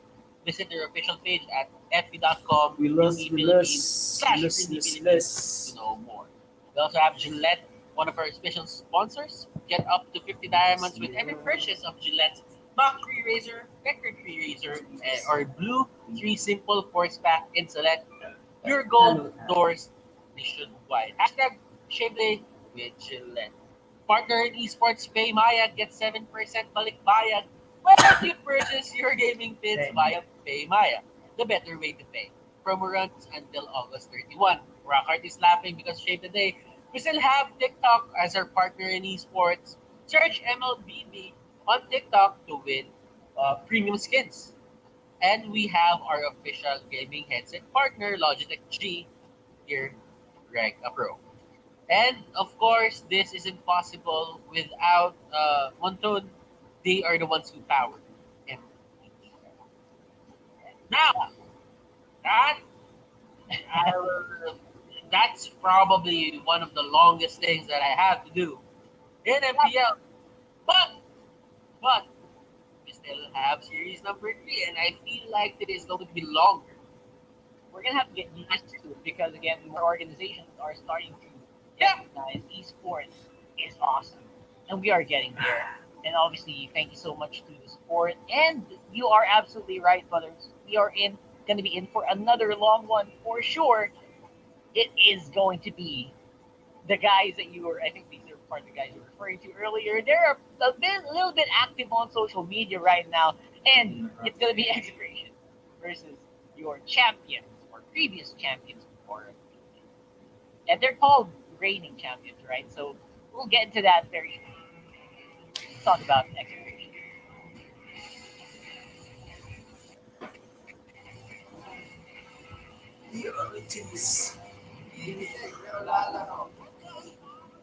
Mga classmate, parang engganyo. Pero wala pang phone. Kaya nakikita.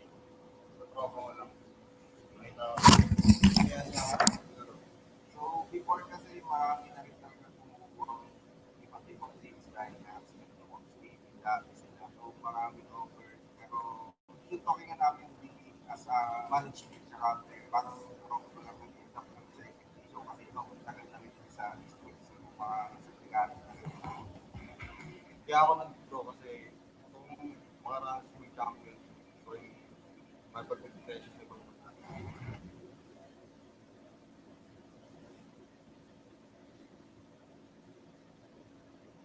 the uncrowned kings of MPL. Execration, the fan favorites at the max. Very cutie. Shaknu, Sagitnu, Hate, and Sapnu. I'll be honest. I was super surprised by like they're really starting to get into that number thing. I think Benny QT should have like a number 3 instead of an E, just so that we can we can get into that Skip no. format.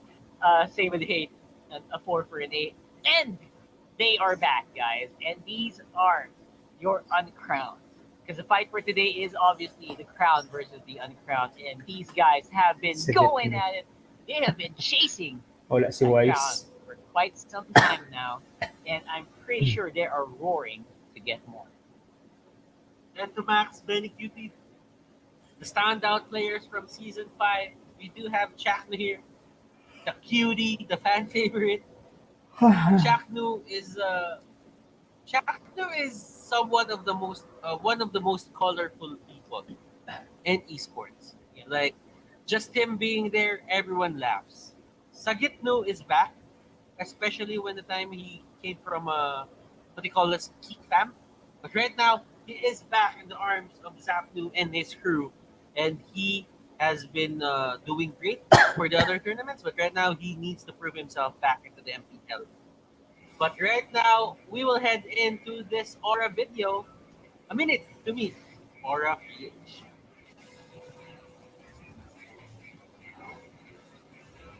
Oh, hi. Discover ko po yung mobile legends, yung nag-on game yan. Nakita ko po si mobile legends na pwede siya di ba mag-break like natin. Nung pumasok ako sa kanila, nung ginawa ako ni DJ, nakamdaman ko sa kanila na kaya natin yung chat. Kasi kaya nila ilabas yung potential ko. Mas masaya lang kami nagkala. Aura PH yung pinili namin kasi madalas namin sila nakaka-screen tapos nakikita namin sa players nila yung dedication sa paglalaro. Tapos naisip namin na what if kami yung players na team na to, ano bang mababago sa amin, anong mag-i-improve sa amin. Kahit bata kami, kaya ko makipagsabayan sa mga ganyan.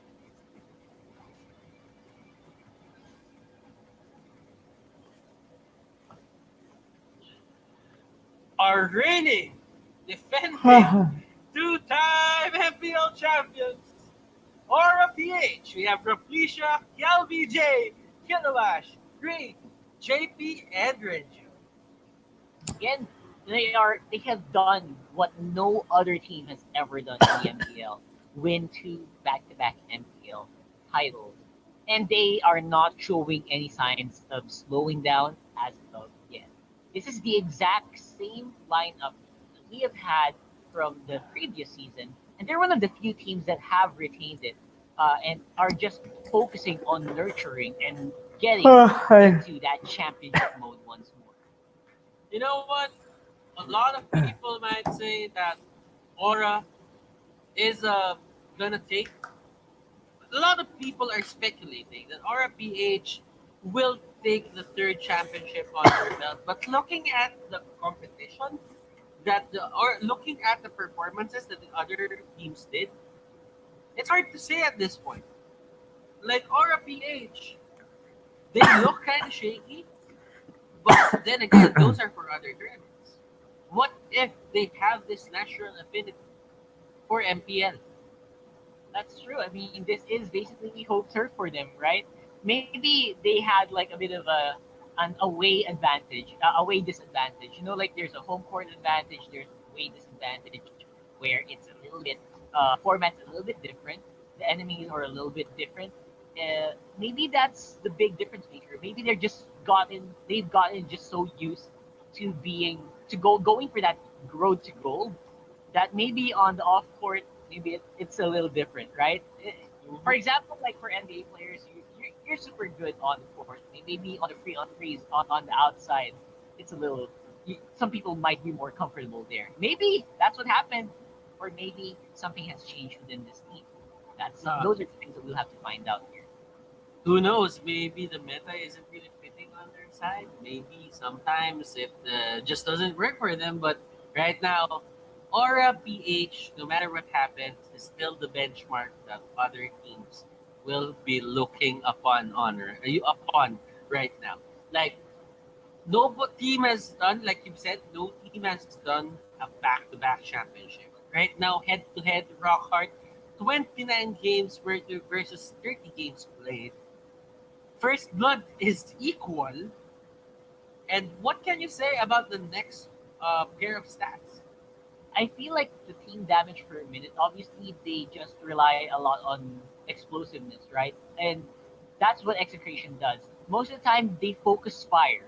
So their overall output is not as high, but they push the button where it counts, right? However, on the other side of the field, ORMPH just excels so much more in more areas and when talk here is on objectives, right? Usually, but somehow Execration just beats them out on the average because of the way that Execration plays. Aura PH tends to finish games a lot quicker, and Execration likes to have those chaotic games where they will definitely drag the game on for a lot longer, which I think would explain the big average that they have. Mm-hmm. Star match head to head, Execration versus RPH. Well, looking at it, Execration has the upper hand versus RPH. It's a 2-1. It's a 2-1 and a 2-1 against RPH. Record, yes. But then again, the number of championships, the story right now is between the crowned and uncrowned. So number of championships, of course it's zero for Execration. They're still trying to find a way to get there. But for RPH, it is still somewhat of a it is an accomplishment for them to be the first teams to do it. That's right. And that's absolutely something that you cannot take away from these guys. Execration definitely is a very scrappy team, and I say that in a very, very good way. Right? They are able to endure a lot of pain, a lot of suffering, and they're able to come out with wins on top of RPH. However, and of course, we'll have to talk about that the newer season. That was before. Now it might be a different story. And maybe Execution might have gotten a lot better from the off season. That's something we haven't seen, and we're very excited to see right now. Mm-hmm. The tag matchup here, Chak and Raflisha, they kind of have the same hairstyle here. So this is a player head-to-head that we need to look out for. Tank versus Tanks, KDA rate is a 3.61 and a 3.81 here respectively for Chaknu and Raflisha. Net worth goes to the side of Raflisha because they end the game quite fast. So that really says a lot for the average net worth. And average tank game score, there is a lot. But right now, there is going to be a comparison between Sapnu and Raflisha. And that's very interesting because obviously the champions would have better stats, I feel like, but neither of them have gotten MVPs. Most of the time, MVPs would definitely go over to KLBJ, the guy who keeps getting all the resources here for Aura PH. And overall, I feel like it's still a pretty good comparison between these two, where Zapnu might have gotten on the back foot. Sometimes he lets others sub in as well in his stead, right? Previous season. So the stats might be a little misleading. It might be a bit more different if Zapnu consistently played on the starting lineup here Mhm. for Execration. So that's why it's so exciting to see here that at least right now.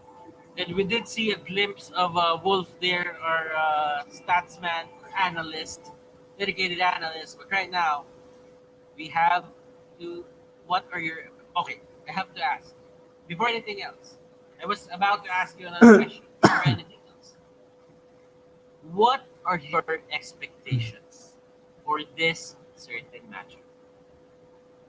Well, I think you guys discussed this on the previous meeting as well. If Execration can get a good tempo against RPH, we might find a 2-0, right? If they can win first game and then they can really shatter the confidence of RPH, they have the potential to do a 2-0 against RPH. But overall, if if Execration kind of falters, even by a little bit, RPH is going to really take it, and that's been the trend at least for the past how many seasons, right? Past Mhm. 1 to 2 seasons. With the addition, with a bit of a change in the roster, Execration might be on a different mindset. But we will have to still base our expectations on what we have witnessed from these guys in previous seasons. They haven't really shown up as much in outside tournaments, so Execration might be hiding a few stuff under their sleeve. Mm-hmm. A few stuff under their sleeves. That is correct, Rockhart. I just feel that there are a lot of things that are going to happen here. But for me, I'm expecting a game number 3. Who knows? Who knows? Maybe Execration can keep the streak up. Maybe Aura PH has something in mind and wants to break the certain streak that Execration has on them. Yep, that would be me saying something, right? We're gonna get into the draft here. Execution versus Aura PH. I'm expecting a big emphasis on tanks here, since I feel like that head-to-head matchup definitely hit it on the nose. it's gonna be both of these guys, both of the tanks of these two teams play a main Kufra, right? Obviously, Rafflesia is championship Kufra. There's no other championship Kufra so far, right? Mhm. And Chaku has a bit more of range in terms of using off meta tanks. I really like it. I really want to see if that's gonna happen here in this matchup. Mhm. We do see a Popol and a Koopa being banned export as well, or a PH. They ban out the Uranus and the Yuzhong. Those are the typical heroes that you don't really want to see on the other side of the spectrum when you're playing against one team. Execration, though, has a free reign over the Atlas. And when you first pick the Atlas, you kind of expect an AOE setup for this. It could be, well, we did even see a Dyron way back on the qualifiers just to make ends meet with an Atlas. Yeah, Dyroff, and a lot of people actually really dumped on that Dyroff pick, but it really did work out. It did the job that you wanted it to with AoE damage and good sustain on the off lane. So those options are still pretty much good for execution, but they also have the option of just going for some really strong AoE mages, which is the usual go-to here when you have an Atlas. Mm. But RPH, they're happy with this Selena pick. Reed plays one mean Selena. I've seen Raflesia pick this up on his stream. And yeah, they probably don't. Well, Oxycration doesn't really, have the information or on where this certain Selena pick will go. Or, but let's say Lee Sun Shin here is on the side of Aura PH. Execution didn't really give enough priority to that. I just feel for the information battle in terms of drafting, Aura PH has won already. In terms of information, not the whole game, but in terms of just getting information where the other team is, they just won that battle. Yeah, double abyssal traps plus your mountain char. That's all of it. That's all the information you Fuck. need, right? And now they'll also run. Wow, this should be very interesting. I wonder if this is Kiluash has.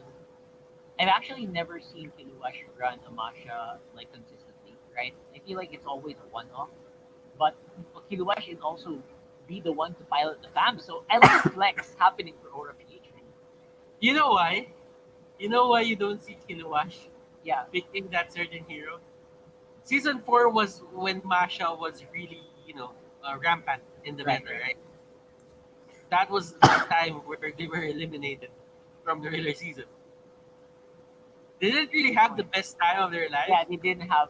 Yeah, And and when you see Aura PH run Masha, it's usually on the hands of Renjo. So exactly. right now there is a welcome change. This is a welcome Renju, change. yeah, because Renju is not here as well, so you have to wonder, right?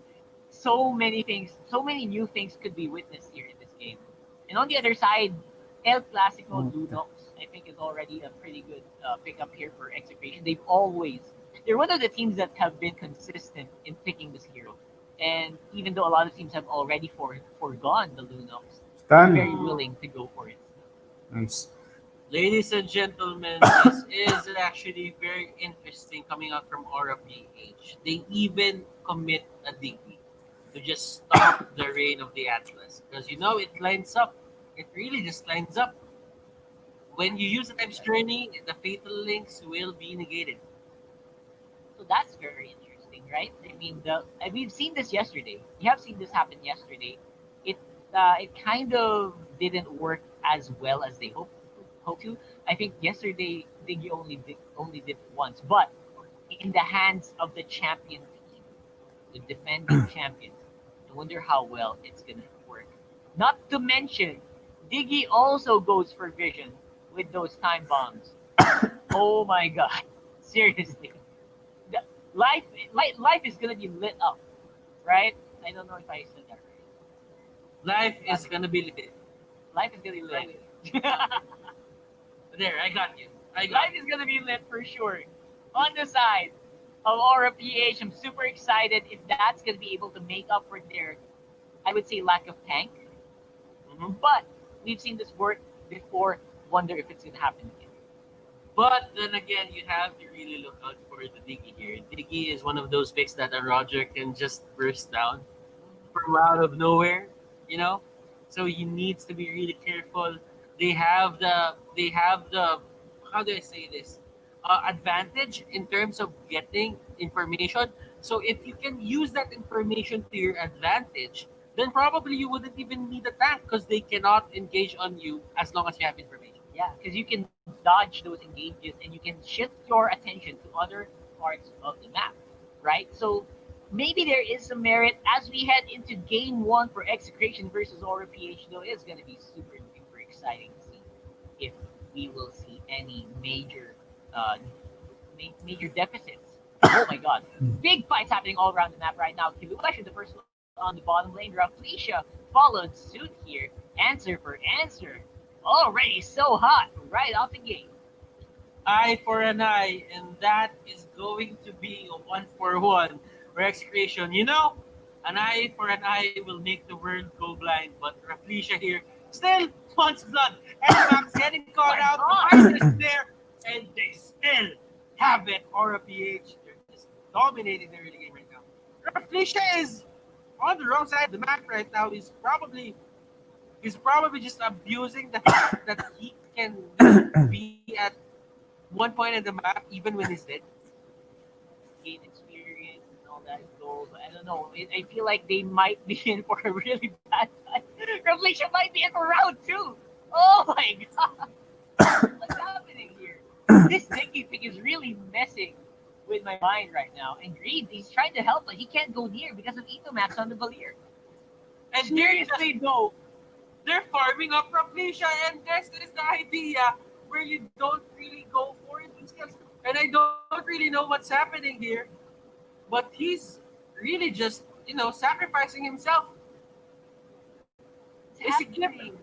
Are they doing this deliberately? Is this another strategy? I mean, they might be. This is full vision, and they're also gaining a lot of what do you call it? A lot of attention from Execration. They always commit at least two members to do this, and while all that's happening, of course, lots of invades are occurring all around the map, and now Raflesia goes down once more. Why? My mind is sorry. I'm a little shook right now. Okay. I'm kind of getting this in a way because when you keep on dying, your bounty keeps on going down. So that means right now they're probably not getting anything from Raflesia. Yeah, look at the gold. It's 7.3k to 7.9. They're not getting they're literally not getting anything from Raflesia right now. And what's happening is you're putting attention on Raflesia. So Raflesia right now isn't even worth anything, but he's being a distraction. So that means Aura PH, they're getting whatever the hell they want on the map. Oh my god, what is this? I thought that, you know what, as casters, we think we've seen everything with thousands and thousands of games that we've seen. This is the first time I'm seeing this, and it's really blowing my mind. So far, its effect is actually felt all around the map. Aura PH is still ahead, and a lot of damage is actually being dished out by this Diggy, just being such a nuisance all over Execration. They're not even getting anything out of him right now. Literally, like check the gold. He's not worth anything anymore. Oh my goodness. Okay, Raflesia is gonna go down once again. It doesn't even increase like for 10 gold. Okay, so while all this is happening, what's the status of KLBJ? How is Kiluash coping with this? And is JP actually getting the farm that he needs as a Yisun Shin? I hope we'll see that soon, because right now they do look like they're dominating. Top lane tower almost out. That buff actually is always on the side. And I think it's stolen as well. Oh my goodness. 0-11-3 Raflesia. I mean, good luck on his KDA ratios. Obviously. That's going to be it. But as long as you win, stats don't matter. Oh my goodness. Look at that gold. It's it's Aura. Absolutely. Like the rest of the team is already. I think they're doing their very best to just abuse. And now the change that Execration is doing, they're just ignoring their Felicia altogether. But can you actually consistently keep doing that? Now Greed is having a hard time. He's gonna get taken down by Hate. Tay is on a killing spree, and Tower in the bot lane will definitely start falling. But while this is happening, KLBJ on the top lane, have a look at that. No one is going there. What is up? Let's check. Raflesia here is at level 6 using the time's journey. Just goes in and it doesn't even raise by 100. He's just deliberately doing this. Just And hunting down Hate. looking at the map, no pressure is happening. And Like obviously, RPH, they have free reign, free control over everything. Because the thing is, it's an illusion. Raflesia is an illusion. he is. He absolutely is. I don't know how he's able to do this, but we definitely have a lot of stuff to research. Man, this is beautiful plays, and Aura PH still has control of bottom lane. Top lane, Kill VJ, no one can answer him right now. An item check, this is what I want to see. It really does look like it is working on the favor of Aura, despite all these shenanigans. Okay, so they're actually winning the fight, and Exa here. Oh my goodness, this is something new. And MPL-PH Season 6, this is really something that's next level. Oh no. Oh no, okay. Okay. I just want to expect, I really wanted to expect something from Execration right now. But there is truly something that's just next level for RPH. Yep, absolutely next level. And not to mention what we talked about earlier, they have full vision control of the map everywhere they want to go. If they just want to keep Execration inside the base, they can just throw those traps all over. And JP is getting all that funnel farm gold. Oh my goodness, Kilowash here.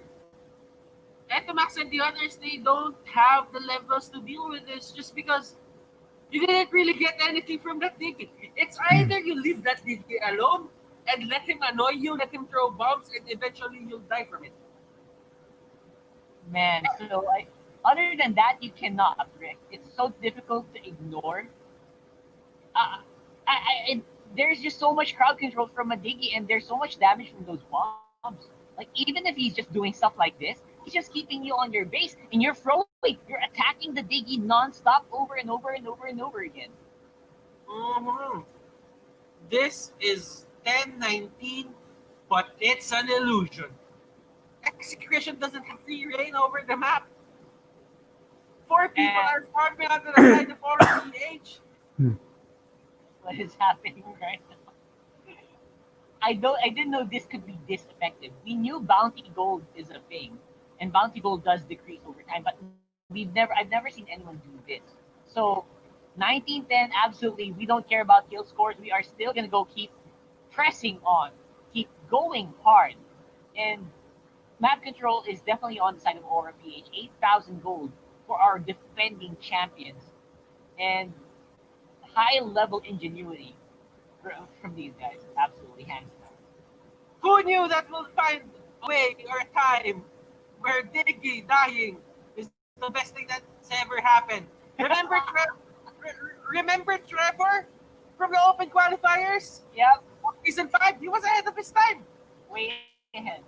And now it's happening again and again. Killing spree on the Lunox. We don't even care. Oh my gosh. However, they are losing so much gold on the map still with other members dying. So maybe the 4v5 is starting to really take a toll on Aura PH. So this might be a small opening for Execration to get back in this game. Ingenuity at its finest, ladies and gentlemen. Aura PH. They're dealing with this in a way that nobody has ever dealt with it in MPL-PH. We haven't seen this in any way. Kilowash going in, and at least they find a way to actually get it back. LBJ here, he has a way to, finish this, but Raflesia is there as well. Atlas will go down. They don't have the ultimate. They don't have that capability anymore. And Raflesia here, doing his role, and that's the only role that he needs, and he steals the Lord. Oh my goodness! Oh my goodness! Oh my God! Oh no! What is happening, ladies and gentlemen? Oh my! Oh my! Oh And man! this is why they are the two-time MPL champions. Oh man! Strategy, ingenuity, it's there. So I guess we'll have to thank Aura PH showing us something that's definitely gonna get adopted by a lot of teams. We'll see if that's gonna be as effective as this, because this looks so perfectly executed, despite so many kills, despite so many deaths. Mhm. And the other members of the team definitely are kind of suffering for this as well, right? Sometimes they will lack one guy to defend the lane and to keep the team fight going. But overall, the objective's always on their side. They have full vision of the map, and they're still going on top. Mm-hmm. But you know what? Chakno and the others, they will take care of that Lord. And here comes the initiation. The pokes are there. They don't even have a tank. They don't even have an initiator. Vasalina is there, but that's the solo target. And they didn't have to, because the thing is, in terms of vision, you have Selena, you have Raflesia as a bait, as a decoy. Absolutely going here. So many things have gone wrong here for Execration, and now it's looking like the Aura PH just wants to bomb off everyone who wants to get near. Don't forget, the Execration lineup is super short range, so they can just keep them at bay for a long time with these bombs, with JP and the ultimate Chaknu and Sagitnu not going to be able to engage here. Fatal Links have been nullified by the time journey as well, and the backline of Aura PH even Green on the sleeve, left, right, and center. Four man here for Aura PH are still on the push, and JP is gonna go back anytime soon. So sorry, Revolution will get back soon. So overall, that lead is just gonna keep growing and growing and growing until later on. Oh my goodness. You know what? You know what? There will come a time in my life that I will call someone with 019.5 the player of the game. Please, please And, do it. that time is probably now. Probably. Man, Fraud, if you're listening to this, obviously we know who the MVP is for this one. The rest of Aura PH is doing everything by the book, but Revolution just he's not faltering at all. And now the engagers are having to kill spree for Grave here. Avatar Guardian trying for Execration to make something happen, but just not happening at all. Mhm. I don't A know. lot. Hate trying his best to get out. Etomax as well. There is the Valir going down, and they just go ham at the base. And RPH, they will win game number one. I was gonna say, just when I thought I've seen everything in Mobile Legends, they show us this. Aura PH are 1-0 over Execration. The world, no, not really the world, but Philippines, we weren't expecting this. This is something new for the Philippines. And this is the first time we've seen it in the MPL-PH regular season. Yeah, I mean, Wow. people know of the zero value bounty, right? I mean, almost zero, at least. People know this is a thing, but we didn't know it could go that low, and we didn't know it could work against a team like Execution. You can imagine the cajones of RPH to do it against a team that has beaten them for quite some time now as well. I'm running out of words for these guys. Absolutely beautiful game. Mastery, precision, ingenuity, strategies all over. These are the strategies that makes you a back-to-back champion. Now, RPH, with this, they're bringing something new. This is what makes, this is the, the things that a dynasty. Yeah, just not repeating the same things over and over again, and coming up with something absolutely new. They are truly worthy of the title. That's all I can say. My goodness, MPL-PH Season 6 will be right back. And with us being back, that is going to be Wolf on the analysis next. So don't go away. MPL will be right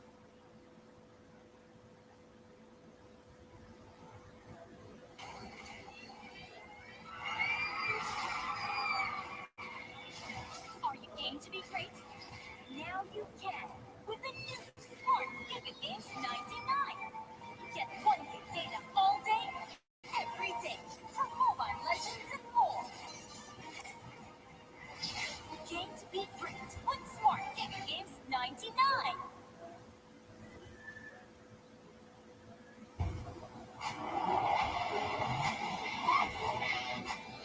The way you live your life depends on the network you choose. Your movies, music, and games can only be as good as your network speed and strength. Slow means game over. But the Philippines' fastest mobile data network means game changing. Choose the network that gives you what you truly enjoy. How do you know about this Giga Life?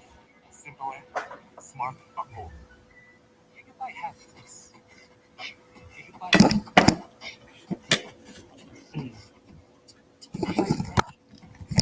Gigabyte dreams. Gigabyte hope. With smart Giga music, video, games, work, and stories. We let our passions run free in the new world we face together. Smart Live Giga.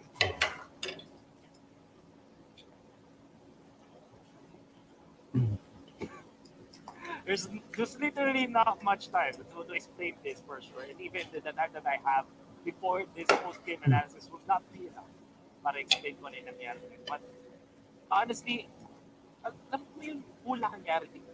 Kung paano nang-distract si Rafflesia, in naman malaki lang din nangyari sa ating mga viewers.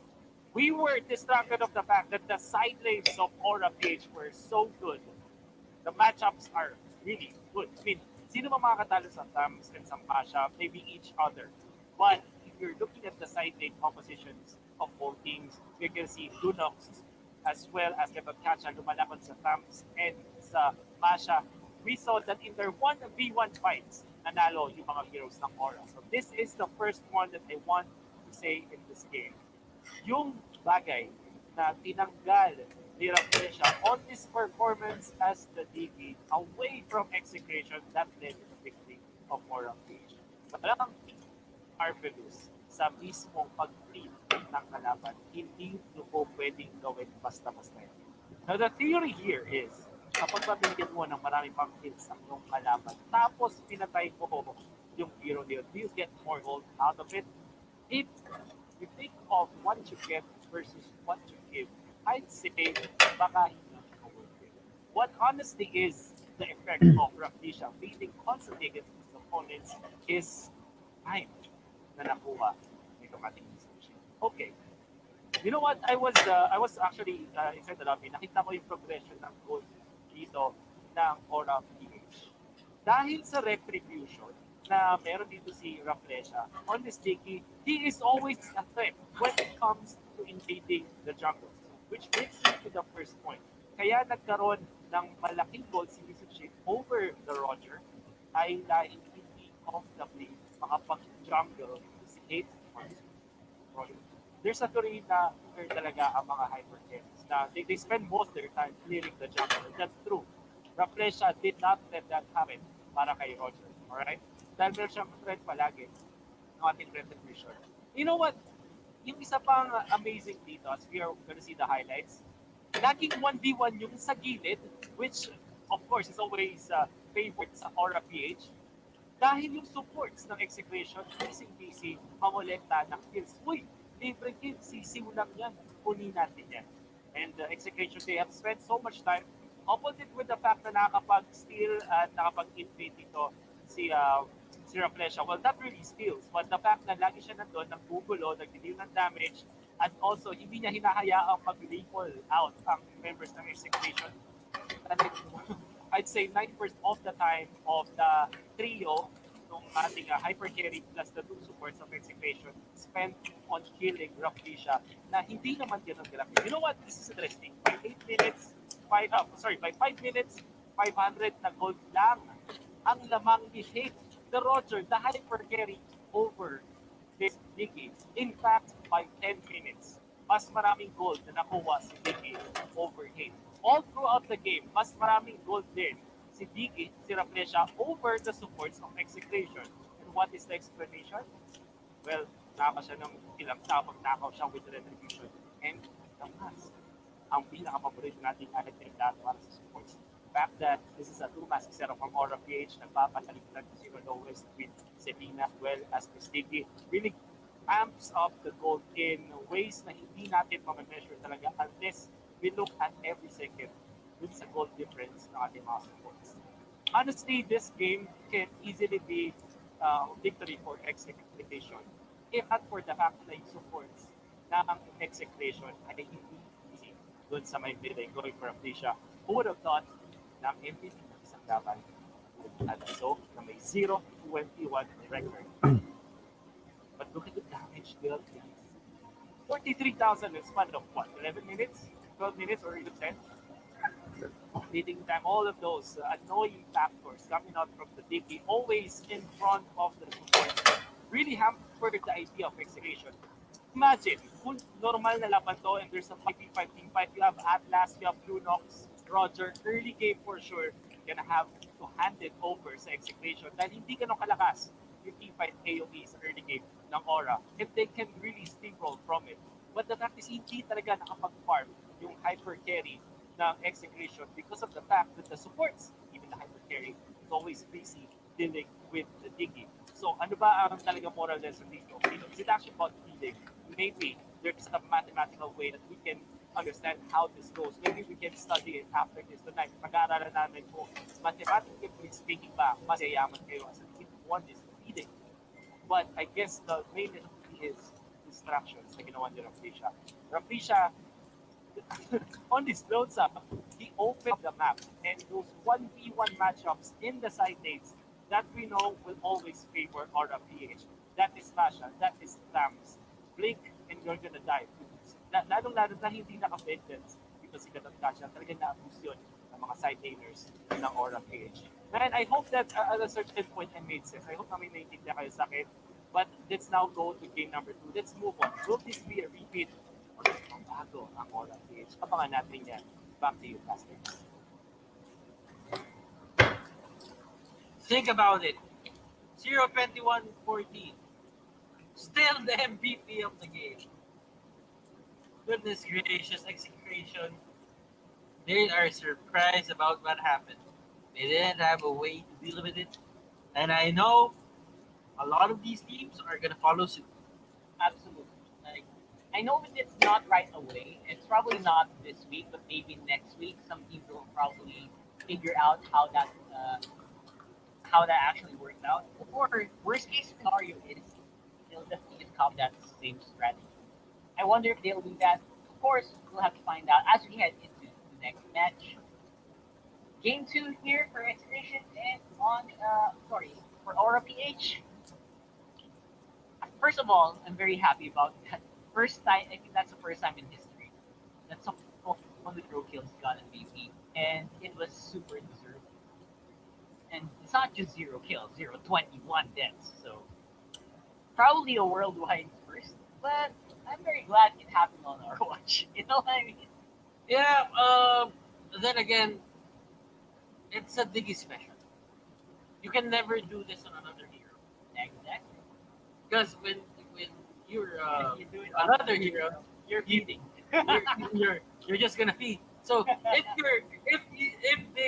your ally in the solo rank game tells you that, dude, I'm actually doing the feeding strategy that I saw on MPL that was done by Refletion.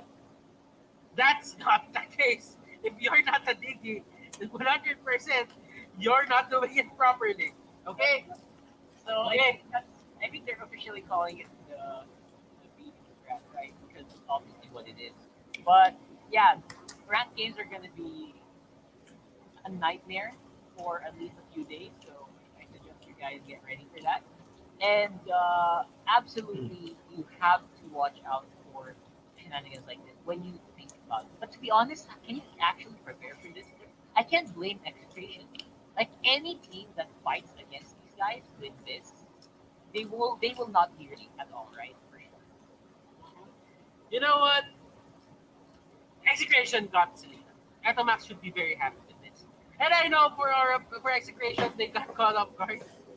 But yeah, you just have to know that it's only Diggy who's going to be able to do that. And look at this. Look at this.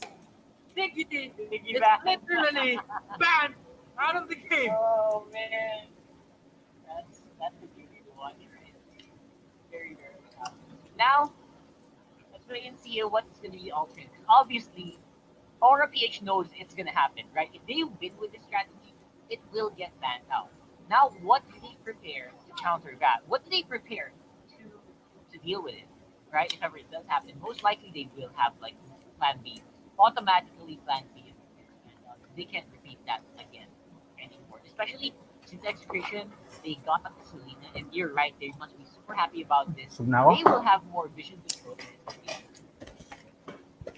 I feel that in a way it's how you deal with those kinds of strategies. It may be cheeky, but it actually works, and it's probably a one-off. Like you can't really do that in a way where you're gonna do it consistently. It's a strategy that when the other team forgets it, that it's a possibility. You should just pick it up. But for our PH right now, they don't have the capability, and they're probably gonna stick with their specialty. And if you think that was scary, I feel that Aura PH is gonna be scarier when things go around for on when things become normal on their side.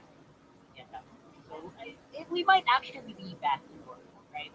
Um, LBJ on the Masha was super underrated in that game. The way that he was doing what he needed to do versus what was happening in the middle of the map, what was happening in the team fights. They have good discipline in making sure that KLBJ was not left behind.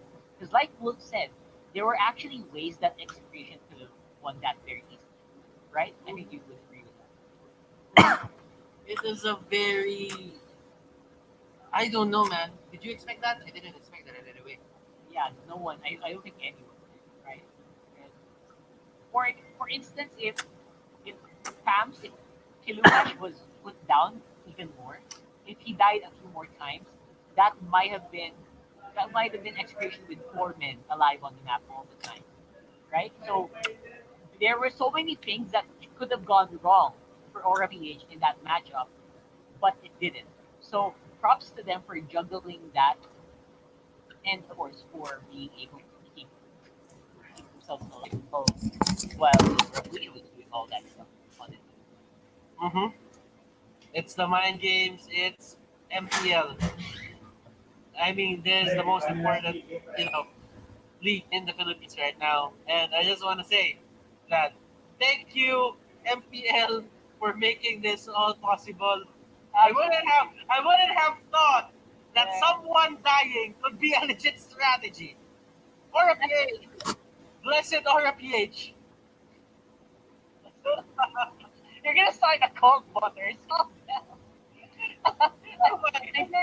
I'm sure you messaged him right away, and he's probably not gonna reply. But man, Butters is gonna start a cult here for it. You know what? I didn't really, DM them in any way. Alright. But I'm pretty sure that these guys are just laughing right They're now. probably laughing in boot camp for sure. I love it. I love it. So that just goes to show Mobile Legends is just the gift that keeps on giving. Sometimes it has a super toxic community, but sometimes it just gives us games that can really make our days. Rockhart, I think it's really just part of the job description from now on. It is. It really is, right? That's just given. Yeah, So well, this is a very normal draft this time, right? it is. It is a very normal draft. Finally, It we're is. back to normal. Unless they pull something out of the hat here, maybe Execration might be. If I was Execration on the other side, I might be super mad. I feel like I would have been suspected by that. What if You know what? What if we see a feeding kill this time? Okay, okay, that's not gonna work. That's not gonna work. Let's look at this. Let's look at this in a way where let's deal with this as like grown men. No more feeding. This No time. more meeting. We are going to play Mobile Legends. We are going to play Mobile Legends. We're going to play Mobile Legends. in the way that it was meant to be played. I mean, I mean, you can justify yourself dying now. Oh yeah. But then again, you couldn't really do that again. But then, okay, let's look at this game. Let's start with game number one. I really like the drafting that came out from Execration, and now that they're on equal footing, I feel like this is going to be a 50. I know that Execration got caught off guard, but they didn't really, succumb to the pressure. They tried to make ends meet, but when they realized that they were getting played, it was uh, it was Aura PH on another level of just getting gold. Just And we'll have to once. find out if that's going to be something that they can get out of their heads as we head into game two, my friend. Execution versus PH. Possibly the last match of the night. We'll have to wait and see. But you know what? I'm never count out execution. A lot of people have made the mistake of counting out execution, and a lot of them Execution, have been eating execution. their words, right? So right now, speaking of which, Chaknu, very classic there on the Popoli Kupa, and now it's going to be a pretty messy fight in the middle of the map here. LBJ in the gist of it all. Rafflesia on the Hilda, still very much a threat. Oh my goodness! But right now we do have Aura PH and on a very, let's say, traditional lineup, and this is the Aura PH that we all know. Clearly, this is the Aura PH that we know, and they're the only ones right now who run a utility support export. You don't really see that with other teams. Yep.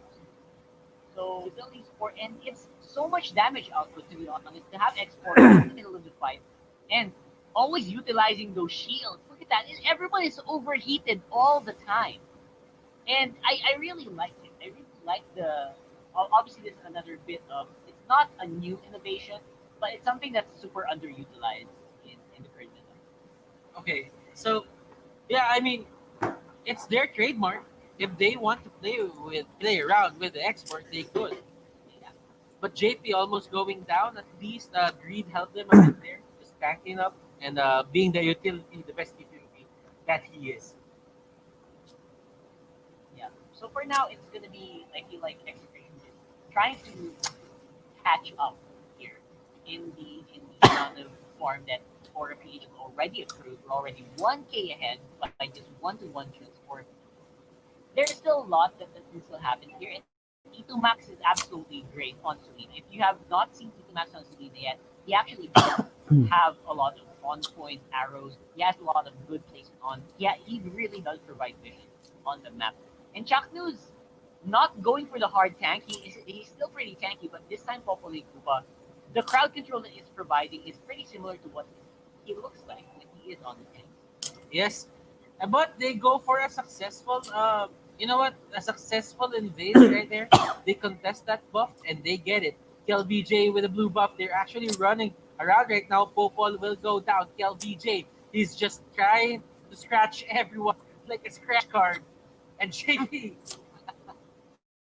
is JP is getting kills because of what? It's a shadow kit. It's a mechanic. It's a strong way to pick off someone. Yeah, exactly. So so far, that's just what they're abusing here in this game. Like the kid is right there, and overall, it's just a race for either JP to get ahead or JP or KLBJ versus Hate. Right now, he's getting a lot of pressure here, or a lot of pressure to perform here for execution. But there's a kick. Cutie catches LBJ off guard. There is a rival to just defend this tower, and they know that the importance. They know the importance of the side lane turrets. They're not gonna give it up that easy. Yeah, for sure. Inside lane turrets are going to stop the invades coming in from the RPH. And by the way, Gillette instant replay hashtag Shade Nate. very cute and great performance on that show. I feel like we are definitely back into the groove here where Execration is a little bit more comfortable. The chaotic team fights that they have been known for. This is that's exactly where they look like they're thriving even until now. Hmm. And you know what? KLBJ, he's just dealing with Kilowatt. Well, not Kilowatt, but onto the bottom lane. He's just pressuring the Ling right here. This is Ling's hate. This is one of his favorite heroes. So so right now they're gimping him of the buffs that he needs. Remember, KLBJ got his buff. Tempest of Blades will be used as to not die with that astronaut die on those procs so that it may go to Popol and so that they may have a good time. But Sagitno didn't make it over the wall and he will be a bit short into knocking up 3 people. So right now it's still going to be a big fan fest. It's a big what do you call that? Brawl fest where Execution really likes, but they're not beating down Aura PH yet. I mean, even if all of these are happening, even if they're ahead by kills, the gold is actually still ahead for Aura PH. So gold from this thrill is also going to be big. Oh my God, Greed! Last insanity. He did not fly inside, and I think they might have to concede that. Turtle. A little bit of a misstep there for Greed. That's a very rare mistake for us to see for these guys. Hmm. And you know what? Shakno is finding doing his best just to try to control everyone here. But right now it's just way too hard. Etomax isn't even at the right spot there. He just goes down. Kilowatt on the other hand just using the rival to his advantage and 75 seconds just to make it on the other sides of the map. Value. That's literally value.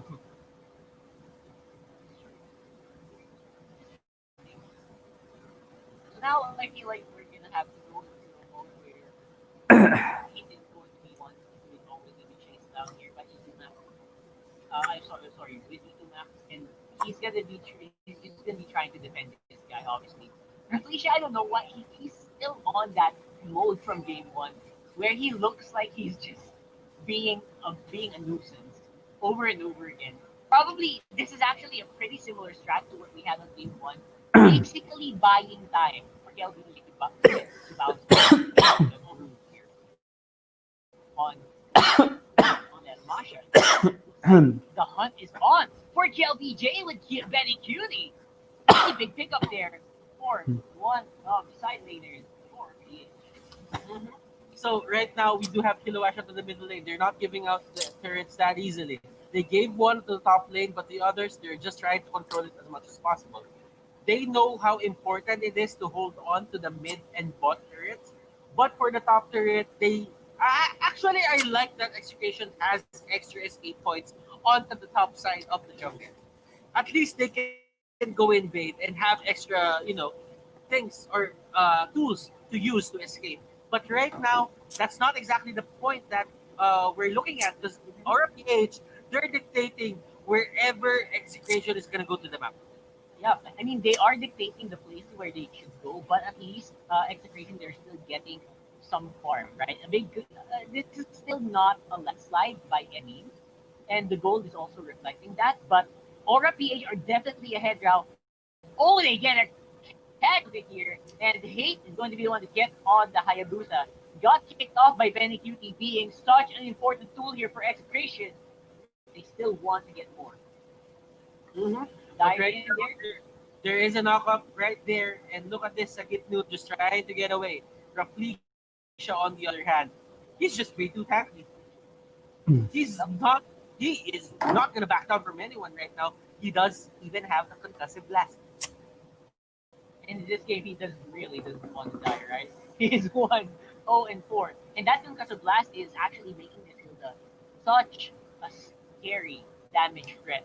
Not just someone who is like, you can't get him off, like, you can't kill him. He's also dishing out a lot of damage. And that's also a reason why the Hilda gets banned out a lot, if you guys will notice in the MPL. Mhm. But look at this. They just go in, and this is one of the things that could give JP's killing power, especially with the shadow kill.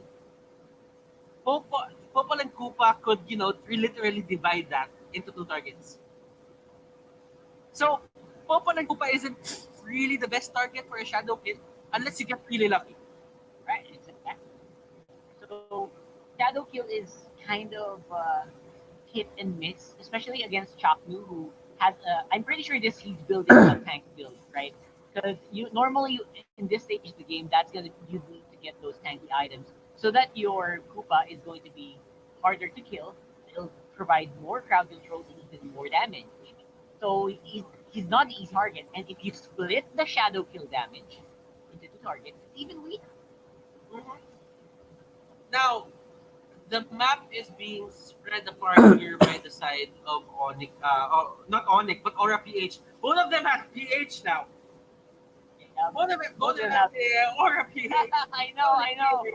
Uh, it's kind of confusing. I literally wanted to call them Sunsparks for some reason there. But there is the arrival, KLBJ, and he defend this. That is the question. Sagito going in. They are trying to control this as much as possible, but look at this. Sagitnu will probably be the next target. And to Max finding himself on the wrong side of the map. Oh And he boy! will just throw down. Chaktu, will this be his third death? That is the question. Yes, it will be. But Sagitnu on hands of JP and 4 deaths on the side of Execration. He's even having such a hard time dealing with the Tilda. Oh my gosh, Aura BH, they're losing out a little bit on the map, but then they come back so strong with so many pickups here. So now I think they want to get that Lord low before they proceed. And JP, he is just buying a lot of time.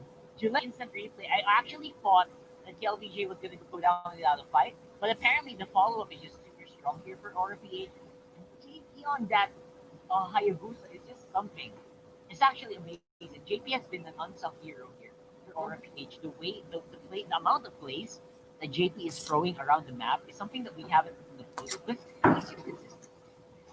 He go under the radar, and that actually fits him. He's a ninja. Exactly. He's a ninja. And when he goes down the map, he's a silent assassin. He's doing his job. He's a ninja. Let him be. I'm just kidding. I'm just kidding. But the thing is, Rockhard, the skirmish capability of RPH is really scary. But the thing is, Execration right now is fighting as if they just want to get pickups. Yeah. And right now, is that going to be enough? Right? The pickoffs will it be actually something you can deal with? Apparently, yes. I mean, they slow down a lot, and the push is not going to be able to be completed because JP and KLBJ fell down in that fight. And now it's Kiluash. This guy is always the one who's left behind, if you know this. And he's picking up the pieces here for Execution. No effort whatsoever for Mr. Kiluash. So many silent stalkers on the side of ORPH that they just wait for the big team fight to fizz out and then they sweep in. That is true. That is true. But you know what? I just want to see Hate have a good game. This is one of his best heroes. And yeah, just having Hate on the other side of the map, just like that. And this is one of the power of it is one of the things that Execution is really strong at. They can be at one point, they can be to at point A and reach point B in just a matter of seconds. That's right, especially with the help of Hate on that lane. Don't forget, Hate, he might be a little bit behind. He is not down at all. He's 3-2-4 on that lane. And Execution are able to defend their side of the jungle. So Aura PH cannot access the jungle. They're just pushing on the lane right Sagitnu and the others, they just destroy people. And right now, 3 deaths, make that 4 deaths all over the map. Aura PH, are they dropping the ball right now? I guess that's happening a little bit slowly, but definitely not surely. There are still, if you notice, for PH, they're still quite ahead here by a little bit. So the push on the map is the big difference maker. Right now, Execration have minions flowing on the top, and although those cannons might be falling down, though, Execration will be going for the engagement. Kill VJ is gonna go down in the hands of Execration, and look at this Execration. Are they gonna win this? They don't have minions. They will just back away, And you know what? Ben and Cutie Hate and the others are just showing up. They're doing their job. Etamax is actually doing great right now. Yep, the hit and miss of the Hayabusa is definitely being felt right now. Slowly here for Aura PH. Now we are on even in terms of gold on the map, and Aura PH actually being pushed back into their base by Execration so far. This game is becoming very, very intense.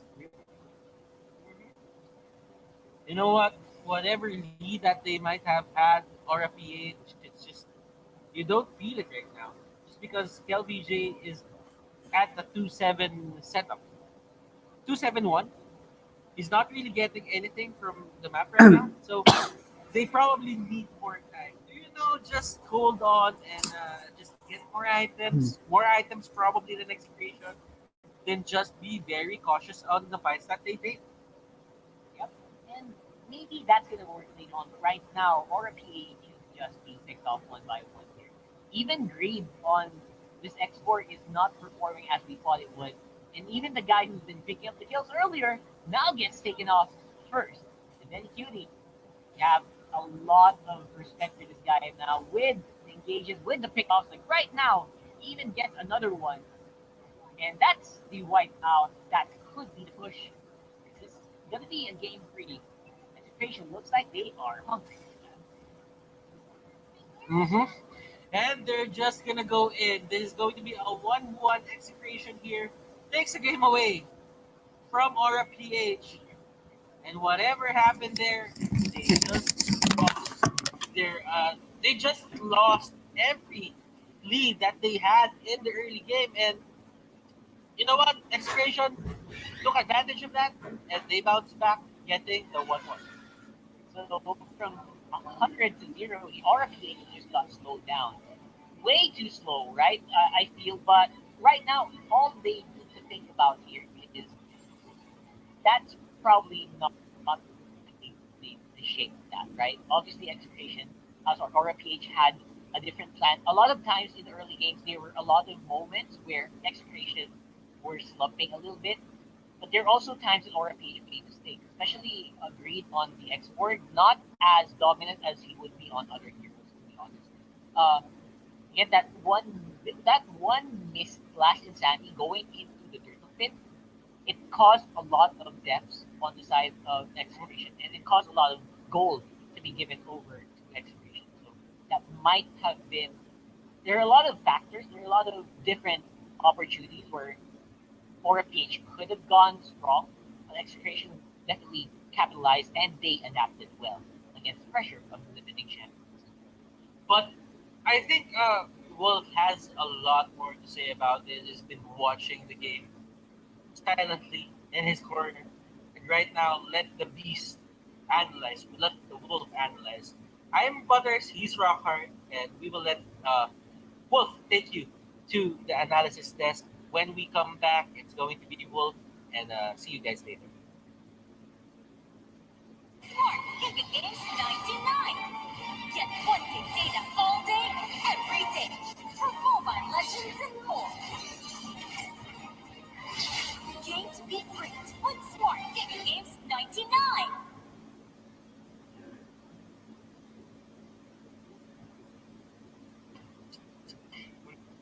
Certainties are reality. Well, the things that matter. Gigabyte happiness.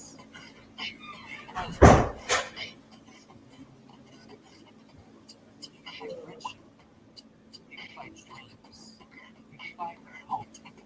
Smart Giga music, video, games, work, and stories. We let our passions run free in the new world we face together. Smart Giga.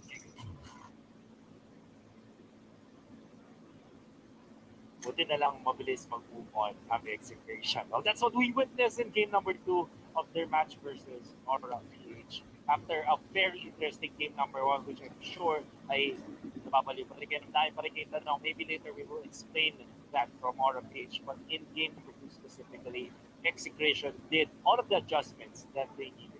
Welcome back to the MPL. My name is Wolf, and I'm here to explain game number 2, breaking it down bit by bit. All right. Honestly, I'm very good at Pokemon.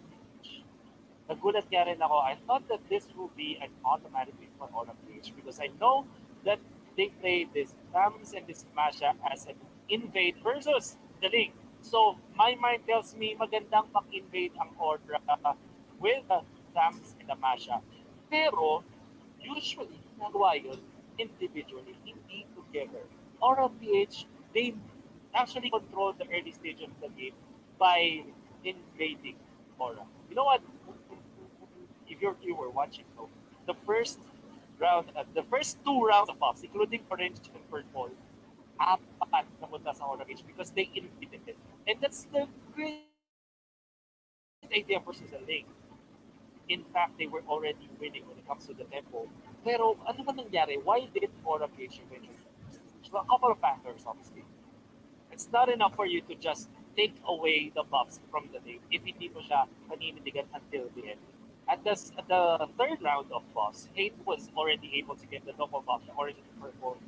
Well, the, yung nila kay Hate. Tapos, in that specific moment, doon na sila lumaban against Aura. And you can see some of the problems that you can attribute to Aura PH's lineup. Una, yung team fight nila hindi ganun kalakas when it comes to comparing it as to the lineup of Execration, I mean.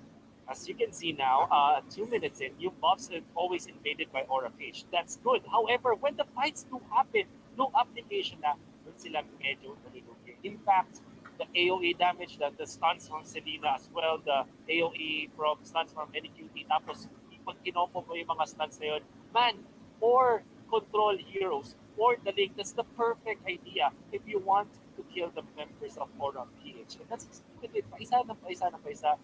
Riso, paisa ng paisa ng paisa. Tapos, nare-refresh siya mag-deal ng damage. And that's good. Actually, maganda yung the pick dito overall. But unfortunately, the gimmick of Aura PH of always invading against Execration ay nalaman na kung Execration na kung nagagawin during the main game. So now, Aura PH with whatever they were able to amass at their stages, medyo na when the team fights did happen like this. But you know, why is Execration surviving all of these team fights when they are under par? Hindi naman din ganun kalupit yung outplay na ginagawa nila sa Aura PH. In fact, Aura PH is also winning when it comes to outplays. But 30 minutes onwards, nung nagkaroon na ng items sa mga Execration, dito na natin nakita yung natural strength ng kanilang teamfight prowess over Aura PH. A lot of heroes from Aura PH are dependent on physical attacks. Kapag Tacha rises because of that. A lot of heroes from Aura PH will struggle if picked apart. Kung one by one sila, hindi sila man nasa Execration. That's why Selena, that's why pushing capabilities of Jackals open pa. Then in the lap 8, talagang tiniis lang niya. Is pogi technique, basically. Wala kay Hate. Hindi ganun kaganda yung simula para sa kanya, but eventually, nung oras na niya, nakapag-farm na siya, doon na siya multi-barrel behind. Complete moving on, coming out from Execration, then QT that show, given the hero that will actually win in the side lanes, kaya nga naman nasabi natin na talagang nag-move on ng Execration dahil yun yung una nilang inayos in this facility. The side lanes are actually in a very good contention, let's say, laban sa Aura PH. Unlike to game number 1. This time, 8.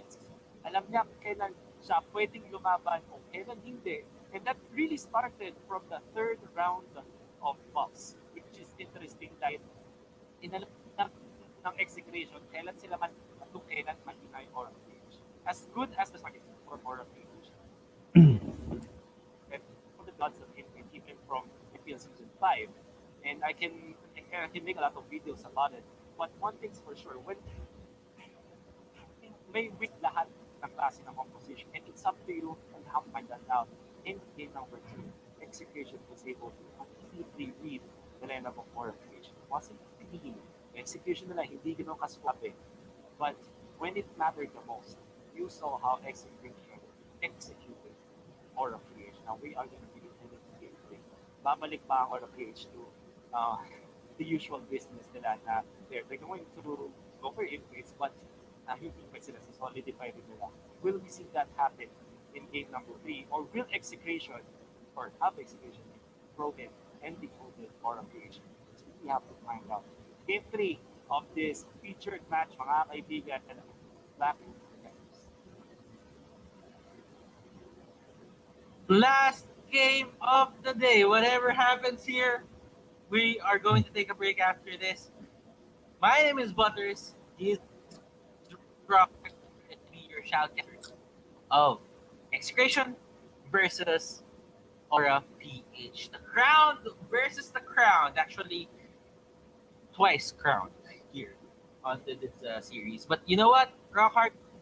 I'm just saying, in a fair fight, it seems that Execration has the upper hand. Yeah, I mean this is a bit of a pickle here for PH here. The way that Execration are forcing them into the scenario where they are more comfortable with, right? Execration has been known to be the team that really wants to fight you. Like they don't care as much for farming. Obviously, it's part of it, right? Part of it is still on the farming game, but whenever they can get the opportunity, they can definitely they want to go for team fights. That's also a big reason why we were talking about the what do you call this, the stats before the game started. The reason why Execration is just super elevated in terms of all the fighting stats is because they do really want to fight, right? I mean, they're both 16 on first blood, but again, most of the time when Execration fights against Aura PH, they're put in an uncomfortable situation. So Aura PH, as much as they are champions, they still have a few other weeks, right, on their on their belt. And some people might say Execration might have already known these things. Yeah, really have to give Benecutie a lot of props on game number two. He played one hell of a show. Right now, let's move on to it. Who will win between Execration and RPH? It's a 1-1. And will the streak of Execration live on? Very, very good question to ask here as we get into the draft. Still no Diggy inside, obviously. We all know, right? Um, the Uranus is something I've always wanted to see but used by these teams because both these teams actually use the Uranus very efficiently. And Kufra will be finally open here for this matchup, and I think I would prioritize that pretty much. But if they don't pick it up, if Execration does pick up the Kufra, definitely it's going to be one of the picks here for Aura. Just because I think if Aura PH does get back into the corner, sometimes they start reverting back to their comfort heroes.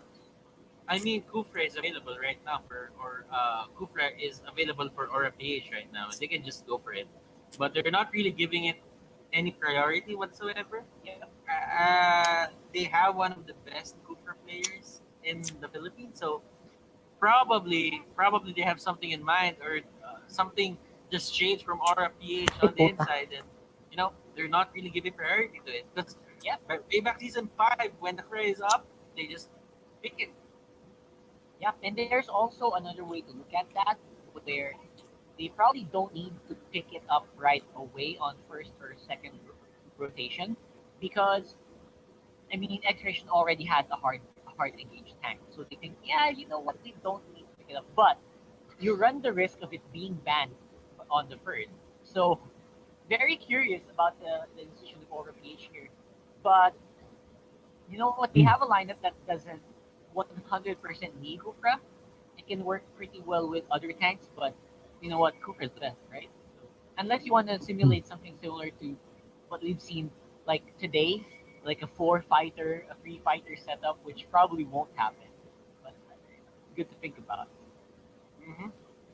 Yeah, and you know what? On the side of Execration, there is the Valir as well. So there's a way to deal with a Kufra, to be honest, just push him back. Or a PH on the other hand, they still have the export. And I just feel that this is the Aura PH special. Yeah.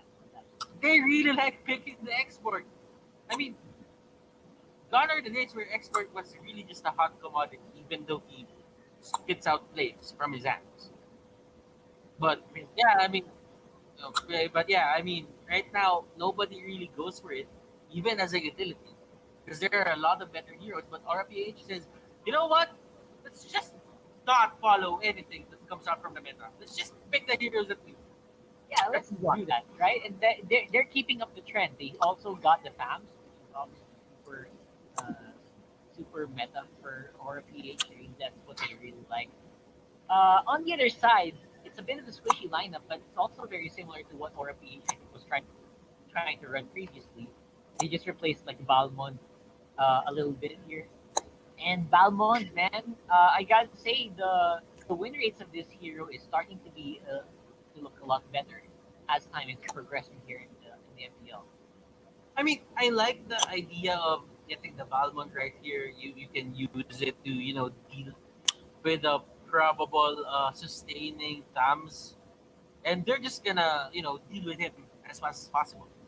Because that thing about the side of execution, they don't really have burst damage. Yeah, that's right. I mean, that's what we are gonna be thinking about for the early game. Maybe in the game they will have some amount of offensive capabilities, like burst offensive capabilities, when the Harith gets the items that he wants, right? When the Harith gets and if.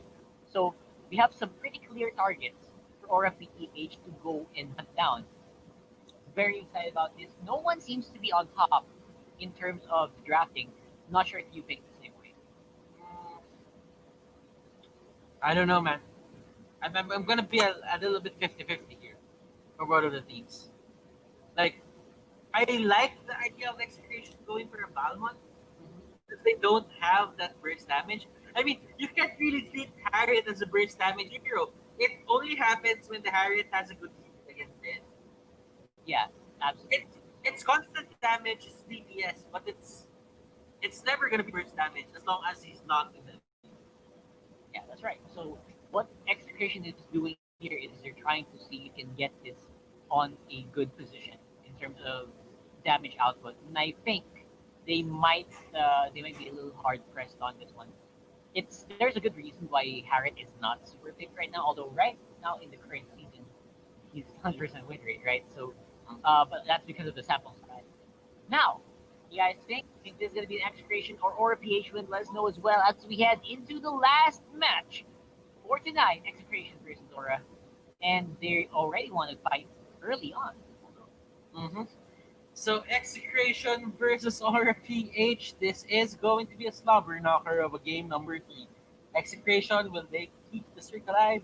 Aura PH, will they break the code? Not really, that's a blacklist.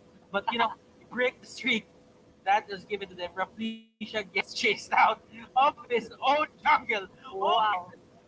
That's a lot of pressure being output there by Execration, and mid lane clearly is going to be the rotation is going to be coming in, but is it going to be too late? Apparently so. Benny QZ, oh my gosh, he had a lot to run, but that buff will basically just be removed. First blood going over to RPH. To be honest, they didn't really make the most out of that, and Kilowash is there. He will just use the execute because he gets the extra cooldown reduction from it. So that was efficient in a way, and he didn't really give anything more aside from that. And that's what you want to do, I think. That's also part of the strengths of their matchup, or their lineup, rather. So, man, Execration, we'll have to have a look at that. With Gillette Instant Replay, hashtag Shave the Day. As we did see, as you mentioned, not much use from that red buff. The only thing he did was probably deny the experience that Aura would have gotten from that. But overall, they paid for it with their life. Like, oh my gosh. They made up for it really quickly. Benny Cutie scratching everyone, Green almost going down, and that could have been a good trade if he got the Louis. But Chaknu will go in, and he won't really get anyone. KLBJ here with the punish. He's not gonna go for the chase because he knows that Etomax is somewhere there. Yep. Definitely going to be a bit more conservative playstyle here for Aura PH and Reflecia. It's just helping see if he can keep everyone in check. That's what he's trying to do right now, right? He's not trying to burst out as much damage as possible. He's just trying to see if he can provide some safety for this Jason Shin. And that's always, you know what? KLBJ has always been one of those guys where, as long as you buy, sorry, KLBJ and JP rather, are one of those guys where if you buy them enough time, they can usually carry the game for you. And I think that's what they're banking on in this matchup as well. Okay, so JP is still at level 5. He will get his level 6 with that purple buff take. Oh, great here. Hot hand. Hot hand. There you go. Yeah, And and you have to give it to you gotta give it to this guy, right? Obviously, he's one of those guys where people think he's not as crucial. Whenever Aura PH says, before KLBJ, JP, come on, they're the combos with the revolution, right? But you never count out Greed, and I think it's gonna be a big mistake to do that here. And Turtle will go over to Aura PH and JP. Like I said, he's being untouched in this matchup so far. I really, really like that. With the help, of course, of their sports.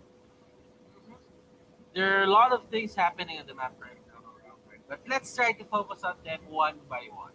Okay, so Chaknu right now does have the fatal links up. He does have yourself together, and he has the flicker. So, do you think it's time for Aura PH to if Aura PH forces a fight, they're put in a bad position already. I think So- so. Yeah. Sorry. I'm pretty sure they're aware of this. To be honest. Yeah. I think they should know that their conditions are starting to deteriorate, but it looks like bottom lane is going to be taken care of very, very relatively shortly here by Aura PH. And Hate is having a harder and harder time as time is passing by. JP is getting the kill. Even Kiluash is doing very well on his own lane. So Execration, they are losing a little bit of momentum from that last game.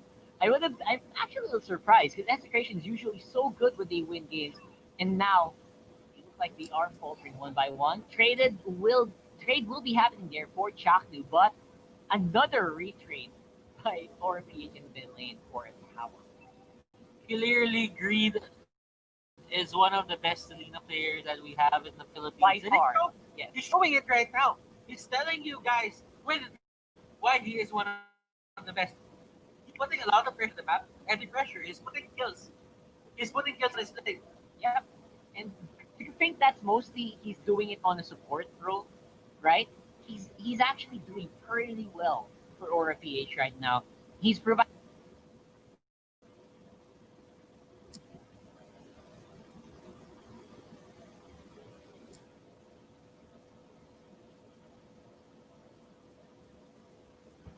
Na.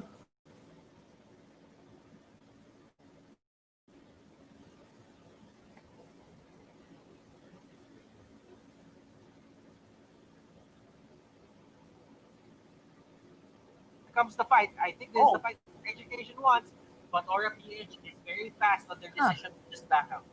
Very interesting that Yeah. Execration being four versus three in that one, decided to just back off.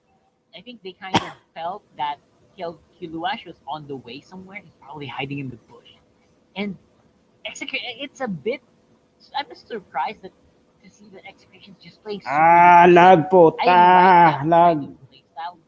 But Fuck, again, lag. Aura PH is just pedal to the metal all over the map. Wherever Execration's going, Aura PH is going the other direction. Mm-hmm. Kilowash trying to get the kill. Chaknu here will be the target of Greed. But Greed will actually stop on his tracks and he will not, fight this. But Etomax will be the one who's going to be a victim of this gap coming out from the lane of Felicia. And that is how you utilize a Loyi ulti. Yep, absolutely.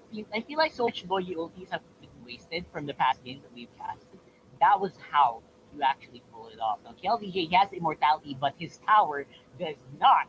That's going to go down very, very shortly if he does not do something about it. Good thing that they have a lot of wave clear. However, on the top lane, Sagitnu finally doing a solid for Execration, getting a lot of gold from that tower.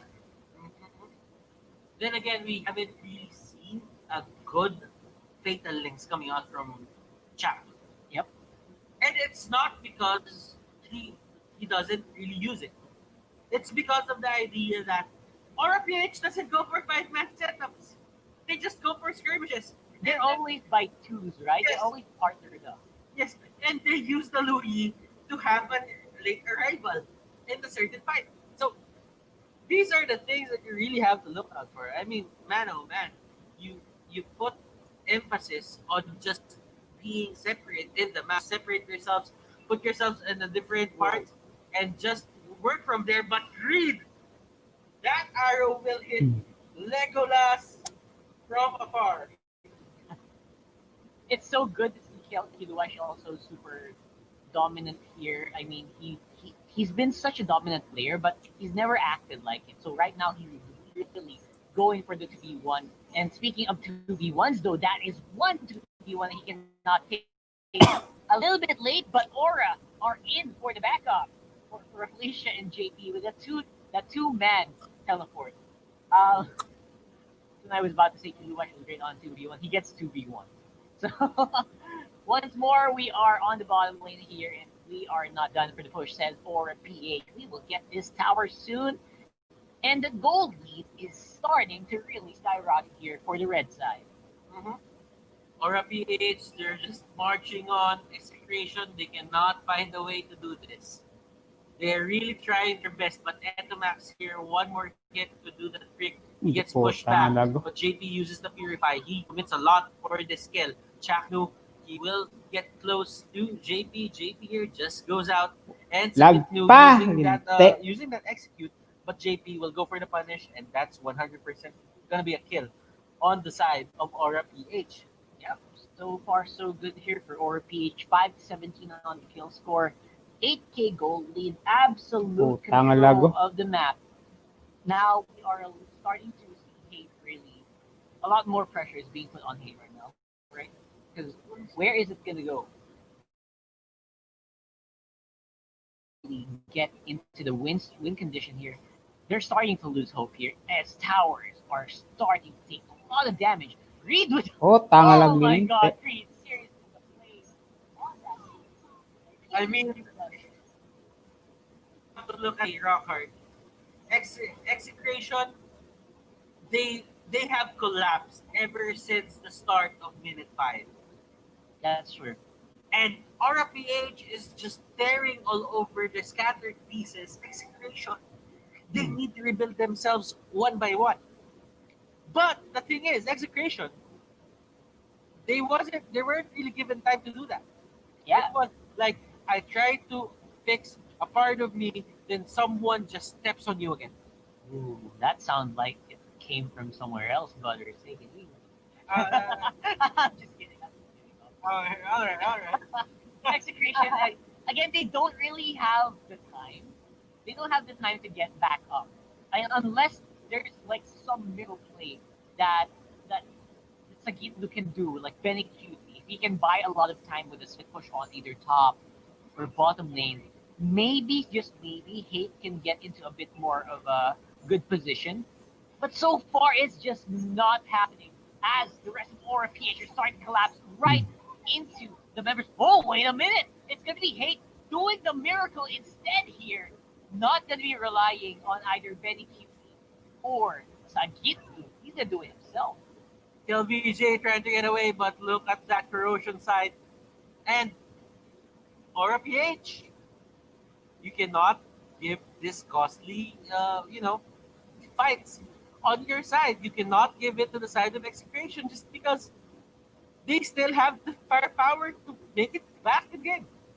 They really, really, really do. I feel like that's just what we're waiting for. And now, the Lord will be taken by Execration. And look at that Gillette instant replay where we saw Hate.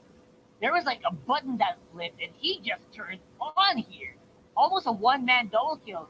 And he just need to wait for the backup for that to be actually resolved. But now, Execration will have the Lord walking on their side, and that big goal lead that Aura PH had, it is suddenly gone. Mm-hmm.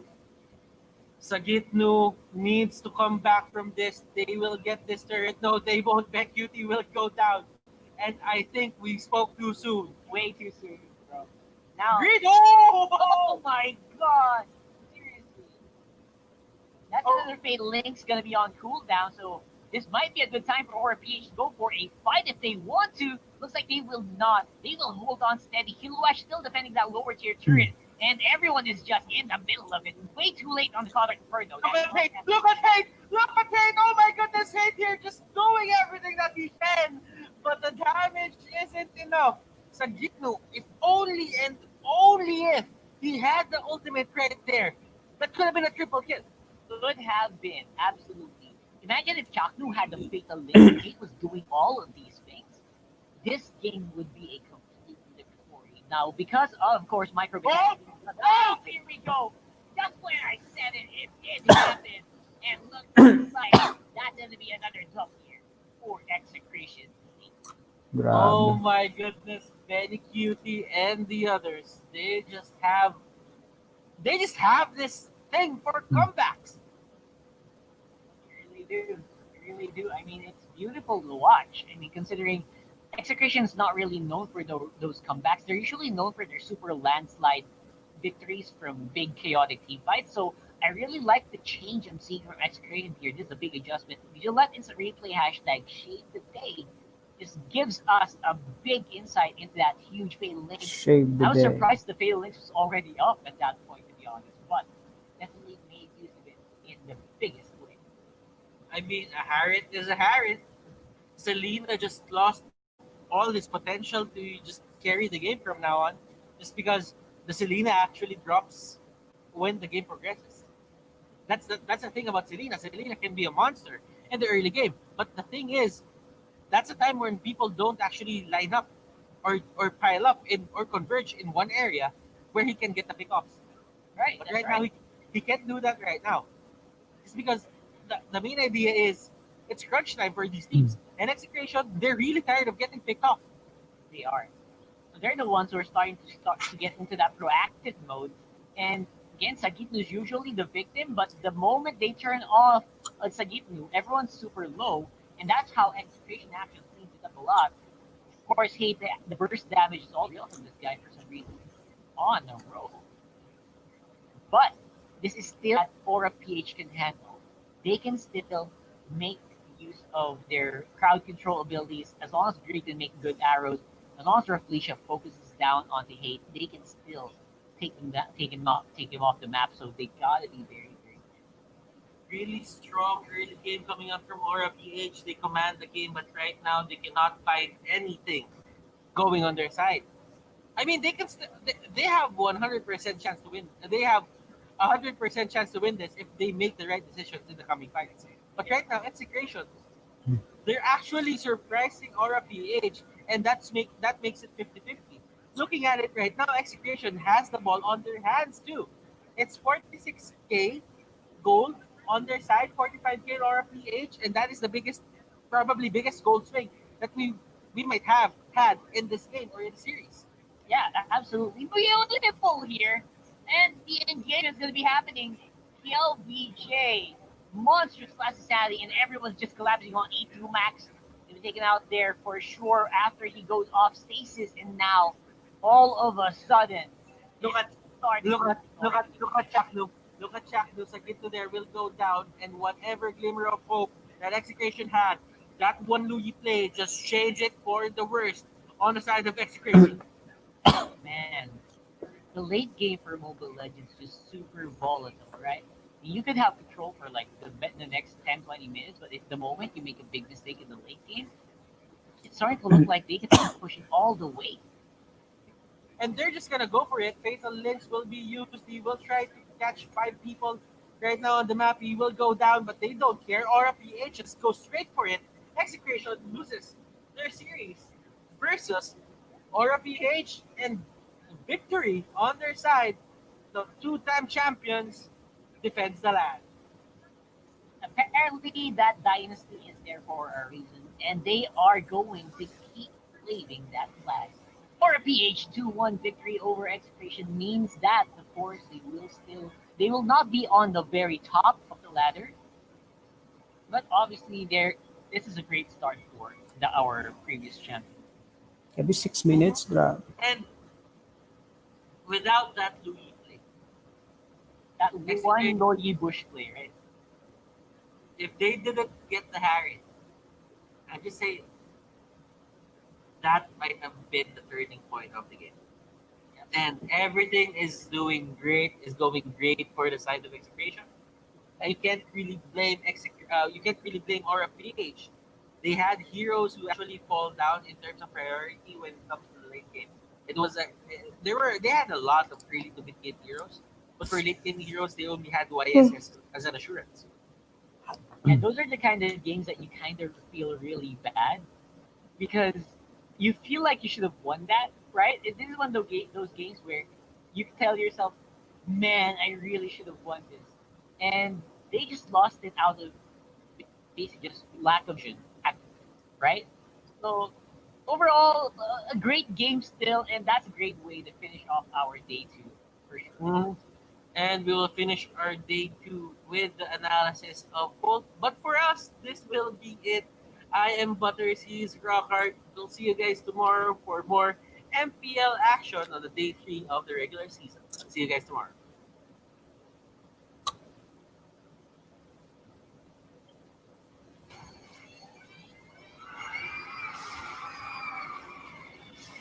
Are you game to be great? Now you can with the new Smart Giga Games 99. Get 1 gig data all day, every day for Mobile Legends and more. Game to be great on Smart Giga Games 99.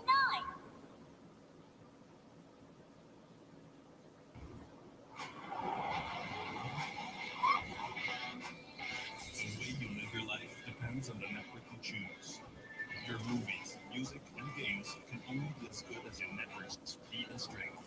Slow means game over. But the Philippines' fastest mobile data network means game changing. Choose the network that gives you what you truly enjoy. How do you know about this Giga Life? Simple and smart ako.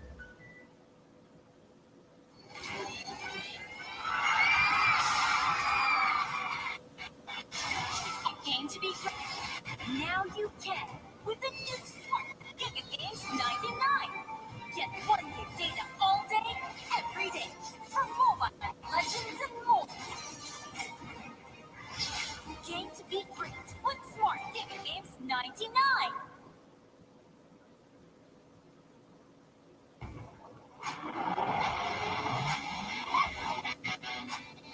The way you life depends on the network you choose.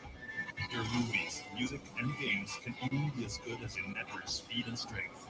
Slow means game over. But the Philippines' fastest mobile data network means game changing. Choose the network that gives you what you truly enjoy. How do you know about this Giga Life? Simple and smart ako. Are you not entertained? Yan ang tanong ng parehas na teams natin. Not only the winners on the pitch, but also the challengers execution. We already hyped this matchup. Over the week, the uncrowned versus the crowned. Crowned teams, of course, on the pitch. Back-to-back champions, stateful championship form. Pero yung execution. Nagpakita naman ng kanilang challenger antics in this specific game. And sobrang ganda ng ating laban. My name is Wolf, your assistant analyst. One last time, sa huling laban natin in today, it's today para sa Aura PH. And interesting din kasi, hindi naman ito yung mga klase ng draft na sasabihin mo, automatic panalo na yung Aura. In fact, yung execution, with many layers, of course. You have Atlas na ibigay mo kay Chapno, solid. You also have that match siya, ninakaw mo sa Aura PH kasi ayaw mo makikount sila with the Tams plus Gamasha combo. Ayaw mo na ibigay. Then, meron kang Balmond. Maganda ba yung Balmond? Yes, absolutely. Balmond is valid in the meta. Makes against export as well as the Tams. It's good. Now, Harit, bakit hindi dito situation?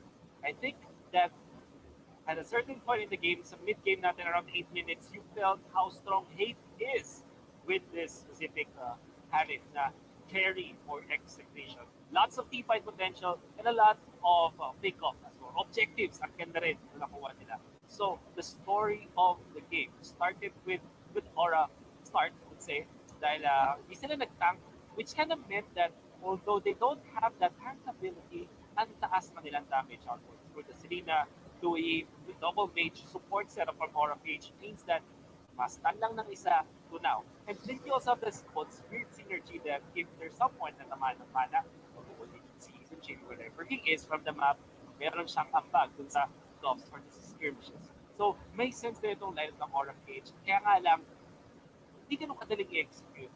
Lalong-lalo na I think that not all teams can do this. Aura PH is a championship team. We can see kung gano'n sila kalupit. Alright, so story of the breaks of the game, mga kaibigan. Execration lang din talaga from the mid game. 6 minutes in, I like the diversion usages of Reflection, by the way. At syempre may game-winning diversion mamaya. But this specifically is good para makakuha ng part of JP. On Ease and Chin, with the execute, by the way, I like how they use this. Ito yung way nila para nga naman mapatay yung mga tanky heroes from Execration using that execute. By the way, I like how Execration uses their ultimates not really served against kahit isa lang yung kalaban nila, right? Nora PH, certain part thing. Pero nakabalik yung Execration by the 10-minute mark because, of course, the company they have is Zaman Force as well as these fatal links. Taas na kanilang engagement potential, I would say. Kasi meron silang way to start fights, meron silang Valmon na pwede bumaba dyan to soak damage, all that jazz, tapos meron kang napagandang, napakalupit na galaw from the habit. This is such a winning play already from Execration. I kind of wonder, ano nga po yung approach ng isang championship team? By the way, nice play from Execration. Ano nga ba yung approach ng isang champion team like Aura PH in this specific moment na lugi na sila when it comes to the goal, nakabawi Execration, tapos meron pang Lord take, that diversion is the answer. Gulat mo yung kalaban and honestly, where is Atlas? Oh, wala na siya gagawa because it's already over. The fight is already over when he found the angle to use his ultimate. And even the Balmon masyadong malayo sa laban, don't do that at all. I mean, Atlas survived because hindi na siya pinansin ng Aura PH. But that was a pleasure that only championship teams, let's say, can execute. Well done. Coming out from our back-to-back defending champions, Aura PH. And like what the Mr. said earlier, siguro Aura PH na din natatanging champion all throughout the MPL, historic MPL, na dominant even after being champions. And that is very scary. Smart and detail the game. JP with the He's and Chin. But I know what you're thinking right now. Ikaw na nanonood, alam mo na talagang nagpapanalo ng laban na ito ay ang overall na timpla at magbibigayan ng ating mga players coming up from Aura PH. One thing that I would want to leave for my analysis is I don't think that Aura PH will be looking as good. Hindi sila ganun kaganda tignan in this specific game if Execration did not fight. And I'm not saying this just to sugarcoat the performance of Execration. This is true. The way that Execration managed and fought against Aura PH all throughout the series is very much commendable. After game number 1's loss against that very cheeky big play, ginawa nila, stand it out, solidify their side takes, win game number 2 or game 3 as mag-perform naman with sa game number 3. Aura PH, talagang na-challenge sila ng mga challenger game. I think I'm gonna echo what the caster said earlier. If you're a fan of Execration, do not fret. They are in a good trajectory heading into Season 6. Now, syempre, Aura PH will celebrate this 2-1 victory. Probably ma-fix or may konting downweight about that specific strategy coming out from Aura PH. So, very breaking one. Just want to say, if you're wondering what may nangyari doon, basically after a death streak of 8 at wala kang kills, you don't give away any gold to your opponents, even if they do. And Big is the perfect one to utilize that. I'm not sure if they're still allowed. If it's going to be allowed in the coming games, one thing's for sure, RFPH, the way that they introduce themselves once again para sa MPL Season 6, kung paano po sila nagpakilala, they are the King Genius din talaga.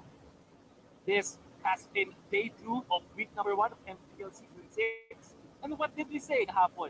This is really the best, by far, season of MPL. I think that just by day 2, nakita na natin kung gaano na kalupit at kainit. Mga kaibigan, MPL Season 6 is brought to us by our official tournament telco partner, Smart. Forge stronger bonds with your team as you conquer the battlefield with Smart Gigabit games. Enjoy 1 gigabyte of games all day for Mobile Legends, Facebook Gaming, and more. Just dial star 123 hash now and choose Cignal Games. MPL Season 6 also brought to us by official sponsor Realme. Realme is celebrating their first Realme Fan Fest and hashtag Dare to be Realme campaign. Visit their official page at fb.com/Realme Philippines no more. We also would like to thank our official sponsor, Gillette. Get up to 50 diamonds with every purchase of Gillette's Mac 3 Razor, Vector 3 Razor, or Boots for Force back in select Pure Gold doors nationwide. Hashtag shape the day with Gillette. We would like to thank our partner in esports, PayMaya. Get 7% Malaya when you earn your game views via PayMaya. Better way to pay. Promo runs until August 31. Also, big thanks to our partner in esports, TikTok. Search MLBB on TikTok to win premium skins. Napadali lang search na lang MLBB sa TikTok para manalo ng skins.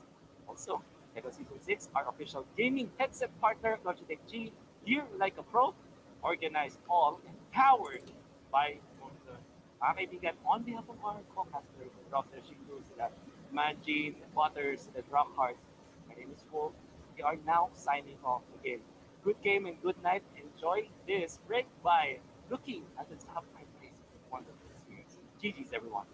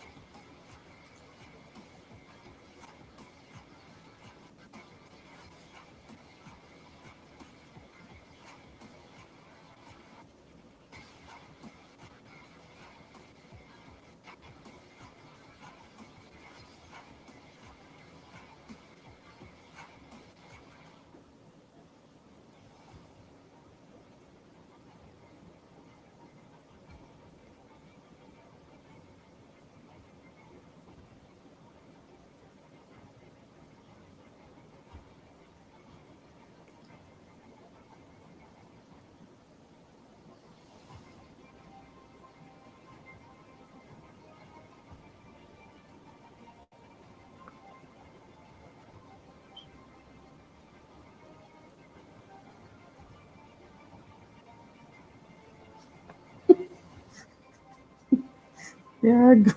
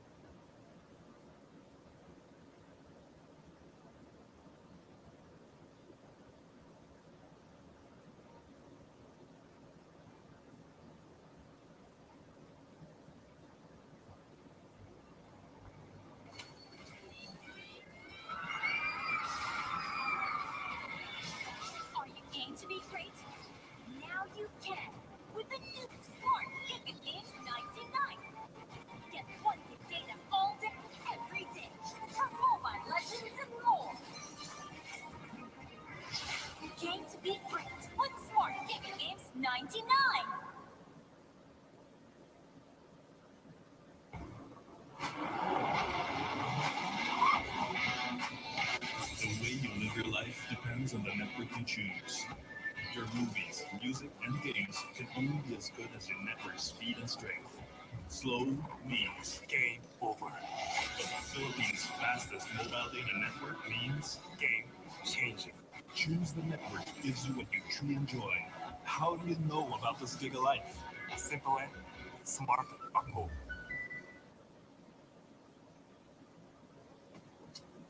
When uncertainty is our reality, we rise above with the things that matter. Gigabyte happiness. Gigabyte luck. Gigabyte friendship. Gigabyte dreams. Gigabyte hope. With smart Giga music, video, games, work, and stories, we let our passions run free in the new world we face together. Smart, live Giga.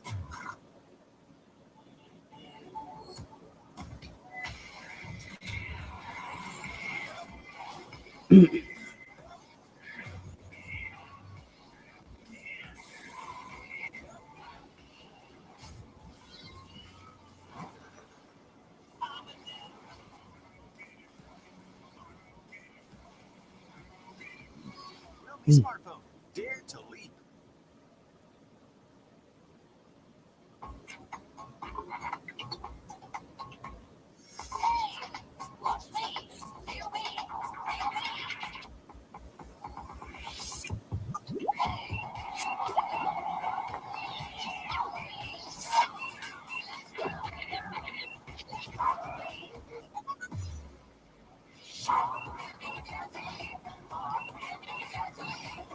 Realme Watch. Time to be smarter.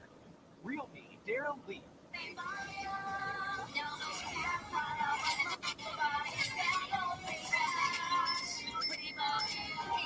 Don't pay cash.